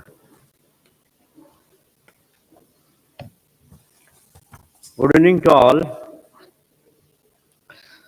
Renewable energy, India's future, and India's ambitious decarbonization journey. Our country has a very rising fast with the growing industrialization and urbanization because of requirement of the people as well as increase in the population. The total energy demand will be doubled by 2030. Per capita electricity consumption is steadily rising, reflecting economic development and aspirations of quality power access. While fossil fuels contain dominant, a renewable non-fossil energy revolution is already underway in our country also. Today, India is the world's third largest producer of renewable energy, and out of total installed electric power production in mid 2023, by mid of this year, fossil sources contributed about 56%, whereas non-fossil is just 43%. We can say approaching to the 50-50. What is the impact? Impact is on the renewable on the rise. India has very vast potential for solar, wind, hydro, biomass power across diverse regions, considering the contour of Indian geographical conditions. India stands fourth globally in renewable energy installed capacity, fourth in wind power capacity, and fourth in solar power capacity. India already has the world's largest solar park, 2245 megawatt, located in Rajasthan. The installed capacity of renewable sources energy in our country is solar accounts for 48.55 GW, wind 40.03 GW, small hydro 4.83 GW, large hydro 46.51 GW, biopower 10.62 GW, nuclear 6.87. There are a lot of interesting things here. Economical potential is there, government leadership as well as the policy does. Streamlining policies and supporting research and development will accelerate the transition of energy. The central ministries have been launching various programs like rooftop solar program, national green hydrogen mission, national bioenergy program, and having international cooperation in recently concluded G20 summit, international solar alliance, etc. This push, along with the new technology development, funding research opportunities, positively promote the ambitions on India's renewable energy growth. Our country is going to play also global leadership. India's ambitious decarbonization journey, if we look at it, our ambitious target aims to decarbonize its energy sector by 50% and achieve 500 GW of fossil fuel free power generation by end of 2030, exceeding its initial Paris Agreement given by our country. Another one, net zero commitment. India is actively pursuing decarbonization and net zero emission by 2070 with a notable progress in renewable energy. For example, the net zero emissions target by 2030 by Indian Railways alone will reduce emissions by 60 million tons annually. Challenges. So all these things have so many challenges and opportunities. Despite progress, fossil fuels, coal, oil still dominate electricity generation. Reliability of renewable energy sources is the biggest hurdle. Production of renewable energy source and usage location is also one of the hurdles for an affordable renewable energy production. In terms of said subject of affordable and sustainable energy mix, India needs to leverage its vast natural resources for generation of renewable energy, utilizing the low-cost labor, developing technology, maturing the technology, agreeing on the technology transfer partnerships, and utilizing a mix of novel energy carriers like hydrogen, green hydrogen, blue hydrogen, or hydrogen derivatives like methanol and ammonia. So let's have a look at the hydrogen, which is having a very big potential. Hydrogen, the benefit of hydrogen is that it can store and supply large amounts of energy per unit mass without generating CO2 emissions during combustion. It's 2.5 times density in energy compared to the natural gas, but it has the lightest element and it has a very long energy density in terms of volume. Current technological and commercial prominent pathways for hydrogen are reforming natural gas, LPG, naphtha, gasification of coal, biomass, electrolysis of water. Other new methods like methane pyrolysis, biological hydrogen production involves the use of microorganisms such as bacteria and algae to convert organic matter into hydrogen, and other novel methods which are rapidly developing. Hydrogen from the renewable resources is important from industrial perspective for the reason that it has a carbon intensity of zero kg of a CO2 equivalent per kg of hydrogen, and has a great potential to reduce dependency on natural gas. However, the capacity, scale up, and the cost of green hydrogen production are 2 to 4 times of the conventional methods of hydrogen production. I am from a fertilizer industry, and when we are producing the hydrogen by reforming of a natural gas, now if we compare with this, obviously any industry will look, ultimately industry's goal is to make the profit. So obviously they will look for the cheaper cost of production. But that is not the thing. Our industry has to also tighten the belt and we have to go ahead. Conventionally, hydrogen is produced in refineries or petrochemical complex with steam reforming, ATR technologies, with or without carbon capture, which is called gray hydrogen. And if we capture carbon dioxide, that is the blue hydrogen, and carbon intensity can drop to about 2 kg per carbon dioxide equivalent to the per kg of hydrogen. The current cost of the blue hydrogen production typically lies in the range of US dollar 2.8 to 3.5 per kg, based on a gas price ranging from US dollar 6 to 11 per MMBTU. The capital cost broadly includes reforming cost, steam turbine, necessary balance of plant and other units depending upon the technology used, such as steam reforming or ATR. However, if you think of a green hydrogen or blue hydrogen, operating cost includes costs which is associated with the several variable as well as the fixed parameter. Green hydrogen is produced using electrolyzers, making it the cheapest and costliest than the rest. In fact, green hydrogen is 2 to 3 times more expensive than blue hydrogen. Apart from fuel and capital and operating costs, blue hydrogen, liquid compressed hydrogen also include the cost of carbon transport and storage. Although this LOCH depends on the location, fuel price and capital cost of the plant, but it is lower than the green hydrogen, making it economically attractive. Just to summarize, some of the industries which are more dominating toward the application of hydrogen, one of the most important is the ammonia production. Ammonia is produced on a massive scale based on reforming of fossil fuel. If we think of a green ammonia with a green hydrogen, it has a very huge potential for ammonia production over the conventional processing in terms of carbon intensity associated with the environmental benefits. However, the challenges of green hydrogen production and the associated costs are bottleneck. But ammonia is an excellent source of hydrogen carrier and has a massive potential as it was easily transported as liquid compared to hydrogen. The benefits are environment benefits, carbon footprint reduction, pollution mitigation. Economic benefits will be the energy independence. Utilizing green hydrogen for ammonia production reduces reliance on fossil fuel imports, enhancing energy security and independence for India seeking to decarbonize its economies. Other additional benefit is the energy storage and transport. Ammonia offers an efficient way to store and transport green hydrogen, enabling its wider utilization in sectors like shipping and transportation. Versatility is the another aspect. Green ammonia can be used directly as a fuel in some applications, but there are interesting challenges. Ammonia cracking is a recently developed technology. Extracting hydrogen back from ammonia is an endothermic process requiring some energy usage. Existing plants which are based on steam reforming or of natural gas or naphtha, we have to think of the how best it suits to the overall sizing from residence time, catalyst volume, and so many other aspects. Suitability of a reactor and ammonia converter will have to be evaluated, particularly from a residence time. Modern ammonia plants operate at 100 atmosphere, requiring higher energy consumption to compress green hydrogen to reaction pressure.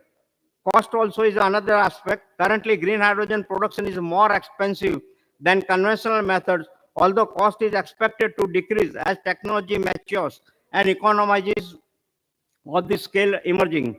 Infrastructure. Widespread adoption requires significant investment in green hydrogen production facilities, ammonia synthesis plants. Another area is the steel industries. I may not go into the detail. In steel industries, replacing fossil fuel with hydrogen, that is direct reduction iron process, can reduce emissions by 90%. That is up to 90%. 0.08 to 0.12 kg of hydrogen is required to produce 1 kg of DRI. There are other benefits and challenges. Carbon capture sequestration needs a stronger policy intensity. Same thing we can think of in using in a flash iron. In case of a flash iron also, hydrogen production and scaling up are the challenges.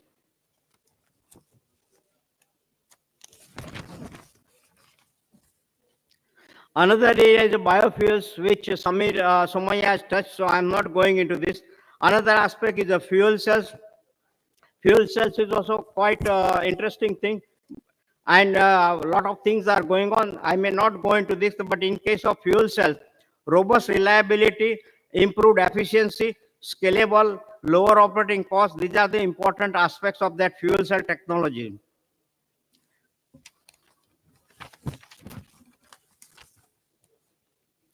Natural gas supplementation is the another area. Somebody was asking me a couple of hours before, can we mix hydrogen with natural gas? Yes, we can mix with the natural gas piping. Natural gas piping can transport 80 to 20, means 80% natural gas and blending with the 20% hydrogen can be there. But there are other challenges are also there. If you want to increase the, you can use totally natural gas piping. At Gujarat State Fertilizers, we have used one of the old natural gas piping from Gujarat Alkalis to GSFC to transport hydrogen, which was produced as a byproduct in the caustic soda production. And just to end, there are many electrolysis cells are there. Important are proton exchange membrane, which are relatively cheaper. Another, there it has got some of the advantages, but most disadvantages higher manufacturing cost due to expensive materials and components. Alkaline electrolysis is the another area, but their disadvantage is that cannot effectively support dynamic renewable energy sources like wind and solar, highly corrosive effects and electrolytes operate at ambient pressure or a lower temperature pressure. Recovery unit requires the minimum minimizing carryover of the electrolytes. And another interesting area is which is newly developing a solid oxide electrolysis cell. But this is still a bit costly. It can operate at very high temperature and high pressure. But lot of developments are to be yet done, and the technology is to be matured. Thank you. Thank you, Mutala sir. You have covered a complete range of energy scenario. I will now request Mr. Shubhankar Chakraborty, if you can just complete it quickly, Shubhankar ji. Good evening. Trust it. It's always a advantage of talking last because everything has been spoken, and the disadvantage is the time pressure is on you. So I'll try to be as quick as possible. Can I have the pointer, please? I need to change this. When we talk about affordable and sustainable energy mix, and on the outset, I apologize, I have a bad voice today, so you'll have to bear with me for that. When we talk about affordable and sustainable energy mix, is it there?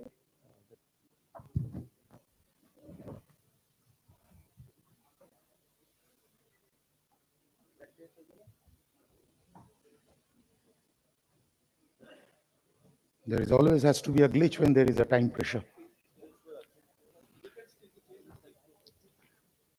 You can do that? Okay, go ahead. Okay, so essentially when we talk about energy transition, the driver is well known to all of us. We need to curtail 37 gigaton of CO2 by 2050.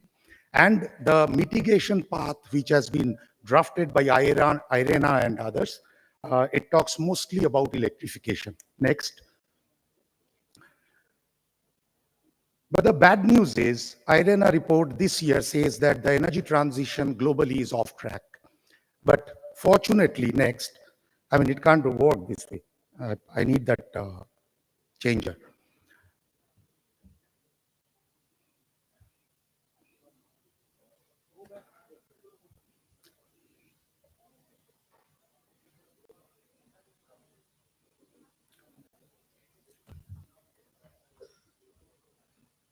However, although the global energy transition is off track, India is doing pretty well. Anyway, we had bargained for 20 years more, from 2050 to 2070 to be to the data. Now, okay, got it. Now, what is the India power generation story? The Indian power generation story is of growth. As somebody has already said, in next 7 years, we look at a 50% growth in the total power generation. If we look at, as on date in 2023, the installed capacity base, RE has 31%, quite a bit good, and fossil fuel or the power thermal is 57%, but the dichotomy is in generation. This 31% RE provides me only 12% of power. The fossil fuel, if you look at the trajectory from 2019 to 2023, mind you, 2 years of COVID in between, We have already achieved a 43%, which was our target by 2030.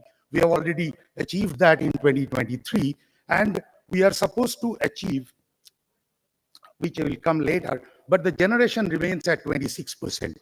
This disproportion primarily comes from challenges of RE integration in the grid, and this is where the intermittency of VRE, the challenges in grid integration, this emphasizes the importance of energy storage. That is where I'm coming to. Now, when we talk about optimal generation mix, CEA has done a report of optimal generation mix of 2030, and they have published the report in June 2023. They basically talked about substantial improvement in the RE projects, and of course, the installed capacity then would look like the installed capacity of RE would rise to 55%, surpassing the thermal. Generation would still remain lower, but it will improve. And the generation trajectory, if you look, that RE generation trajectory is going up pretty sensitively, and the thermal share is coming down. Now, what are the imperatives? The imperative is that in 2030, the non-fossil fuel installed capacity will be around 64%, will have 64% share, and the generation will have around 44% share, which is commendable. How is it being done, or how is it being envisaged even? The major improvement which comes through is injection of energy storage systems. And amongst the energy storage systems, primarily the pumped hydro and the battery energy storage systems, these are the two technologies which are being talked about.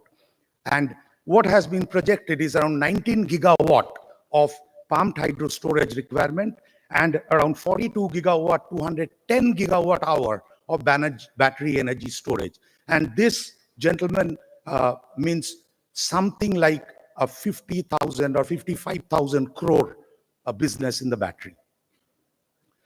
Now, coming to the pumped hydro storage, although we require a 19 gigawatt, we have 4.75 gigawatt only as of date.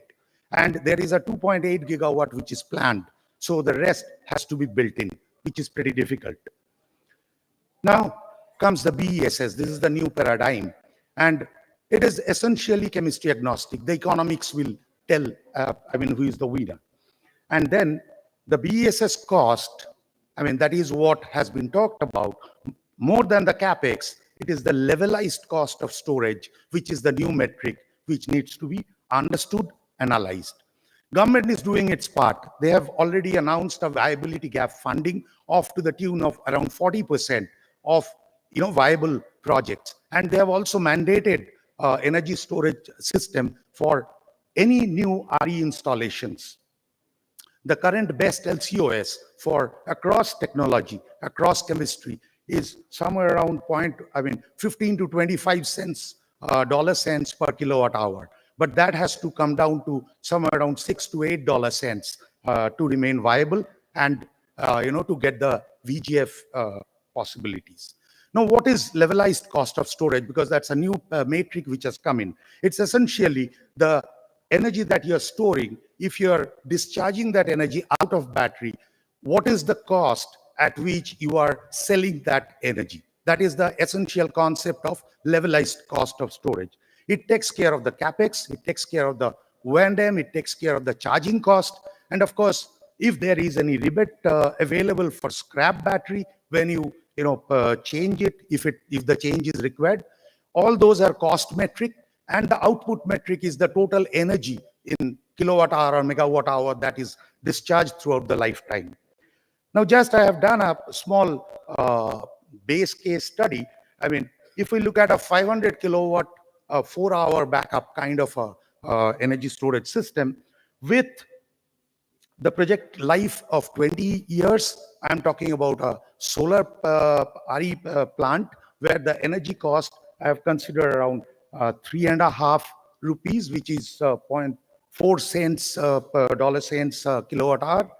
And if the battery has anywhere some around say 70% range of charge, it has a 6,000 cycles, you are there. So the problem is that you have to achieve that 6,000 cycles at 70% DOD. You have to achieve at that level a 95% round trip efficiency. And that's a challenge the battery industry is living up to now. There are different chemistries. Me being from lead chemistry for last 30 years, I can't stop talking about lead.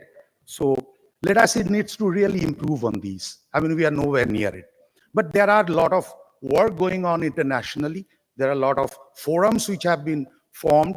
And yes, we are working very close to that. I'll conclude that these are very good numbers that we have. The energy storage, of course, both PSP and BESS, they will be working. LCOS is the metric which will come in. And as we said that some capex near to the lead cost, some performance metrics beyond lead today is what is to be the deciders.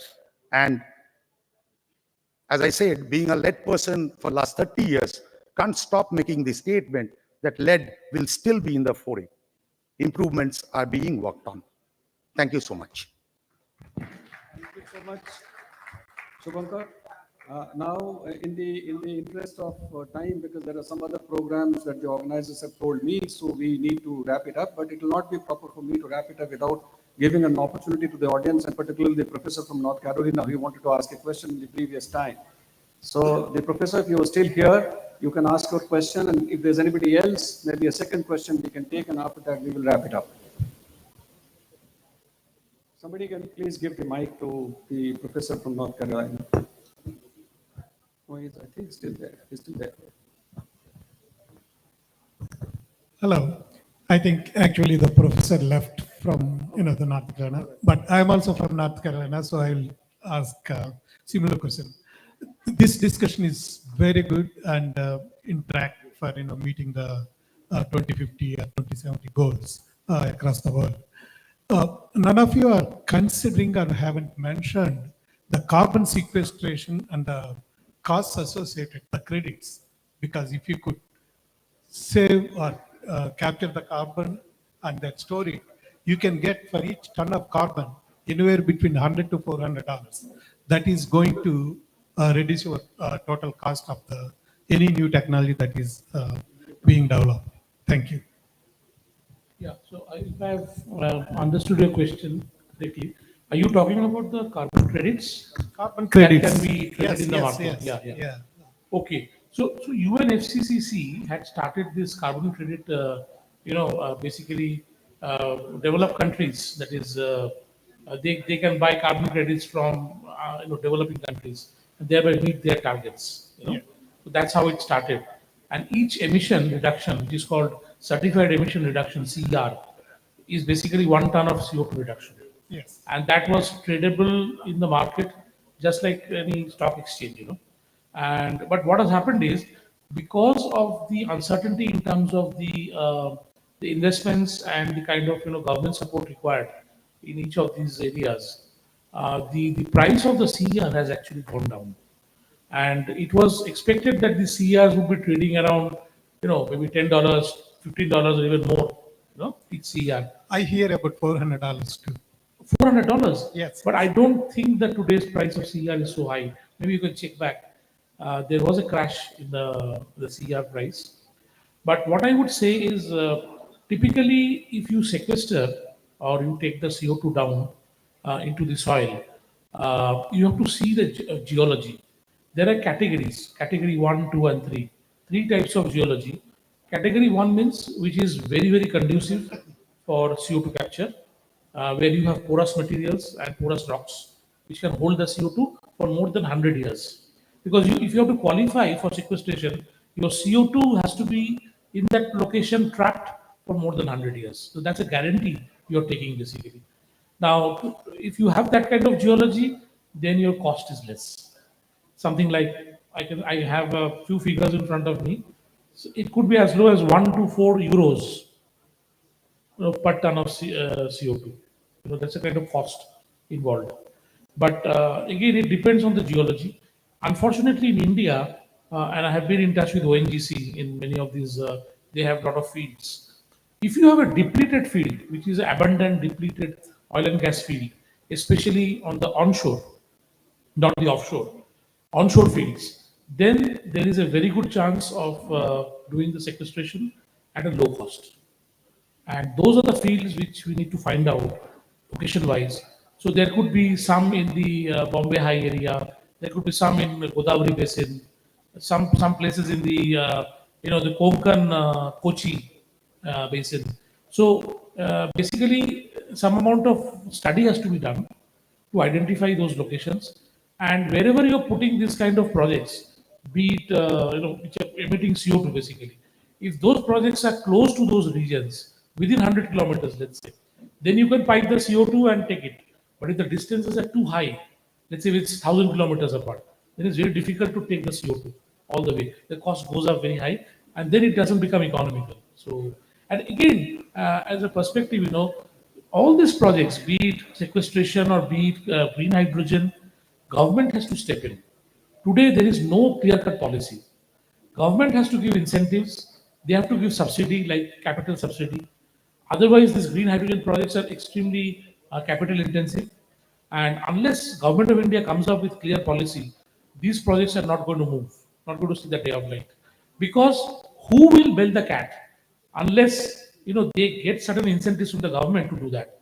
Or vice versa, if there is a carbon tax implemented in India, which is very difficult at this point of time, then there is a question that some of the operators will feel that okay, there is a tax, so I have to do something. Okay, so there has to be some reason behind basically motivating people to go towards that zone. Now everybody is talking, everybody is giving figures, and there are a lot of MOUs being signed.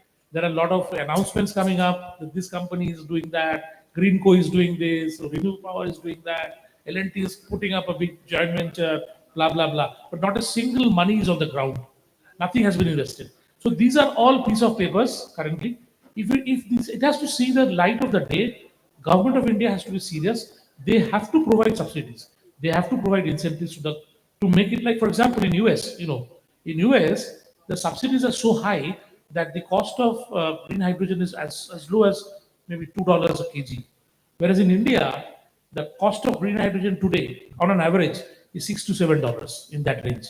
So that shows that we are 3 to 4 times higher than US in terms of the cost. So how do we compete? That's a question.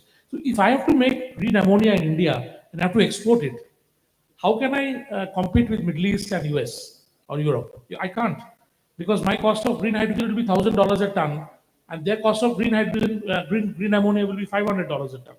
So nobody will take it. So again, it's a question of offtake. If you have to have long-term offtake, your economics has to, and for economics, government has to step in. Yeah, I think I'll conclude my part. I'm with the U.S. Environmental Protection Agency, and we are spending a lot of money in standardization of this carbon sequestration and how to fix the carbon credits, because there are no standards as such, and they are spending lots of money and also subsidizing. So that may be one of the things. I think government of India will step in, I guess. I hope. Thank you. Thank you. If there's any other question, only one last question in the interest of time, because the organizers have been telling me repeatedly to wind it up. I saw the hand raised by this gentleman first. Kindly ask. You can ask the questions offline after this. Yeah. So this is Dr. Omkar from IIT Madras.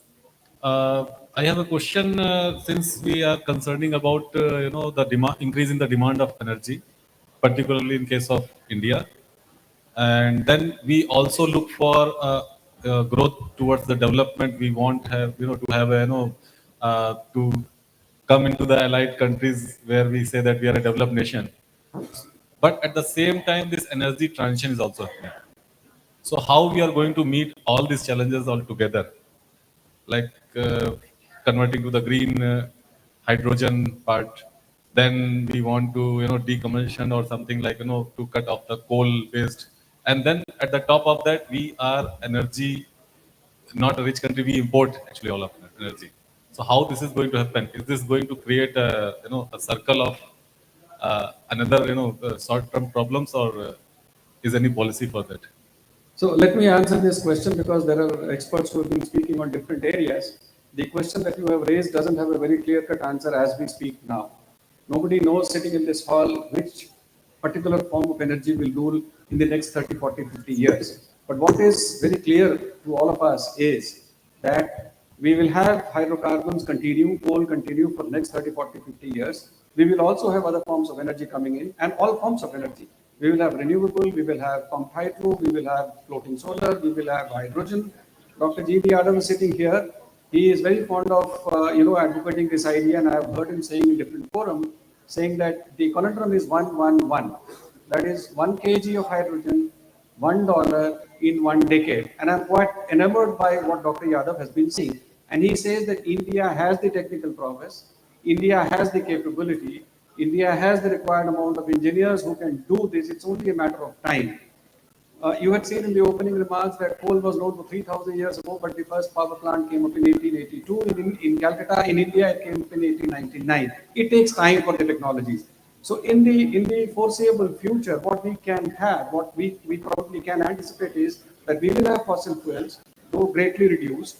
And it is not a question of, whether we should have or we should not have. There is no option but to have. India has to grow, people have to aspire for better lifestyles. So per capita energy consumption, which is 1/3 of world average today, has to go up. There can be just no questions about it. But if green hydrogen at 111 conundrum, which Dr. Yadav has been saying, it gets solved, I think India's energy requirements will be met substantially by green hydrogen. Other forms of energies will also continue. I think with this, I will wrap up the session now. We don't have opportunity for asking too many questions because there are certain other events that have lined up. Thank you very much for patient hearing. Thank you all, the panelists and the moderator. Before we conclude, just one announcement that the young students and the gatherings and the audience, lovely audience that we have, please stay back for the cultural program by the young students of Heritage Institute. And we'll just conclude this with facilitation of felicitating the panelists. I'd request Professor Chiranjeev Bhattacharya to come up on stage to sir, we request you to come up on stage to give mementos to the eminent panelists, please. Volunteers, please. Professor Bhattacharya would be felicitating Sri Shubhamoy Ganguly, Senior General Manager, Product Development and Technical Services, Haldia Petrochemicals. Please give him a big hand. It was an absorbing session. Shubhamoy, it is a pleasure listening to you.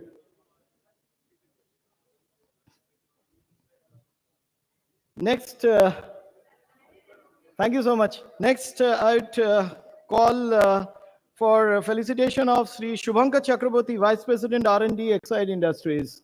Please give him a big hand. It was truly an enlightening session and a lot of insights that he shared with us. Next would be Sri Shivaditya Sen, Director Business Development, Air Products. In fact, many of you wouldn't know that Shivaditya happened to be a student of Professor Bhattacharya. It's a proud moment.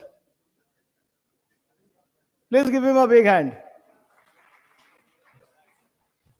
Well, Mr. Sami Samaya had to leave, so we'll arrange to send his memento.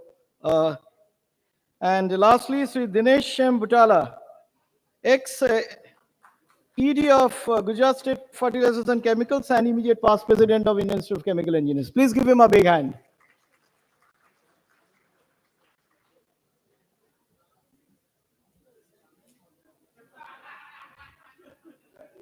And last but not the least, our moderator, Dr. Bishwajit Roy, Director General, Gujarat Energy Research and Management Institute, for conducting this session so elegantly. Thank you so much, sir. Thanks all the panelists.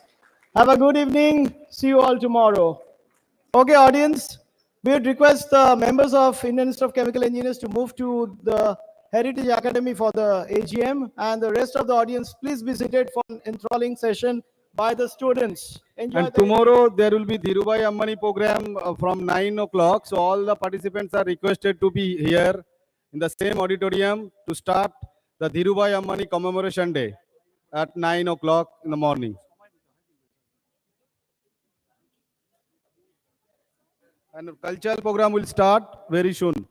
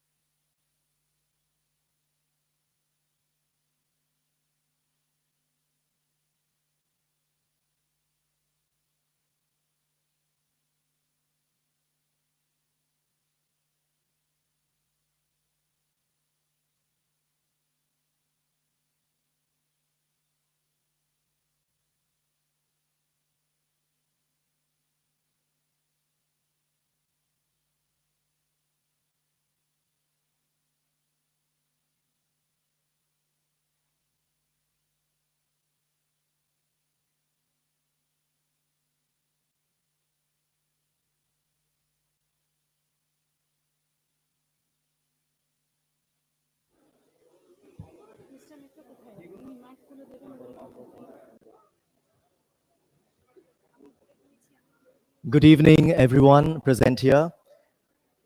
On behalf of the teachers and children of the Heritage School, I would like to welcome you to this cultural program this evening that is going to be performed by the teachers and the students of the Heritage School. So I would request all of you to please take your seats, and we are going to start in a few minutes' time. We hope that the program that we have prepared for you, you're going to really enjoy and appreciate the effort put up by the teachers and the children of the Heritage School. So kindly give us a few minutes time for us to get ready, and we are going to start. Thank you so much.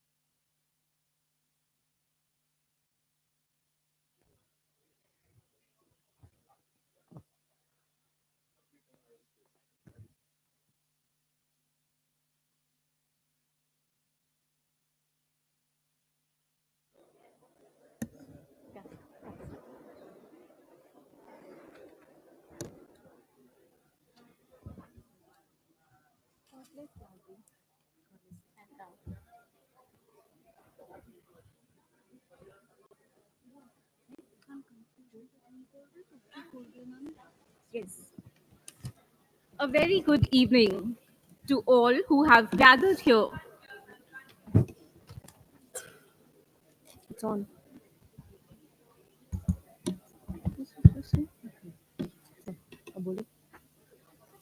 A very good evening to all who have gathered here on the inaugural day of prestigious ChemCon 2023 to be part of the Indian Institute of Chemical Engineers celebrating 75 years of glorious journey.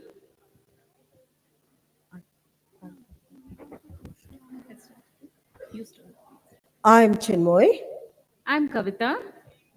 I am Shulagna. And we are your hosts for this evening. And we promise you a wonderful time ahead.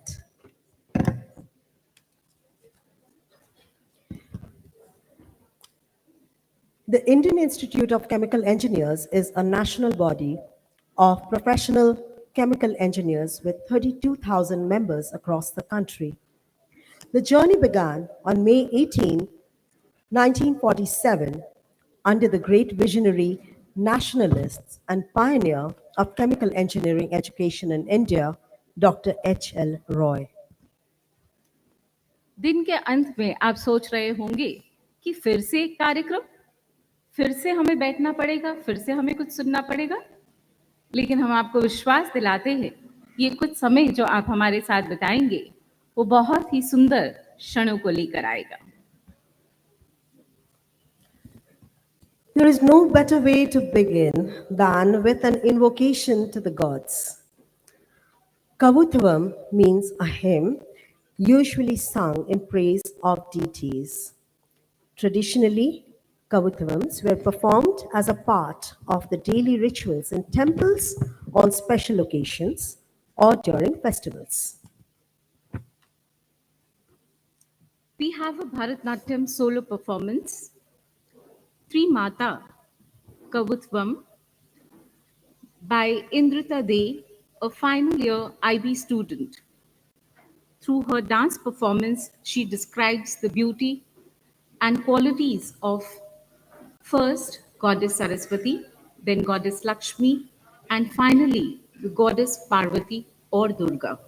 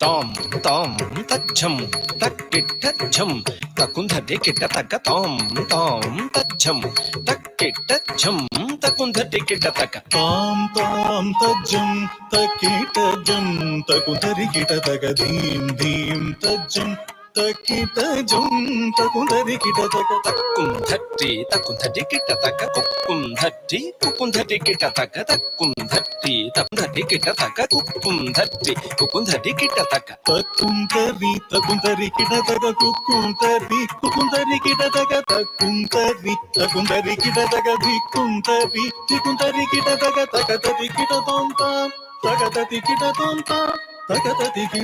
Mata Saraswati Gnanadi Devata Vamahasta Pustaka Dakshine Manimala. Mata Saraswati Gnanadi Devata Vamahasta Pustake Dakshine Manimala. Mata Saraswati Gnanadi Devata Vamahasta Pustake Dakshine Manimala. Veenadhari Taye Gana Nartana Priye Saroja Dvayapade Vande Vande Mataram.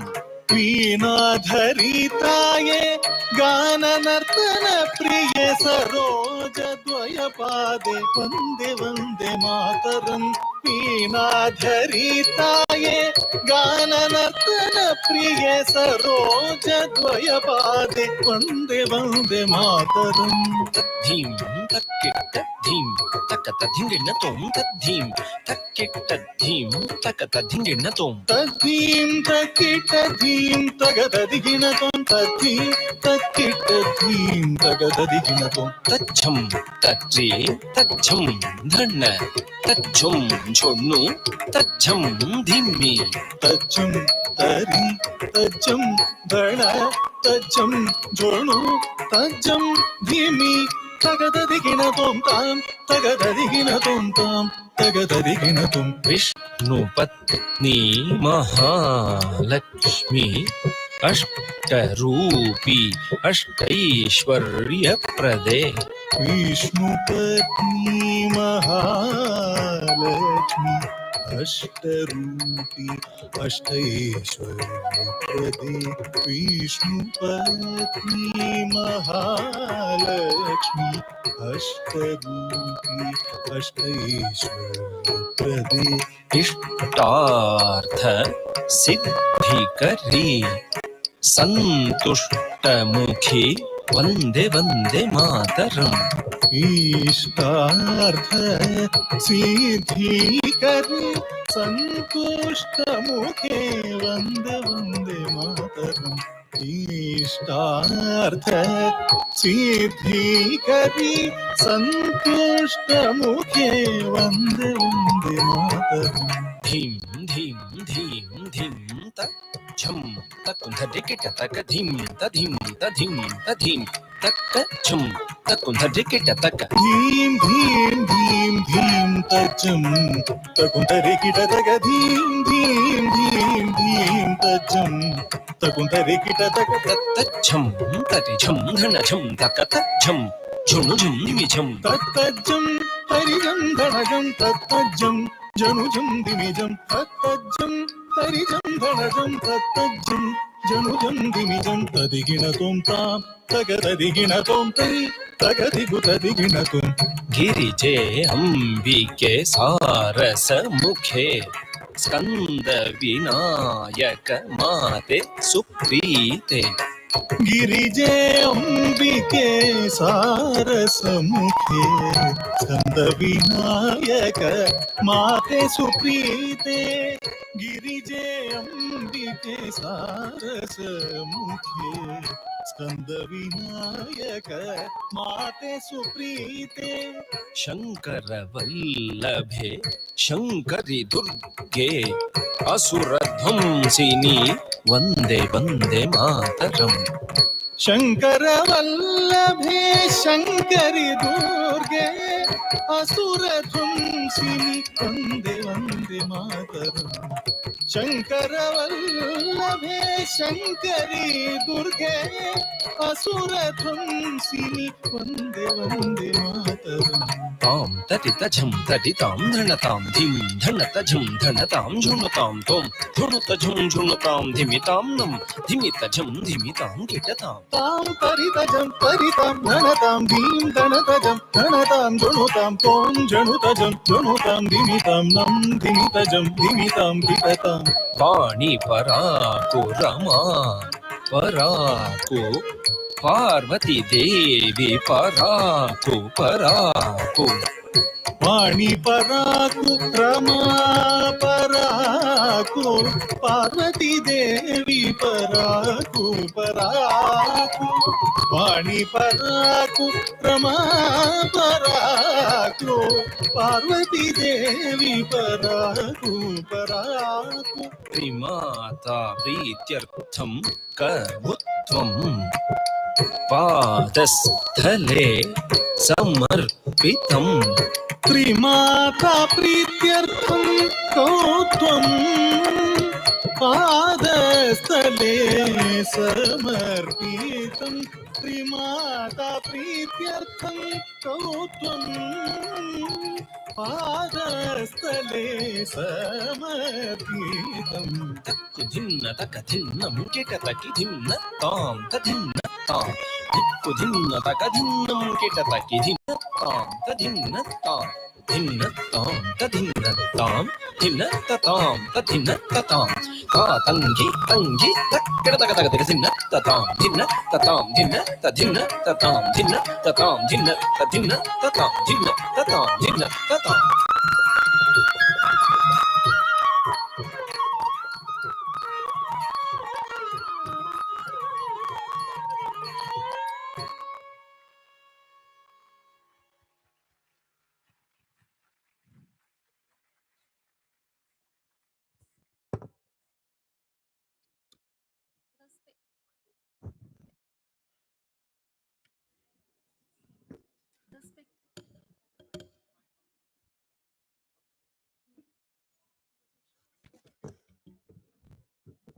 Hello? Yes. The spectacular performance by Indrita has filled this auditorium with a divine and pure energy that will resonate within us in the days to come. Although this conference is aimed at bettering our understanding of the sciences, we began with invoking the power of Durga, Lakshmi, and Saraswati. For what else is mythology but a brilliant infusion of facts and fantasy? Talking of facts, it's time to introduce someone very special here. She's young, she's energetic, she's omnipresent. She's everywhere. She's beautiful, intelligent. Now you'll say, so what? She's also very warm-hearted, someone with a really big heart. Yes, I'm talking of none other but our beloved principal of the Heritage School, Ma'am Seema Sapro. Ma'am, can we welcome you on stage to speak a few words and welcome the audience?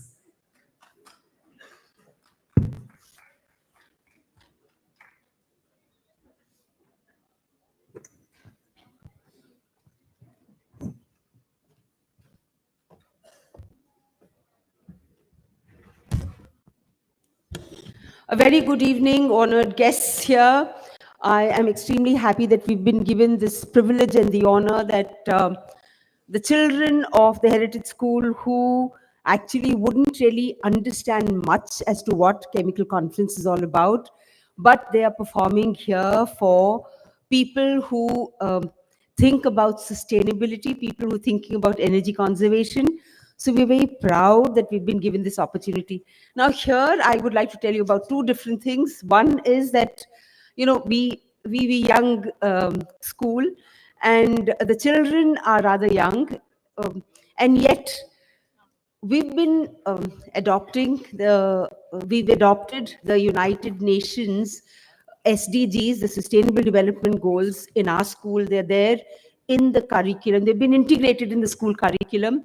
So I can tell you with surety that each child in our school understands what sustainability is. And then when the teachers are transacting the curriculum in the classroom, at that time, children say, okay, we're doing geography. So we're doing this chapter. So which SDG we are talking about? And they say, ma'am, SDG number 2, SDG number 3, SDG number 17. So we are extremely proud of our children that they know what the sustainable development goals are and what are they expected to do. And I feel even if our generation, we didn't know much about it because we didn't really know that we needed to conserve energy. We were so ignorant of it. So these children are educating their parents so that they become aware of everything. So that's one thing. Secondly, what makes me very happy and proud is that some of our students who've graduated from our school, they are now making packaging material out of the stubble that is burnt in Punjab. So there are people who are thinking of various ways of making sure that that stubble isn't burnt. And here we have these young children, 17, 18-year-olds, who are reusing it and making sure that the stubble burning doesn't happen and the pollution AQI that we talk about, air quality index. So stubble burning will reduce the pollution here in our country. That's one thing. Secondly, this is my last one. If I'm taking too much time, I'm sorry. On the 8th of January, we have some of our students and teachers. We are walking for 24 long hours. We're starting on 8th January at 2 p.m. and we will continue walking for 24 hours till the 9th of January, 2 p.m. We will start the walk at the Heritage School, from the Heritage School at 2 p.m. 8 January. We will end the walk at the Heritage School, 2 p.m. All night, all day, children will be walking. Some of them, of course, whoever can, they'll walk for 2 hours, 3 hours, whatever. But 3 of our teachers, young teachers, they will be walking for 24 hours. And the message here is that you don't need to run your errands in a way that you use fuel. You can walk and you can do a whole lot of small little, things that you need to do. Go to the marketplace, go to a friend's house. You don't have to take out your four-wheeler and two-wheeler all the time. So you can walk it.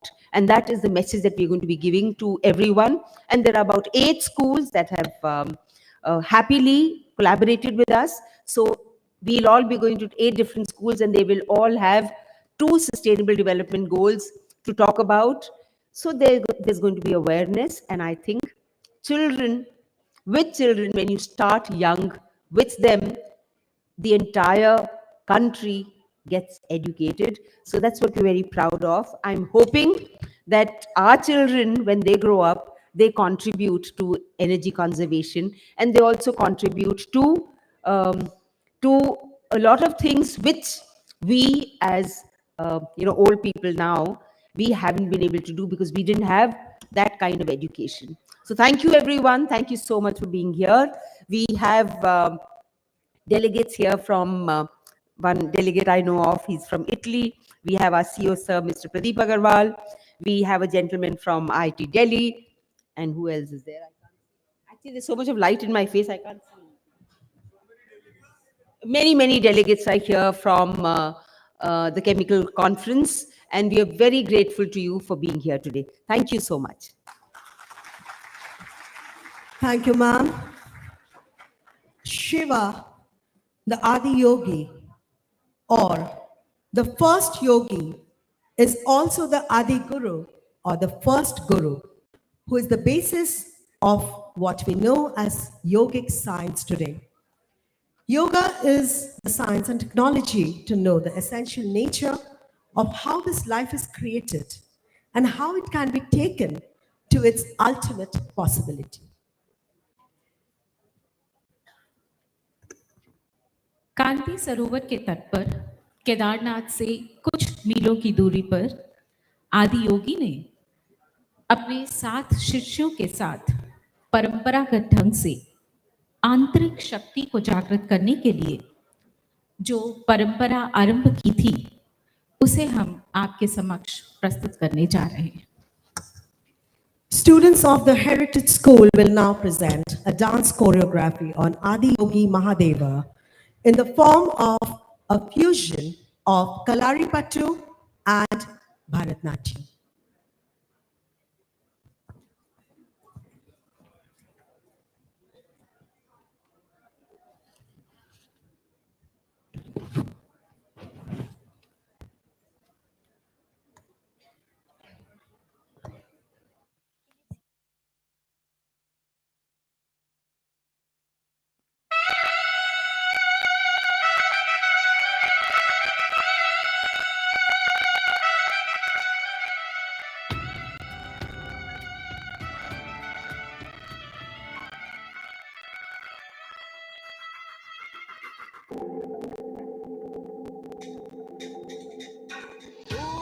उस आकाश की गहराइयों में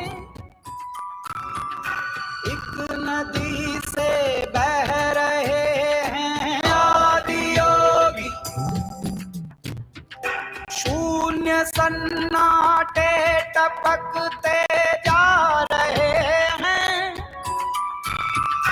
मौन से सब कह रहे हैं आदि योगी। योग के इस स्पर्श से अब योग में करना है तन मन। सांस शाश्वत सनन सननन, प्राण गुंजन धनन गणनन। उतरे मुझ में आदि योगी, योग धारा छलक छन छन।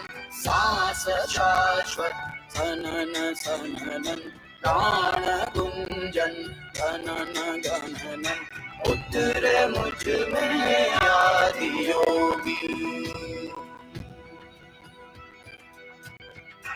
उतरे मुझ में आदि योगी।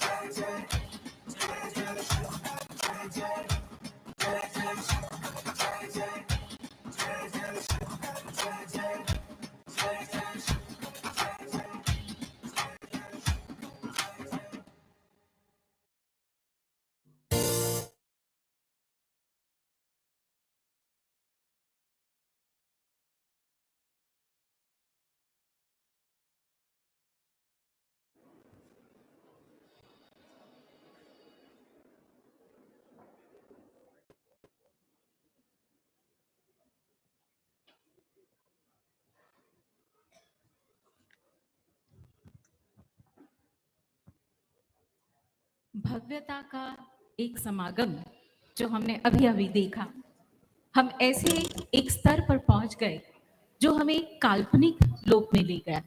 सही ना? एक काल्पनिक लोक में हम चले गए थे कुछ समय के लिए। হ্যাঁ ম্যাম, সেটা ঠিক, কিন্তু কল্পনা বললে কিন্তু আমার বাংলা কবিতার কথা মনে পড়ে। বাংলা কবিতা বললে আমার তো সুকুমার রায়ের কথা মনে পড়ে। এখানে সায়েন্সের কনফারেন্স, সুকুমার রায়ের কথা কেন তোমার মনে পড়ে? কেন? সুকুমার রায়ের গোঁফ চুরি। গোঁফ চুরির কথা মনে পড়ে, অল্প অল্প পড়ে। তোর মনে আছে কবিতাটা? হ্যাঁ, আমি শোনাচ্ছি।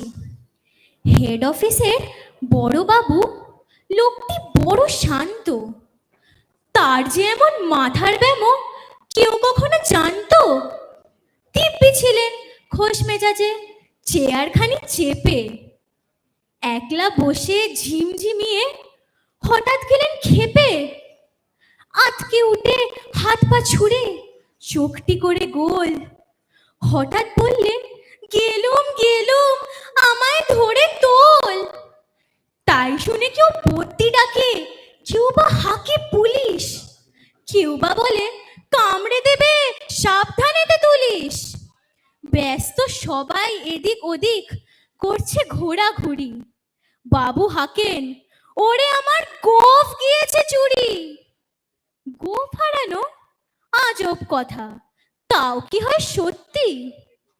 গোঁফ জোড়া তো তেমনি আছে, কমেনি এক রত্তি।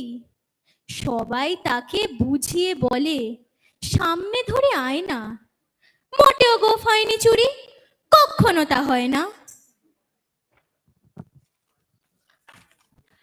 রেগে আগুন তেলে বেগুন, তেড়ে বলেন তিনি, কারো কথার ধার ধারি নে, সব ব্যাটাকেই চিনি। নোংরা ছাটা খ্যাংরা ঝাঁটা বিচ্ছিরি আর ময়লা, এমন গোঁফ তো রাখতো জানি শ্যামবাবুদের গয়লা। এ গোঁফ যদি আমার বলিস, করব তোদের জবাই। এই না বলে জরিমানা করলেন তিনি সবাই। ভীষণ রেগে বিষম খেয়ে দিলেন লিখে খাতায়, কাউকে বেশি লাই দিতে নেই, সবাই চড়ে মাথায়। অফিসের এই বাদরগুলো মাথায় খালি গোবর, গোঁফ জোড়া যে কোথায় গেল কেউ রাখে না খবর। ইচ্ছে করে এই ব্যাটাদের গোঁফ ধরে খুব নাচি, মুখ্যগুলো মুন্ডু ধরে কোদাল দিয়ে চাচি। গোঁফকে বলে তোমার আমার, গোঁফ কি কারুর কেনা? গোঁফের আমি, গোঁফের তবলায় দুটো যাচ্ছে তো। গোঁফ দিয়ে যায় চেনা।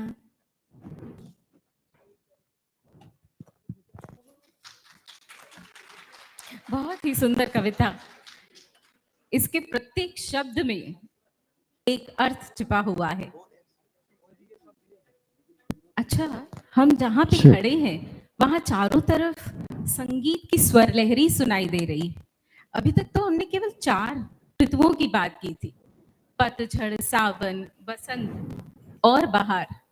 यहाँ पे तो संगीत का भी महोत्सव हो गया। क्यों, क्या कहते हैं, संगीत का महोत्सव है क्या? बिल्कुल। যেটা এক দেখালো ওটা It একই is দেবে। said, old is gold. Let us now relax and soak in the haunting melodies of the yesteryears as we listen to some golden oldies.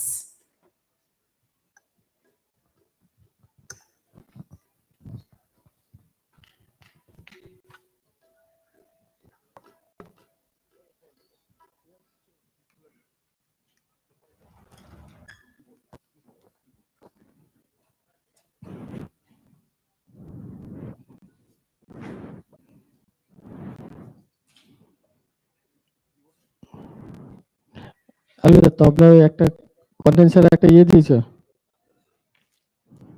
তলাটা বাজান।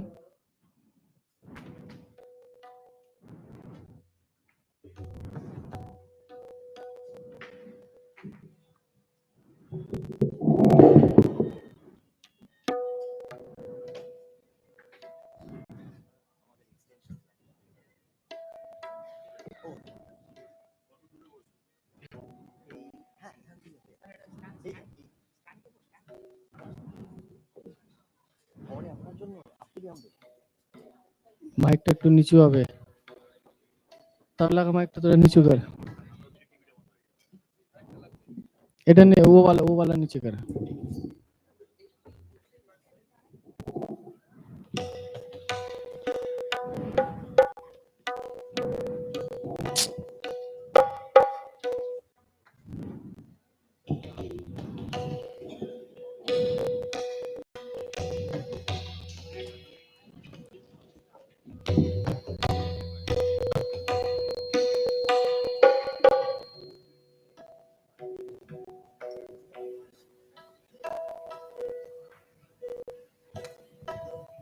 थोड़ा सा समय इन्हें और देते हैं और 4 पंक्तियां मैं आपको सुनाती हूँ।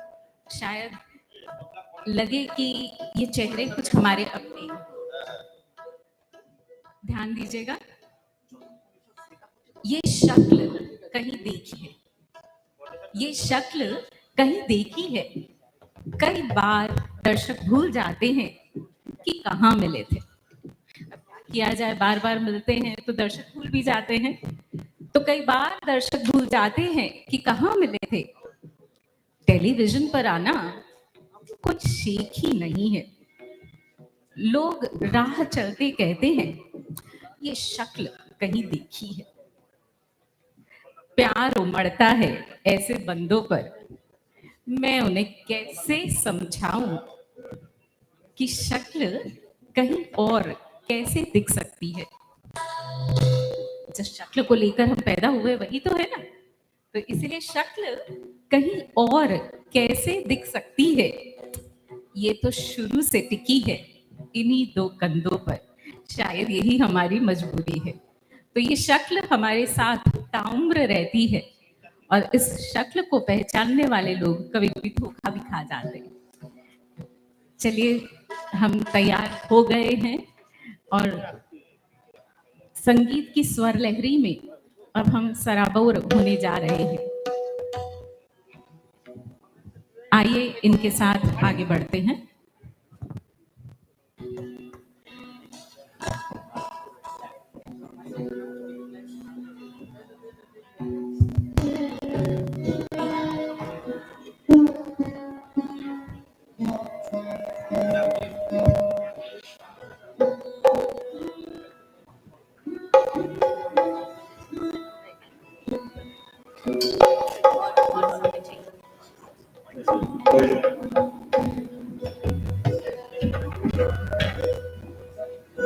तकनीक के इस युग में हमने बहुत आगे तो हम निकल गए हैं, लेकिन कभी कभी थोड़ा सा रुकना पड़ता है, ये सोचते हुए कि वो हमारे साथ कदम से कदम मिलाएगी।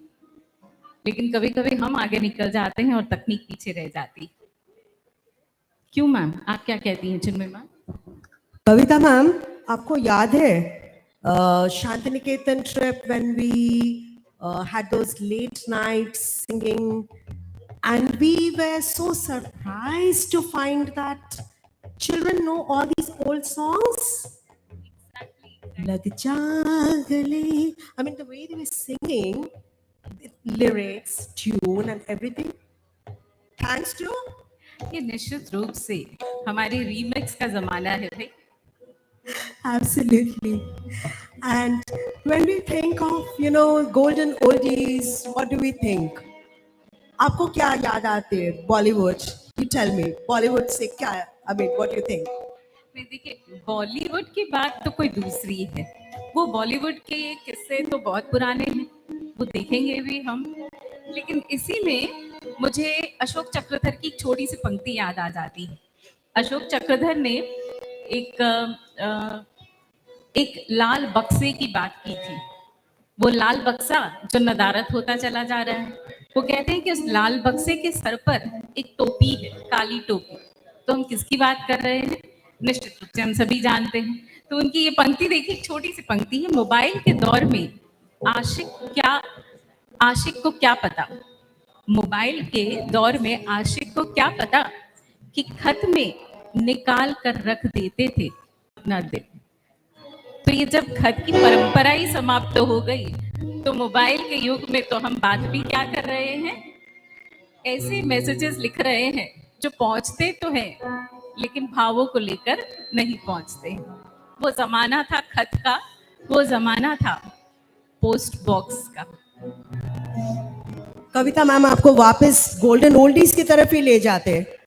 Okay, so what comes to your mind when we say golden oldies, Bollywood, hairstyle? दिखा सकते हैं आप? शायद हम जीते जागते प्रमाण है इसके, क्या था और क्या है, समय के साथ चल पड़े. So, doe-eyed eyeliners, before hairstyles, chiffon saris. Really, I mean, we really feel nostalgic, isn't it, when we remember all those? उस युग के कभी भी है, इसीलिए हम उसके बारे में इतनी बात कर पा रहे हैं. लेकिन हाँ, जब नए युग की बात करते हैं, सुलग्ना मैम कहाँ गई? सुलग्ना मैम आ जाइए, हम आपकी भी बात कर रहे हैं, आप भी इसी युग की हैं हमारे साथ. I think let's hear the students now sing because I think they're ready. So, बेसब्री से जिसका इंतजार कर रहे थे, वो समय आ गया.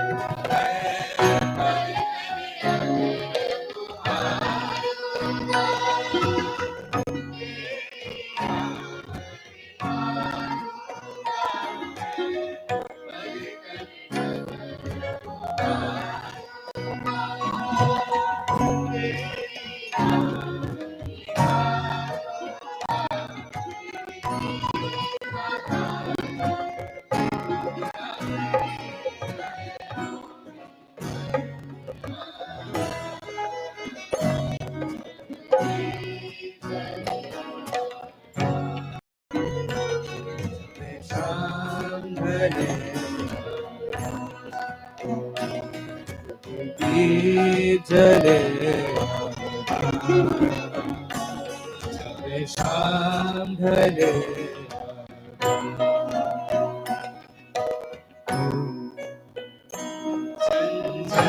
चितवन धीरे से तेरा ये सितारा चंचल सा बदन चंचल चितवन धीरे से तेरा ये सितारा मुझे दोष न देना जग वालों मुझे दोष न देना जग वालों हो जाओ अगर मैं गाना चंदन सा बदन चंचल चितवन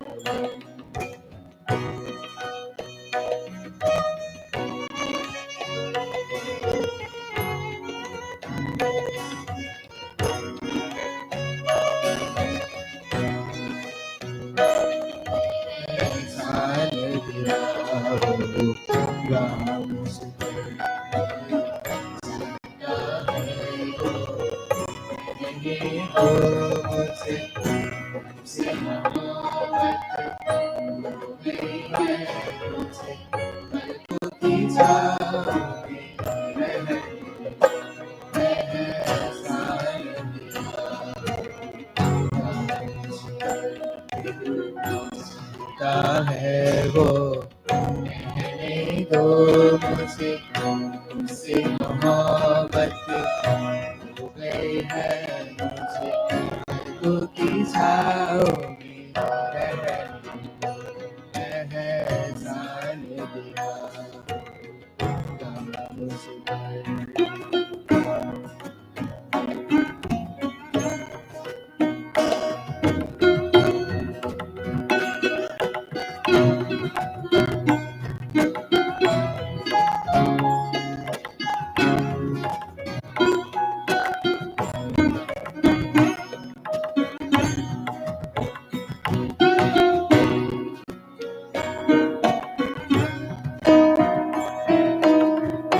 तुमने मुझको हंसना सिखाया ओ तुमने मुझको हंसना सिखाया रोने कहोगे रोलेंगे अब रोने कहोगे रोलेंगे अब आंसू का हमारे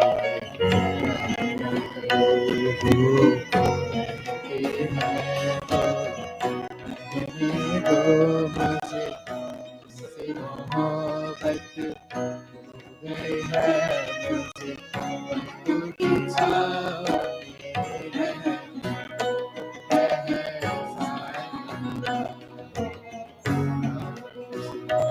होठों से छू लो मेरा गीत अमर कर दो बन जाओ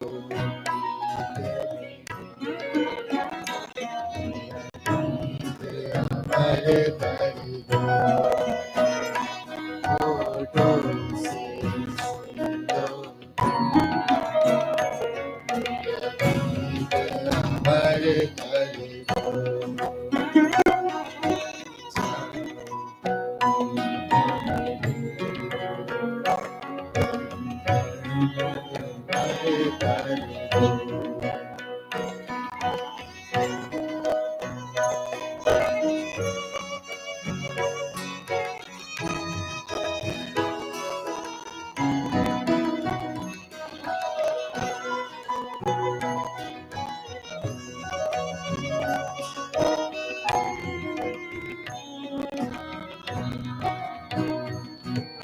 आकाश का सूनापन मेरे तन्हा मन में आकाश का सूनापन मेरे तन्हा मन में पायल छन आती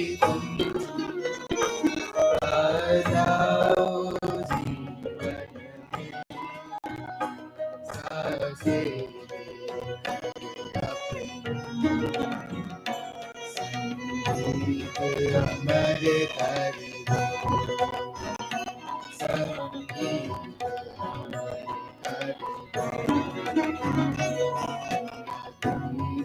अमर कर दो अमर कर दो संगीत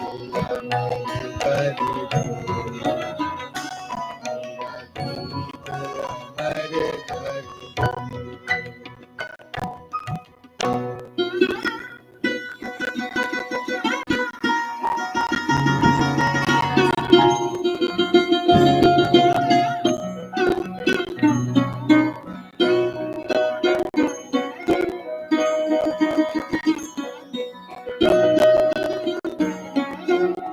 कर नाम गुम जाएगा चेहरा बदल जाएगा मेरी आवाज़ भी पहचानेगा कर याद नाम गुम जाएगा चेहरा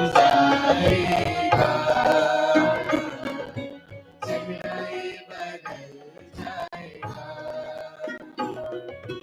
मेरी आवाज़ भी पहचानेगा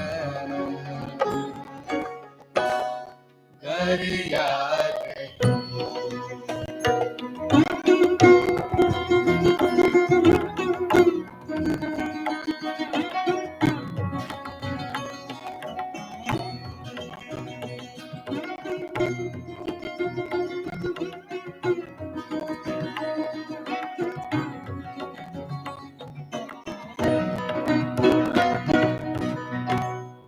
वक्त के सितारे हम हंसी नहीं आज है यहाँ कल कभी नहीं वक्त से परे अगर मिल गए कहीं मेरी आवाज़ ही पहचान है घर याद रहे नाम गुम जाएगा चेहरा ये बदल जाएगा मेरी आवाज़ ही पहचान है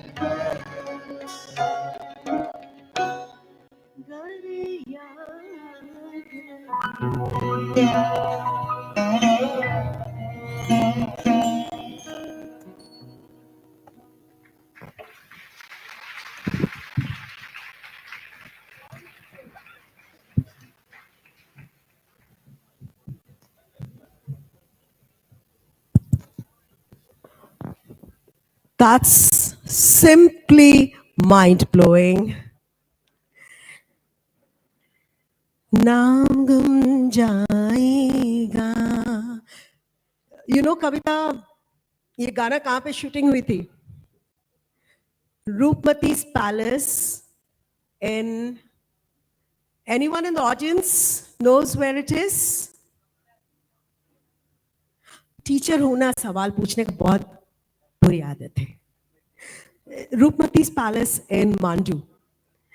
Anyway, so with the golden oldies coming to an end, it is not the end of the evening. And now we would like to invite Sulagna Ma'am to continue with the proceedings.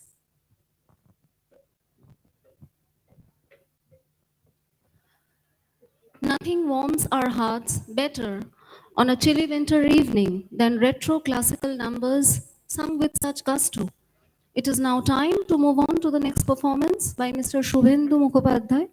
Shubhendu sir is our school's very own teacher for mime. In this performance, he will create illusions through gesture, expression, and movement. The piece will demonstrate the necessity of the performance control over his body. Let us sit back and lose ourselves in the world of illusions that Shubhendu sir is going to create.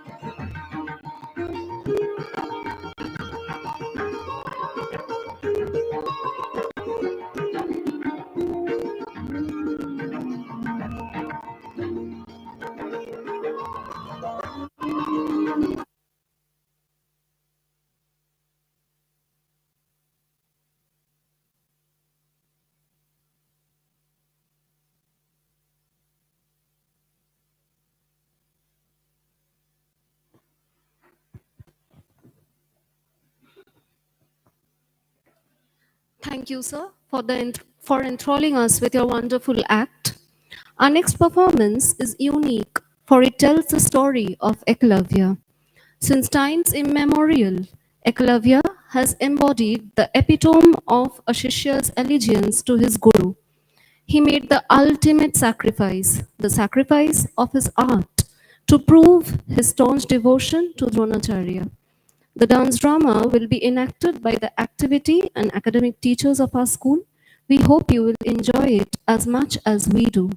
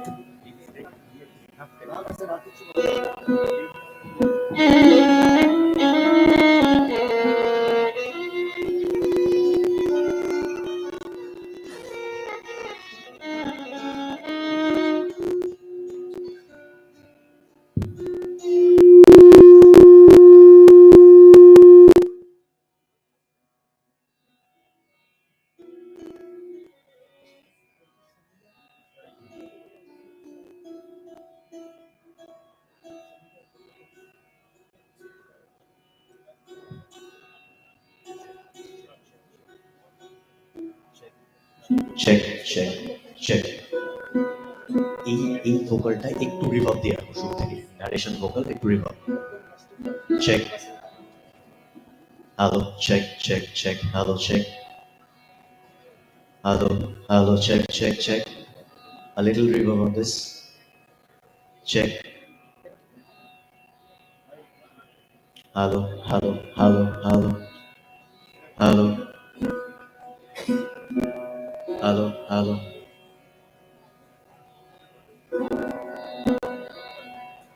Hello, hello, hello.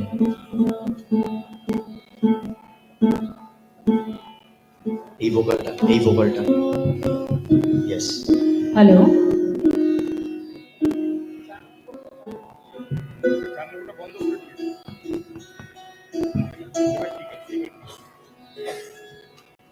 Harmonium, harmonium, mic.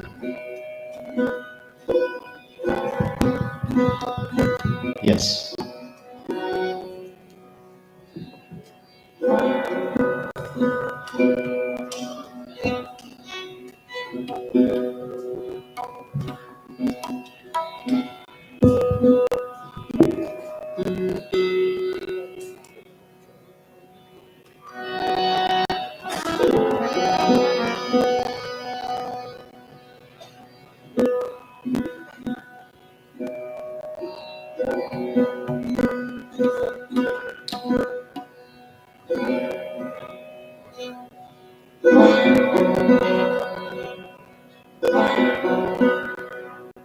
Long ago, in the forests of Hastinapur, lived a Nishada prince named Ekalavya. Ekalavya wanted to be the greatest archer the world had ever seen. He went to Dronacharya, seeking him as a guru. But Dronacharya was the teacher to the royal court. He could not teach anyone apart from royalty. Ekalavya came back. He sculpted a mud statue of Dronacharya. So great was his devotion that he would seek blessings from it and practice his skills.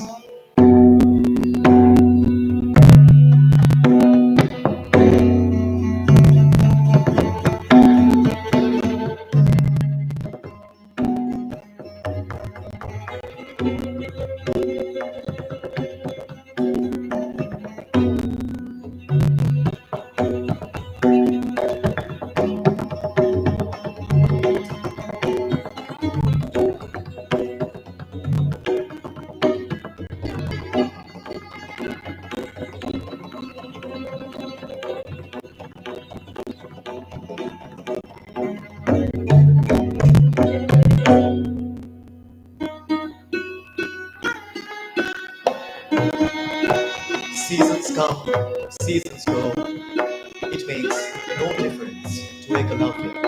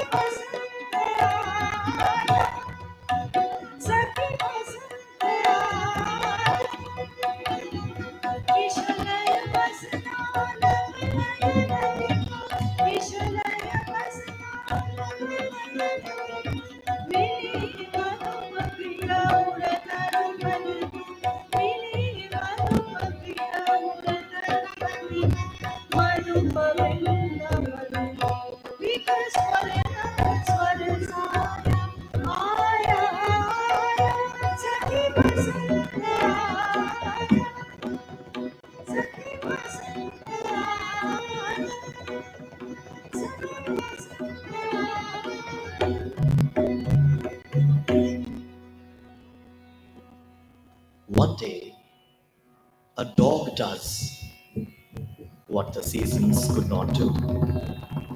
Its barks disturb Ekalavya.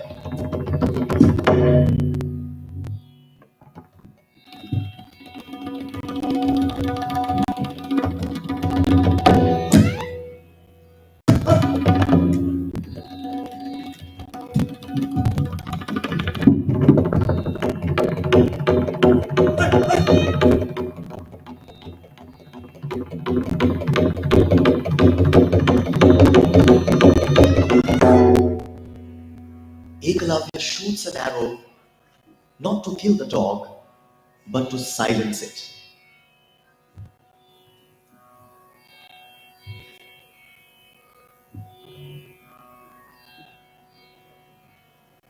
Dronacharya sees the dog and immediately identifies its condition as the doing of a very skilled archer. The dog leads Dronacharya to Ekalavya.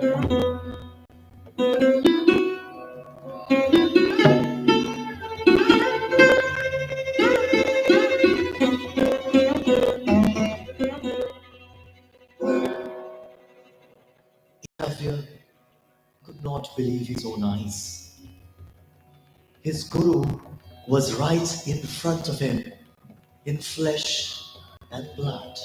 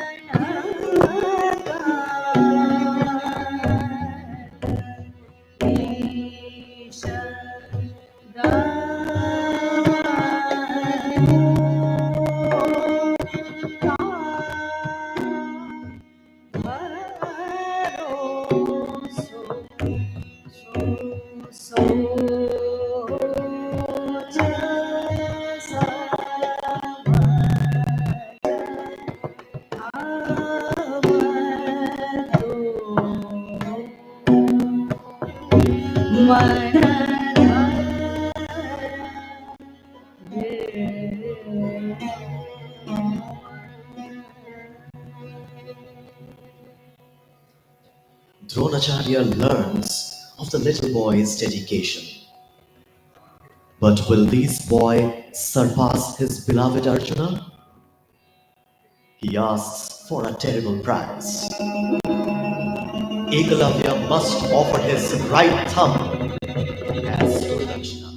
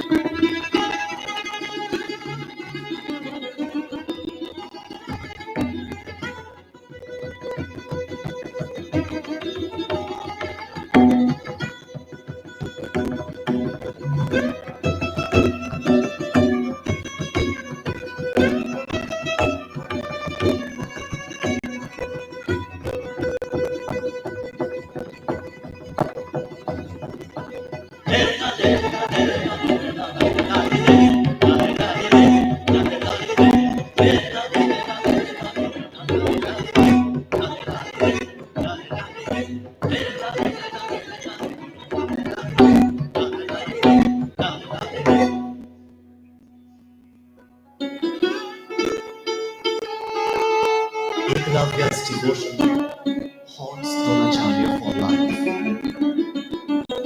A scholar with devotion and discipline holds the power to surpass even his guru. He remastered archery with his remaining 4 fingers and left a resounding statement for generations of scholars and gurus to come.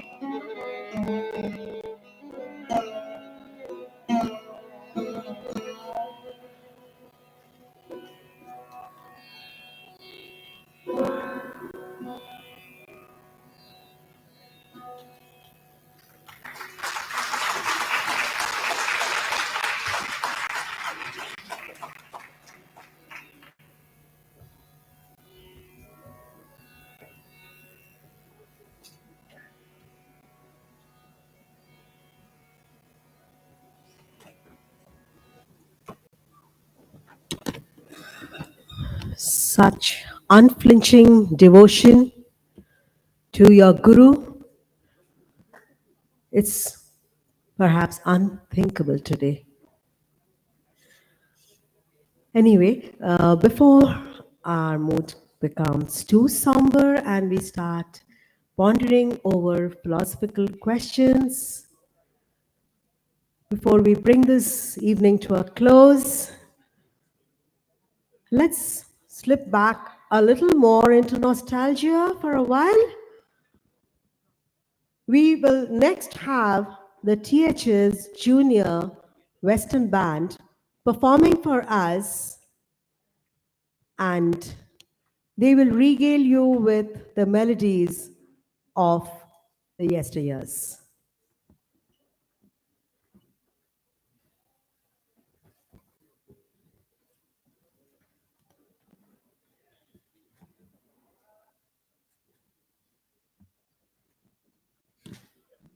We don't know what, I cannot disclose what they are going to sing. Yes, they're going to sing, not just instrumental, but they're going to sing. And you can keep guessing. Is it going to be Boney M? Is it going to be ABBA? Is it going to be, we can keep guessing, but I'm sure whichever number they sing, it is going to be one of your favorite ones.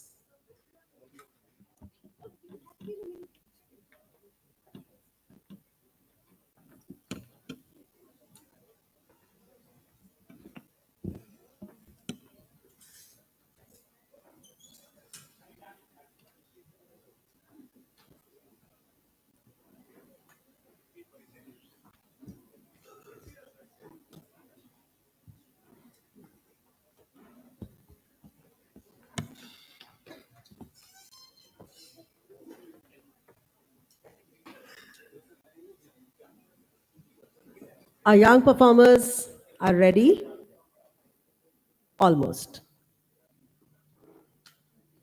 So, all set? Okay.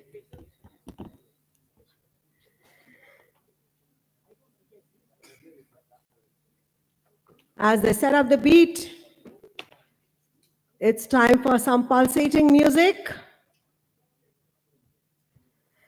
And I'm sure our young performers will live up to the name of the THS Junior Western Band.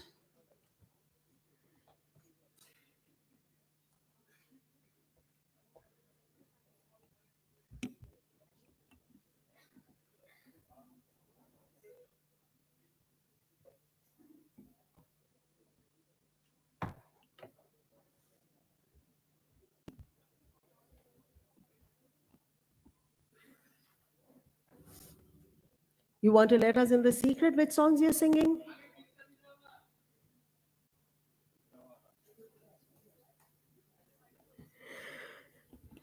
Would you like to share your secret as to which songs you're singing? No, I haven't allowed any spoilers. I have not allowed any spoilers.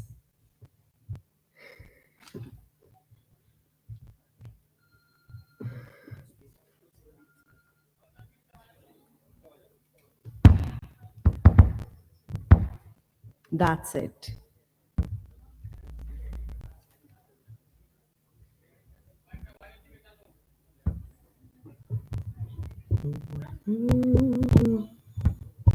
Ready? They are not.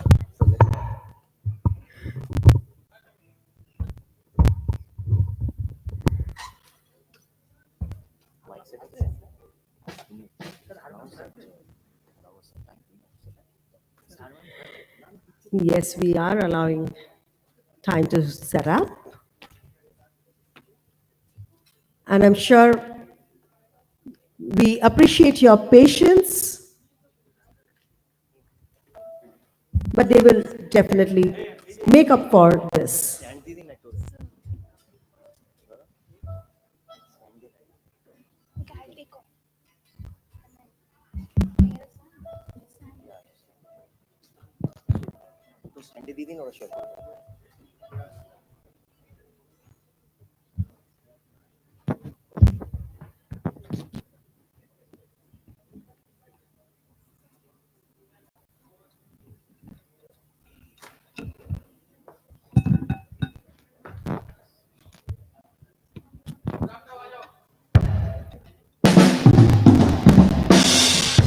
Okay, all set.